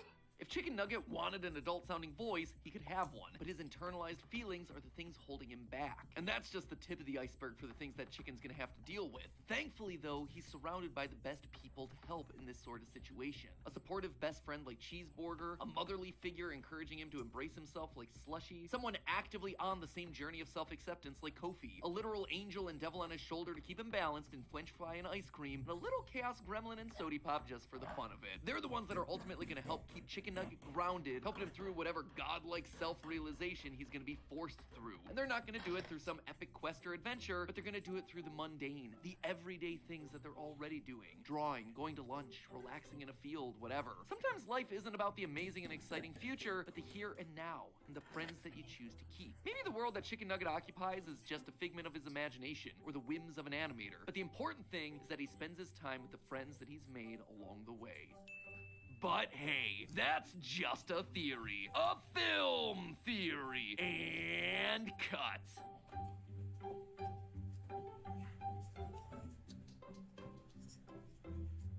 Honey, too?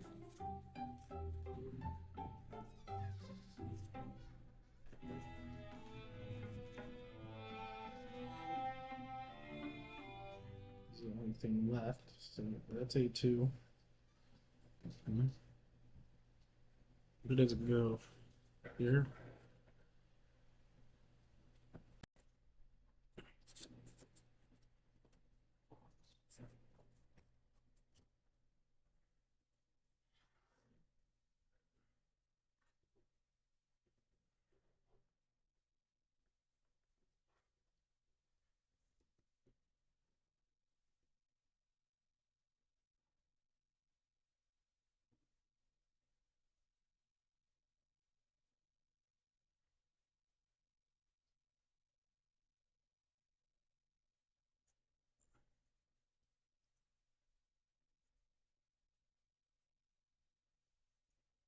I did it the wrong way.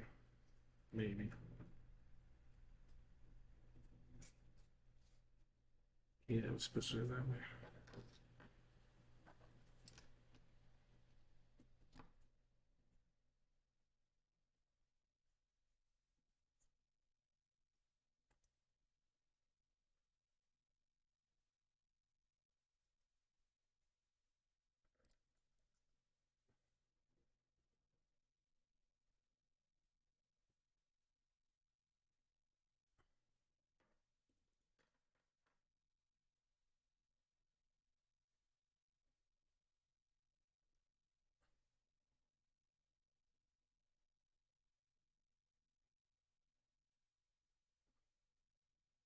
What's up, guys?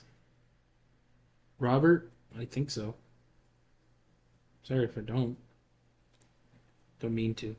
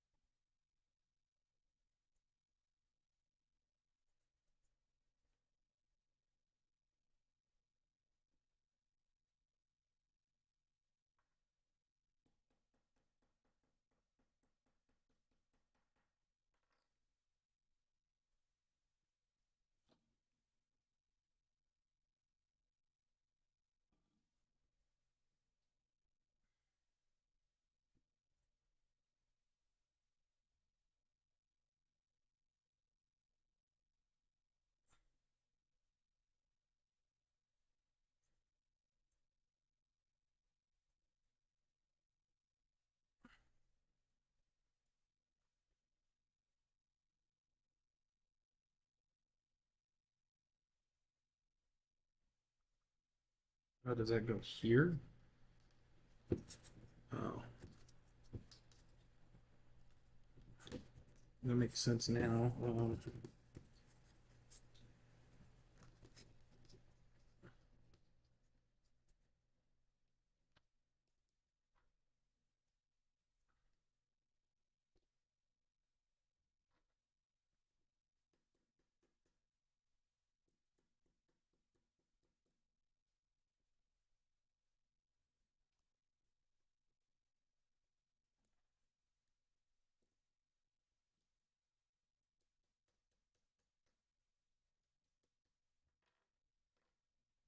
No, it's longer than I thought I did. I'm almost done though, I think.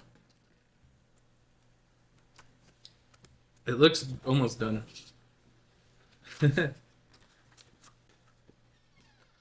I think I got one more page. Yeah. One more page. Okay, let's see.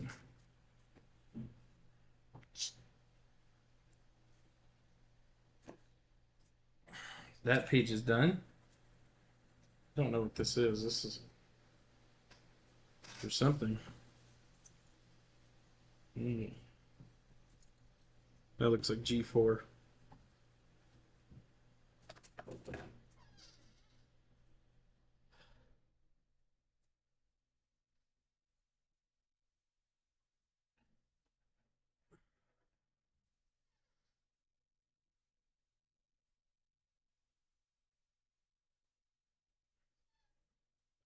G16 goes to G. Oh, so there's two G4s. They're gonna be the exact same. Goes there. And that goes there. That goes there. I'm almost done.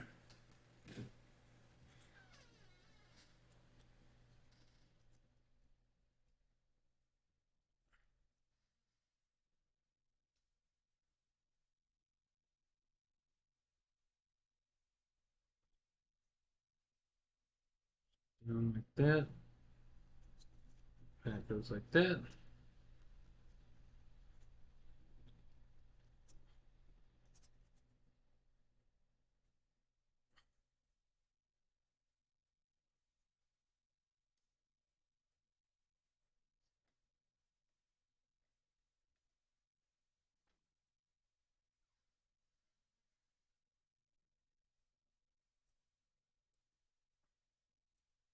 It looks like we only have a few more pieces of track left. Yeah, I know a little bit about them now.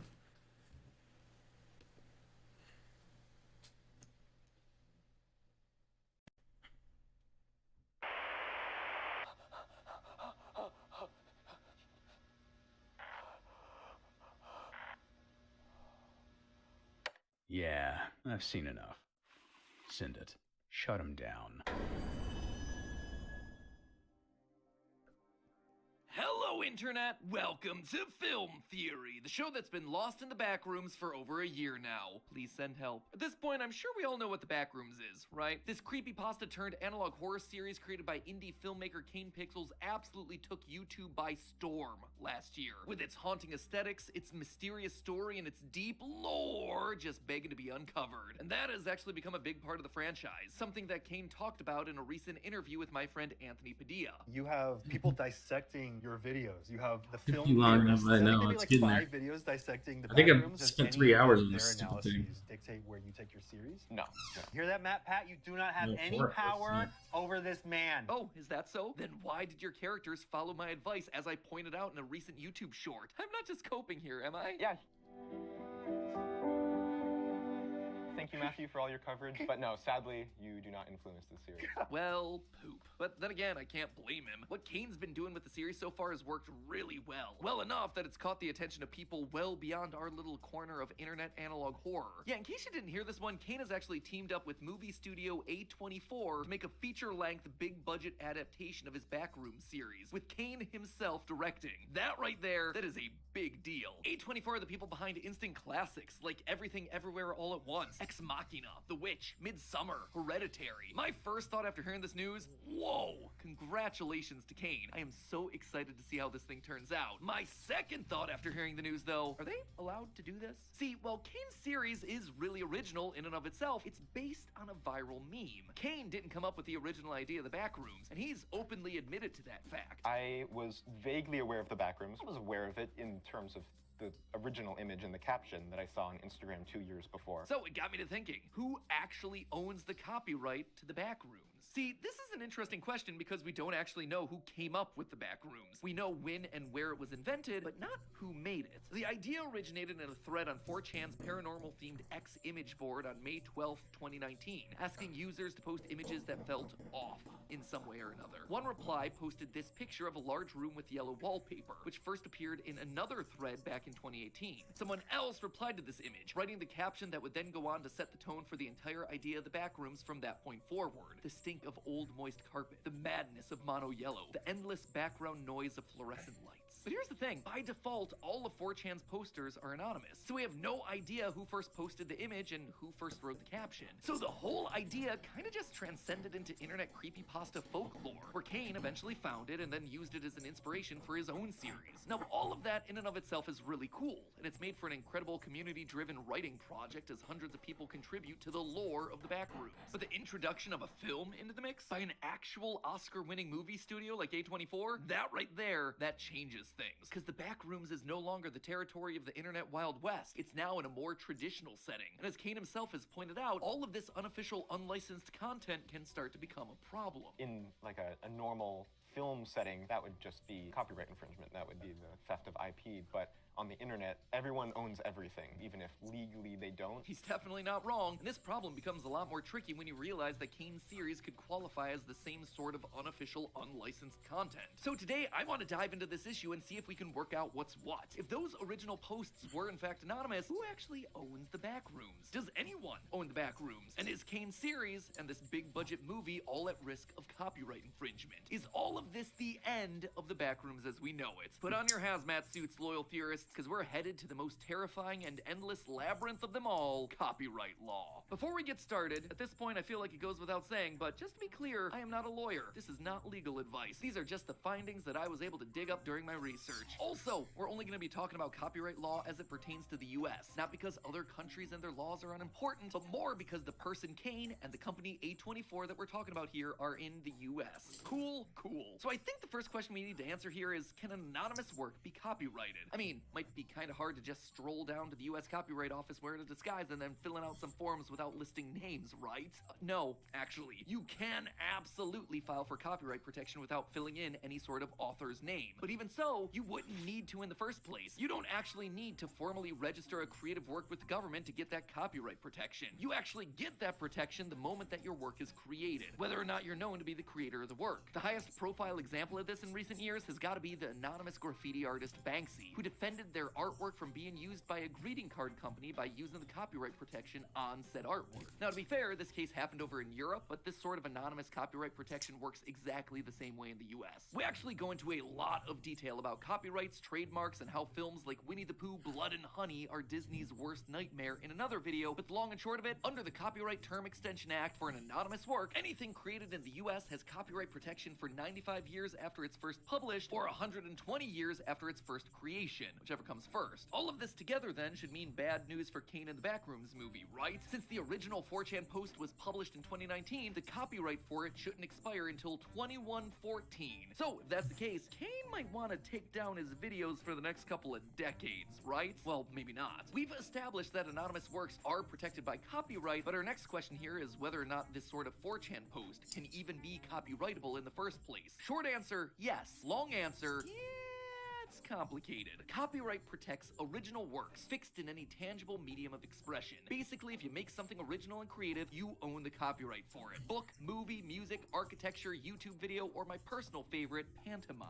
Now, the bar for originality and creativity are pretty darn low in the eyes of the law, so the original picture from the Backrooms absolutely qualifies. Whoever took that picture of the room and posted it to 4chan created the image, so check there for originality. And they were exercising some level of creativity in the choice of the subject, how it was framed, the choice to do it at a Dutch angle, etc. Same thing for the separate person who wrote the caption. Obviously, it's original insofar as they came up with the ideas and they wrote them. And there's no denying that it's brimming with creativity, setting a bleak scene and creating a captivating horror scenario. It also passes the bar and gets copyright protection. However, even if the picture and the text are separately protected by copyright law, it's important to remember the scope of said protection. First of all, even if it's found that something is directly violating the copyright of the posts, it's gonna be difficult for the original authors to come forward with a case. The original 4chan posts have long since been deleted, along with any potentially identifying information like IP addresses. And these authors are gonna have a difficult time proving that they were the ones who originally made the posts. Secondly, even if they could prove their ownership, it's probably not even worth the legal hassle. Though you don't lose copyright protection on your work if you don't enforce that protection, how vigorously you protect your work is factored into a court's judgment on the matter. For example, if you took a photograph and wrote a caption for it that was then widely circulated across image boards, YouTube, Twitter, and dedicated fan wikis for years, and you never took any action until real money came along, yeah,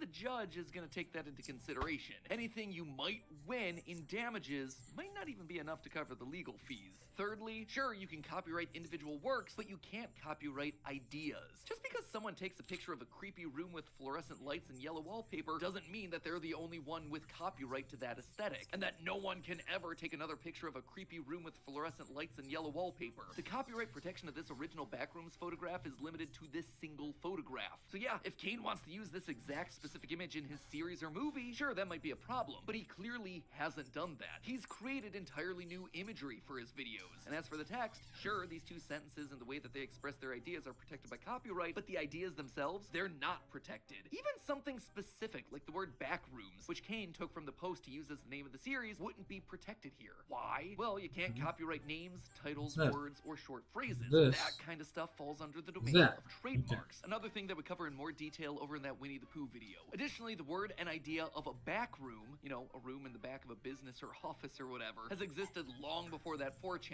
post. So it's not exactly something you could just decide is yours because you took a picture or thought of a spooky story. Obviously, Kane lifted the general vibe of the Backrooms from the original image and caption. The yellow wallpaper, fluorescent light, liminal spaces, all that jazz. He also took the general idea of the Backrooms being huge and full of weird stuff. And again, just to clear up any ambiguity here, Kane admits that he was very much inspired by the post. I was vaguely aware of the Backrooms, or I was aware of it in terms of the original image and the caption that I saw on Instagram 2 years before. Other than that, though, not a whole lot here sticks. Plenty of ideas are reminiscent of content from the original Backrooms post or the Backrooms wiki. People in Kane's series fall into Backrooms in a way that seems visually similar to no-clipping. But Kane has never once used the word no-clipping to describe that process in his canon. Sometimes, strange noises that sound like a party can be heard in Kane's videos, which could be a reference to the party-goers from the wiki's canon.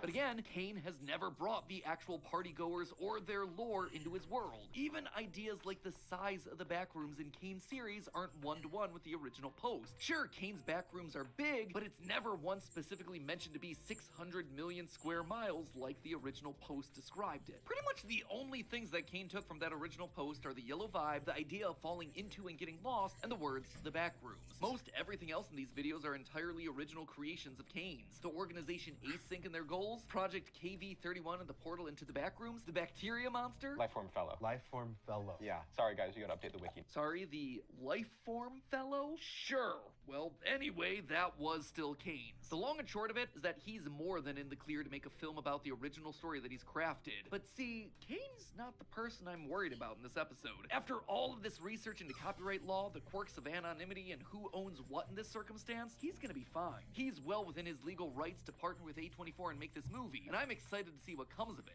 No, I'm more worried about us. You, me, and all those small creators out there. What concerns me now is what this movie is gonna mean for the sorts of crowdsourced online horror stories that the Backrooms represents. I fear that this could spell disaster for these sorts of stories. Why? Well, because even if Kane and A24 are in the clear to make their Backrooms movie, they're likely gonna want to protect that film to the letter of the law. Now, don't misunderstand me. I don't think that Kane is gonna be going after people for making their own original Backrooms content. I don't think he wants to do that. He has been nothing but a kind and thoughtful guy every time that we've interacted. And even in that interview with Anthony, he explained his thoughts on the whole communal ownership of ideas thing. On the internet, everyone owns everything. Even if legally they don't, it feels like you do. And in practice, you do. I don't have an issue with that. I like that. That's a good thing. That right there, that is a great way to look at projects like the Backrooms. No, the problem here isn't going to be coming from Kane, it's going to be coming from the studios. See, making the jump from online video to major motion picture involves a lot of money. A lot of money. In budget, sure, but also in potential returns from movie ticket sales and merch. Merchandising, where the real money from the movie is made. If you go and look up the highest grossing media franchises of all time, you'll see that the lion's share of their revenue actually comes from the merch. It's true for Pokemon, Star Wars, Mickey Mouse, Winnie the Pooh, Minecraft, and if this Backrooms movie's a hit, I could absolutely see this sort of thing happening here too. Just imagine, Hazmat Guy action figures, Lifeform Fellow plushies. Kane may or may not be interested in this part of the show business, but the Hollywood producers he's working with definitely are. And that means that they're gonna want to protect their IP vigorously so they're the ones making that money. I mean, this exact scenario has happened before. Y'all remember Slender Man? He's a pillar of online creepypasta folklore. And just like the Backrooms, everyone felt like they owned a part of Slender Man. And at the beginning, things definitely operated that way. That's why you saw so many free, low-budget indie projects centered on the Slender Man, Slender the 8 Pages, Marble Hornets. But once the idea of Slender Man became a phenomenon and caught the attention of larger media companies, when real money started to get involved, things changed. Eric Knudsen, the original creator of Slender Man, had to step up to stop shady, low-quality content from destroying his idea. He became more involved in for-profit projects like Slender the Arrival, and eventually he sold the rights to the character entirely to Mythology Entertainment, who went on to block independent crowd-funded movies from release and then made their own big-budget film with Sony Pictures. Again, I cannot stress enough how much I don't think Kane wants this to happen, but when you're dealing with Hollywood, this sort of stuff becomes inevitable. What then do we do here, loyal theorists? If the Backrooms film is successful, I don't want there to be some sort of gold rush of all these major movie studios trying to take their claim on any and every viral creepypasta and internet folklore. Does anyone really want or need the EA-funded Jeff the Killer game, a Universal Studios Ben Drowned movie, a Lavender Town Netflix miniseries? I don't think so. Thankfully, there are ways to protect yourself, your work, and your favorite content creators using the exact same copyright laws that got us started down this road in the first place. First and foremost, if you create something and post it online, make sure you sign it. Make sure that it's attributed to you, either with your real name or an online alias that you can prove is yours. That way, people know that this was your work from the second that you uploaded it. It is unambiguously yours, and your creative rights are protected by copyright. I mean, that's why they're there after all, might as well put them to use. And on top of this, make sure that you're posting to platforms that respect those rights, and don't have anything shady hidden in their end-user license agreements that somehow transfer any ownership of content posted there to their website. You'd actually be surprised how many fairly large websites have clauses like this, and that is really not cool. Next, if you can, create your own characters and use your own ideas. Obviously, those will always belong to you, and no one's going to be able to use that content without your approval. That being said, it can be difficult, so third, if you do want to build off of something that already exists, make sure that what you're building off of is either in the public domain, or it's basic enough that what you contribute will clearly be yours. What am I talking about? Well, some of it's obvious. If you want to write stories about ancient mythology, folklore, fairy tales, stuff like Thor, or the Baba Yaga, or the Little Mermaid, you are almost certainly in the clear, as long as what you write isn't taken from other modern interpretations of those same ideas. Other things that you should be good to use are urban legends and cryptids, stuff like Bigfoot, Mothman, Bloody Mary. No single person owns those ideas, and you could just make some incredibly unique stories using them as jumping off points. This also applies if you want to create something using basic ideas to build off of, like with the Backrooms. Take the same idea that Kane used as the basis for his series, and then build your own ideas on top of it, away from Kane's. You don't need to use Async or Project KV31 or the Lifeform Fellow to tell a compelling story about the Backrooms. All you gotta do is take an idea that you like and change it enough that it becomes your own thing. Great example of this, the Endermen from Minecraft. They were originally spoofs of Slender Man. I mean, the name alone makes it pretty darn obvious. But over the years, the Endermen have had their own quirks and lore added. They've become completely unique from their Slender origins. You can do the exact same thing, using ideas that you like and then changing them enough to make them yours and yours alone. So all of that protects you and your work, but what if we want to protect the collective works? Stuff like the incredible community-driven lore that's popped up around the Backrooms. Well, we have the perfect template to look to with the SCP Wiki. If you somehow don't know, the SCP Foundation is a collaborative writing project where users submit articles about fictional objects, locations, and characters, all inspired by elements of horror, sci-fi, and urban fantasy. A lot of this content is similar in tone to the Backrooms.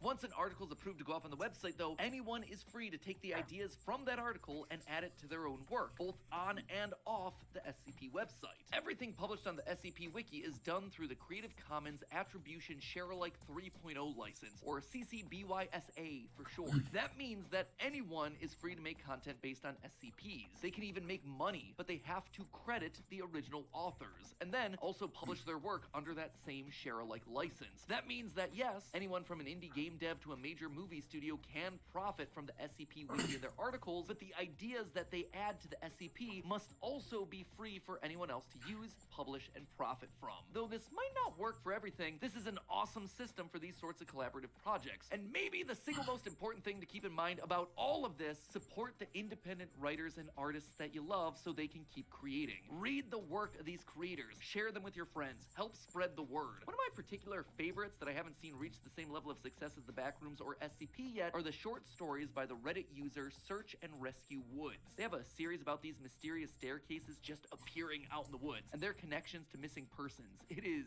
great. Remember, the next Backrooms, Slender Man, and SCP Foundation is out there somewhere, just waiting to be discovered. So please, share some of your favorites down in the comments and check out what everyone else is posting down there. I know I'll be excited to see what you guys are saying down there, because who knows, maybe one day it'll appear here in a theory. Until that day comes, though, remember, it's all just a theory. A film theory! And I know that I mentioned this video a couple times in this episode, but if you want to learn more about copyright and trademark and how it is shaping the creative landscape as we know it, that Winnie the Pooh horror movie episode is on the left. It is a very cool discussion about something that is very scary to Disney right now. Or if you're tired of legal stuff and just want to catch up on the latest Backrooms lore, our latest lore video is over on the right. As always, my friends, I'll see you next week.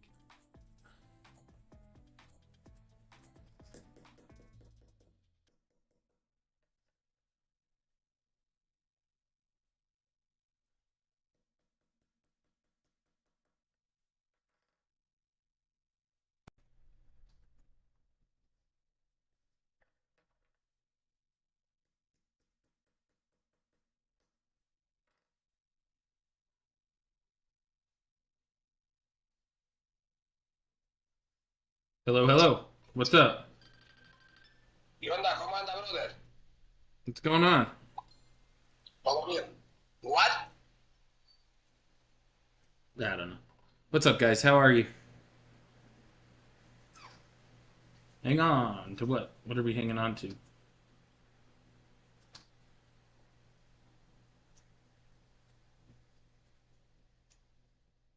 sucks I broke this thing. Oh, I think it'll still be okay. So far, when I break something, it kind of works. I could probably fix this with super glue anyways.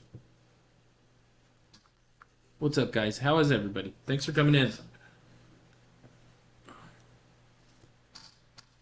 Oh yeah, that'll fix it, I think. I need to get some glue or something.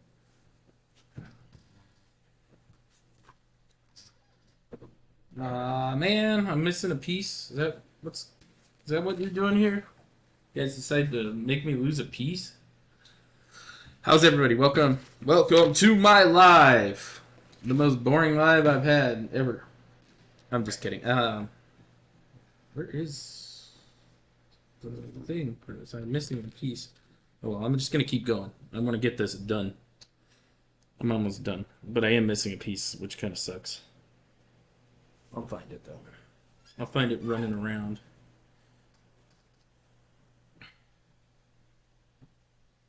Okay. So I gotta find something called G5. G5.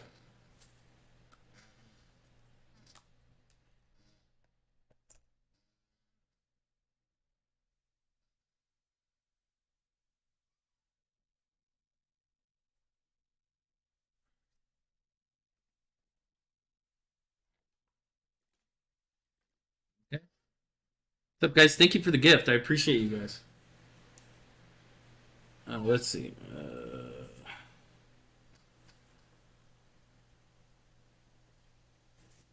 C11 and C12. Yeah. Thank you for the hi. How are you guys?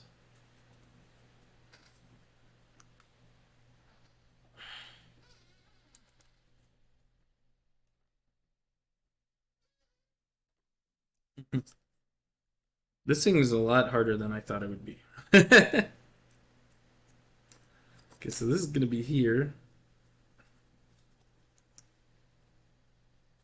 Where C11 is going to go, and this is where C12 is going to go.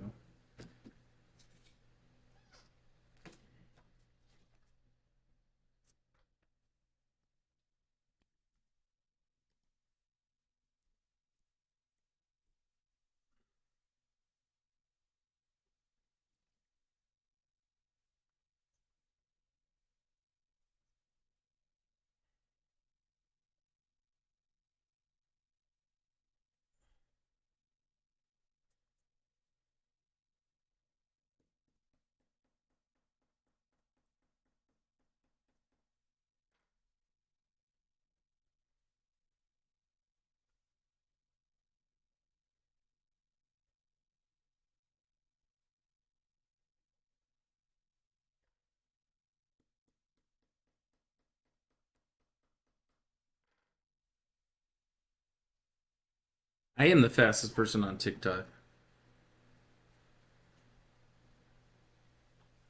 You wiped out? Oh, I'm sorry. Sucks. I hope you feel better, man.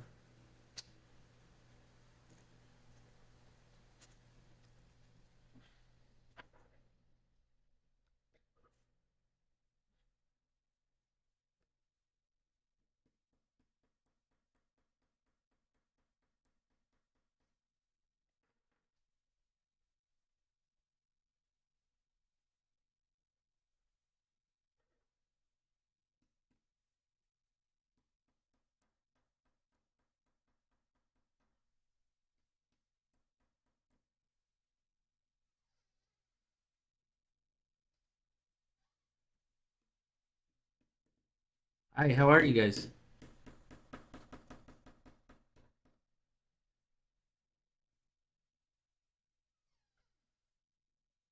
It's going to be pretty hard to build. Hey, what's up? How are you, Demon Babe? There we go.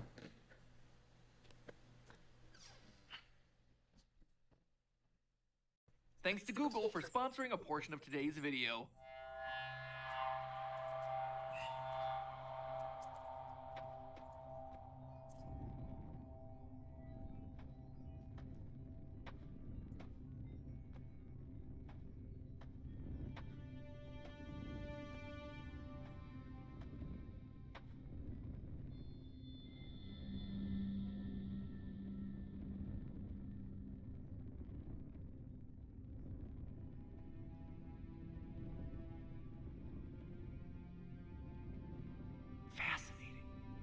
Truly astonishing.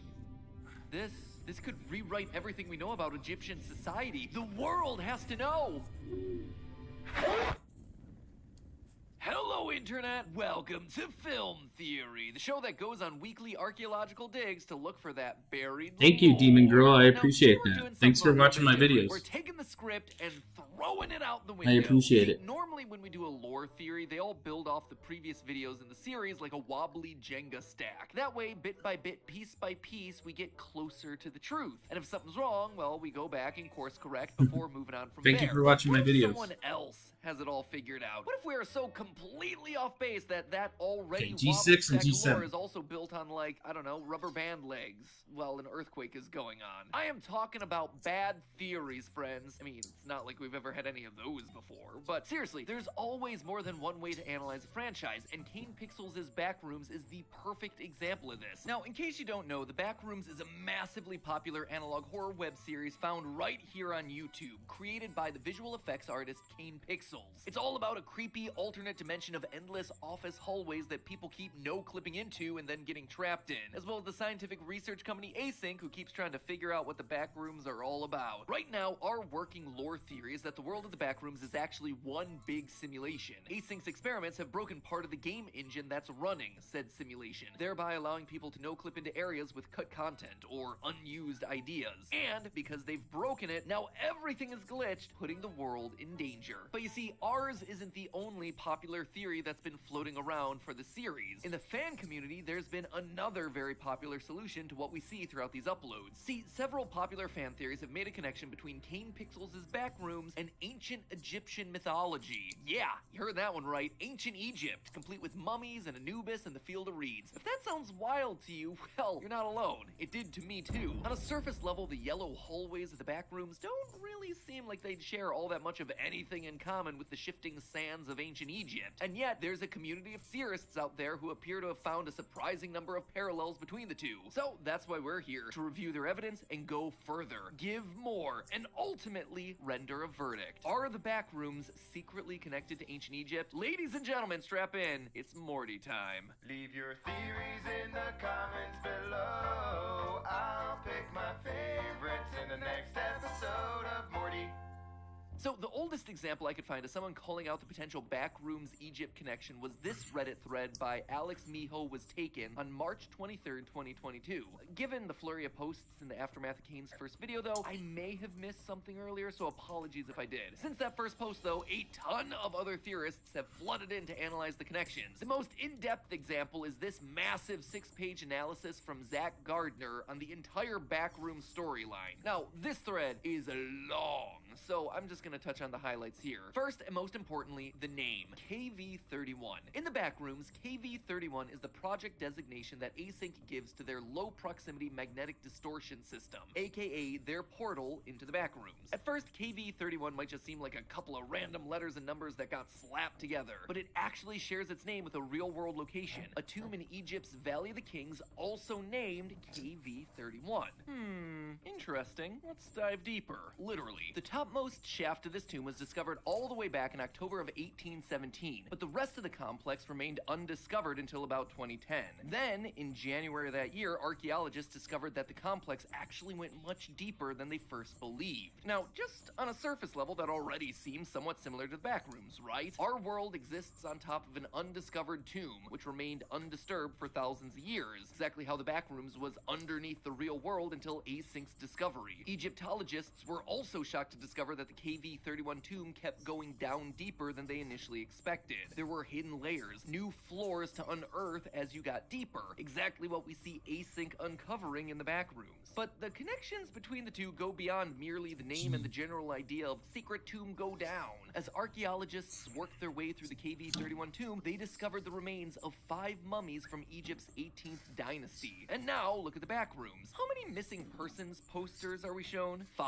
And when we do happen to find one of those bodies buried in the Backrooms, it appears dehydrated, dry and leathery, kinda like the remains of a mummified person in an ancient Egyptian tomb. And that's not all. The mummies that were found in KV-31 were so mangled that they were missing limbs and unidentifiable, just like the victims of the bacteria monster that we see in Kane's series. On another note, researchers of KV-31 installed a metal door over the shaft during the excavation to prevent any unwelcome intruders from entering the tomb. This is very similar to how we see Async erect a metal barrier between their control room and the Backrooms, preventing people from getting in while also preventing any undead monsters from possibly getting out. Speaking of doors, by the way, other Reddit users have pointed out that the doors for Async's portal look awfully similar to the false doors that can be found in Egyptian tombs. These false doors are carvings or paintings that are meant to be artistic representations of a door that Hey, what's going on, Ashley? How you the doing? worlds for the living and the dead. These were meant to be doors through which the spirits of the dead could pass from the earth to the afterlife. Given how deadly the Backrooms have proven so far for anyone who no-clips in, let's just say demand would be high for anything helping guide dead spirits. In fact, the entire Backrooms idea bears a striking resemblance to the Egyptian concept of the Duat, or the Egyptian afterlife. According to Egyptologist John H. Taylor, the content for the Duat drew directly from what Egyptians knew in their day-to-day life. Realistic features like rivers, fields, caverns, and islands, while also incorporating more fantastical imagery like lakes of fire, turquoise trees, and walls of iron. And while the Backrooms isn't drawing from natural features like rivers and caverns, it is drawing from everyday mundane things that we're all familiar with. Ugly wallpaper, fluorescent lights, wet carpeting. It also takes the normal and makes it abnormal, kind of like the Field of Reeds. And while no, we haven't yet seen anything as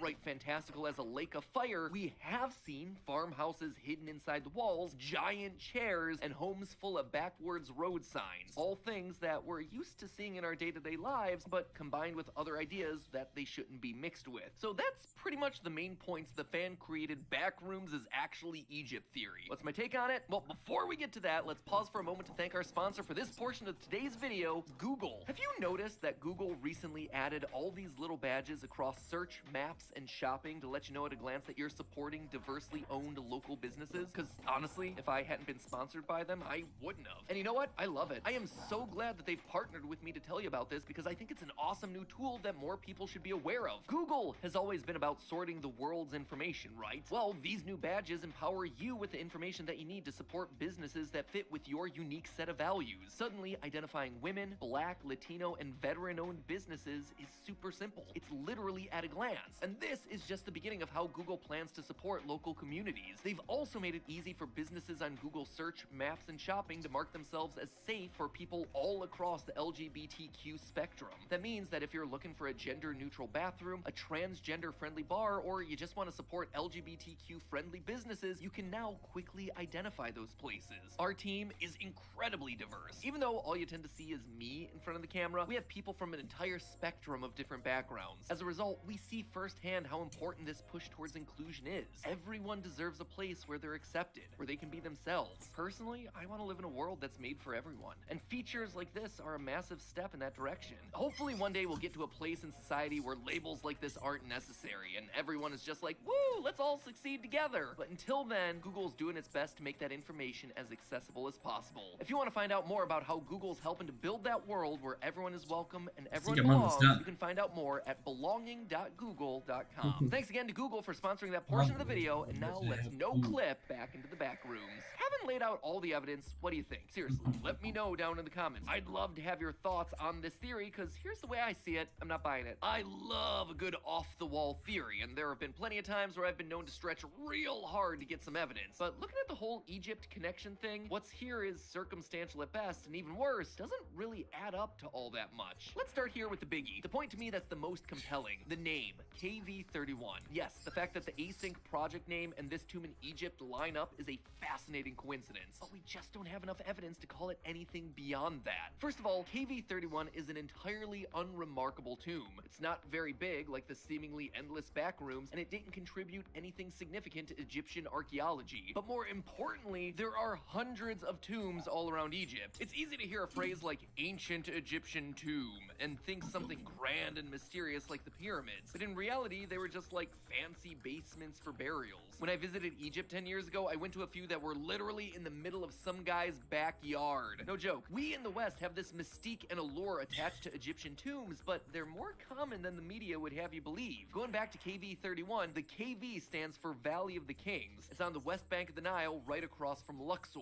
And in this one area alone, there are roughly 63 numbered tombs, KV-01 all the way through KV-63. If Kane had picked any KV number between 1 and 63, this exact same argument could have been made. It seems far more likely to me that Kane either came up with a cool sci-fi sounding collection of letters and numbers that just so happened to coincide with an obscure dig site in Egypt, or he knew about the numbering system in the Valley of the Kings, thought it sounded cool, and used it for Async's project name with little thought beyond that. Trust me guys, I get it. I've been there. I see a weird world building detail like that in a franchise that I love and want to theorize about, and so I try and reverse engineer it. I search KV-31 to see what comes up, and boom! First result, Egyptian tomb. From there, I would try to look for what else I could add to the theory. What other connections I could make that could be added to that stack of Jenga blocks. I get why people would want to go down this rabbit hole, cause I would do the exact same thing. So let's keep going to get a sense of how stable the rest of the evidence is. Let's look at the so-called connections between all the doors, shall we? The archaeologists in charge of excavating KV-31 sealed the tomb off using a metal door, just like Async seals off the entrance to the Backrooms using a metal door. Sure, that's a connection, protection of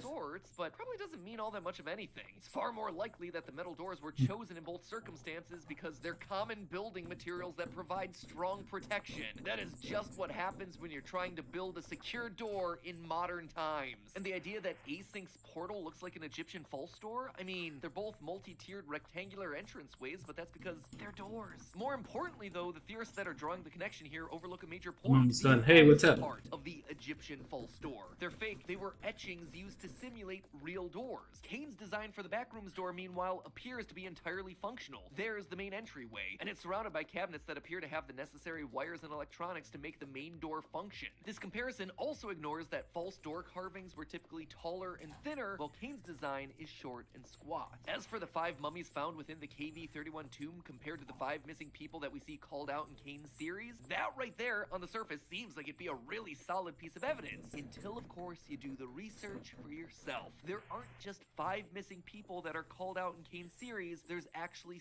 6. 6 posters with 6 different people shown in the video missing persons, as you can see right here. It's shown for a brief moment before the entire scene fades into this line graph. But what about all the bodies that were mangled down there in KV-31? Sadly, if you look into why they were so damaged, things fall apart even further. See, the tomb had been thoroughly robbed throughout its history, with damage attributed to both ancient robbers looking for valuables and more modern robbers stealing the body parts of mummies to sell to tourists. Humans are great. If KV-31 was really meant to connect to the Backrooms, that would imply that other people had been exploring the hallways before Async opened the portal. This graph that we see here in missing persons explicitly makes it clear that cases for missing people skyrockets after Async makes contact with the Backrooms. It's only after they break that seal that no clipping begins. And finally, we get to the quote-unquote evidence point about the Backrooms taking modern, mundane places and twisting them into something uncanny, just like the Duat afterlife. And to that I say, really? You think that's evidence? That is just storytelling technique 101. You know who else found everyday objects and then twisted them into something uncanny? The brave little toaster. Honey, I Shrunk the Kids. Blue's Clues. And some tells me that I'm not getting away with a Backrooms is secretly the sequel to Blue's Clues theory. So what happened here? Why did so many theorists see Async's project designation KV-31 and work so hard to connect it to the KV-31 tomb? Well, I don't blame them for doing so. Like I've said throughout this theory, it's a fascinating coincidence, and this amazing community of theorists was doing their best to try and put the pieces together, just to prove my point here. Before deciding whether or not I thought the connections between Egypt and the Backrooms was even intentional, I did a ton of additional research to see if I could find anything else that might strengthen this entire theory. Dots that no one else had connected yet. And if I looked hard enough, yeah, the dots were there, but just like everything that we've already talked about, they were just stretched out of the bounds of reason. For example, one could say that the Backrooms wallpaper texture bears a passing resemblance to a pattern of reeds, potentially another connection to the Duat, but that doesn't make a ton of sense because the Field of Reeds is the paradise afterlife for Egyptians, rather than the endless maze-like hell that is the Backrooms. See, when there's a mystery where something connects in an interesting or unusual way, humans like to seek answers. Our brains are hardwired to find explanations for the unexplained, even if there aren't any answers. This is a phenomenon called pareidolia. It means that people have a tendency to impose meaningful interpretations onto random data, finding patterns where there aren't any. Have you ever looked up at the clouds and seen a face or shape within them? Or seen those pictures of houses that look like people that occasionally go viral? That's possible because of pareidolia. Your brain is telling you that that cloud looks like a dog, or that house is giving you the creepy side eye, not because they actually are, but because it's human nature to see patterns within the noise. And that's what I think happened with KV-31 and this whole nothing burger of ancient Egyptian connection. A final example here, I thought that we might have been able to connect the bacteria monster to Egyptian tombs, specifically as some sort of manifestation of the curse of the pharaohs. This was an alleged curse cast upon anyone who broke into an Egyptian tomb. It became popular folklore after researchers mysteriously died in the aftermath of opening King Tut's tomb. Though there were many speculated causes, one of the most popular theories was that there was some sort of ancient bacteria or pathogen that was dormant in the tomb that was unleashed by opening it. I might have messed up on massive something. impact on popular culture at the time. It's also worth mentioning that more recently, a pool of black goo was discovered in a 3,000-year-old sarcophagus. I mean, really, there has to be a clear connection to the bacteria monster, right? But here's the thing, there's no evidence or scientific backing that the curse ever existed at all, let alone known that it was caused by bacteria. Instead, all the deaths can be attributed to more natural causes, like blood poisoning from a mosquito bite. And that black goo in the sarcophagus apparently was just a mixture of stuff used as an adhesive to keep the sarcophagus sealed, not anything harmful to humans. Gotta admit, I really tried to find a genuine connection here, because the idea that I think you just have my notifications turned off. hiding some I don't think I historical invite you epic to just anything. beneath its surface of ugly yellow You could turn off wallpaper my is notifications. genuinely awesome, and Egypt is always cool to talk about. But everything the community pointed out can easily be dismissed or debunked, to the point that I just don't think that there's a whole lot there. The ancient Egyptian connections were interesting coincidences, but that's all they wound up I being. built it, but I Coincidences. think I Coincidences. ruined this Film one piece right here. And cut.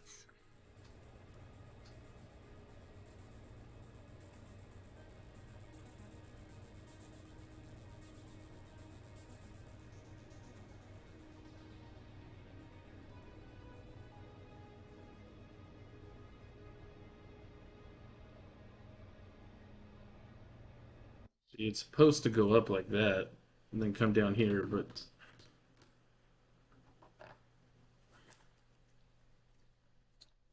sometimes. So this is working right here.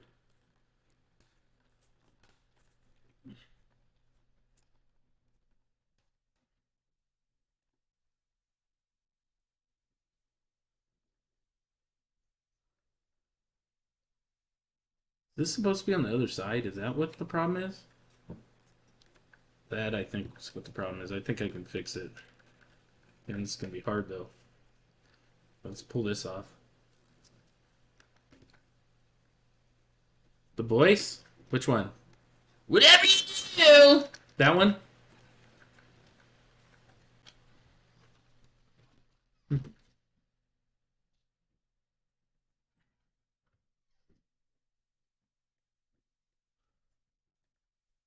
The best at all filters.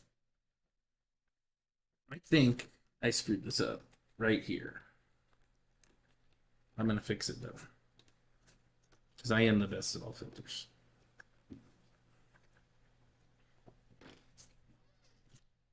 Well, I built the thing. I hope you guys liked it.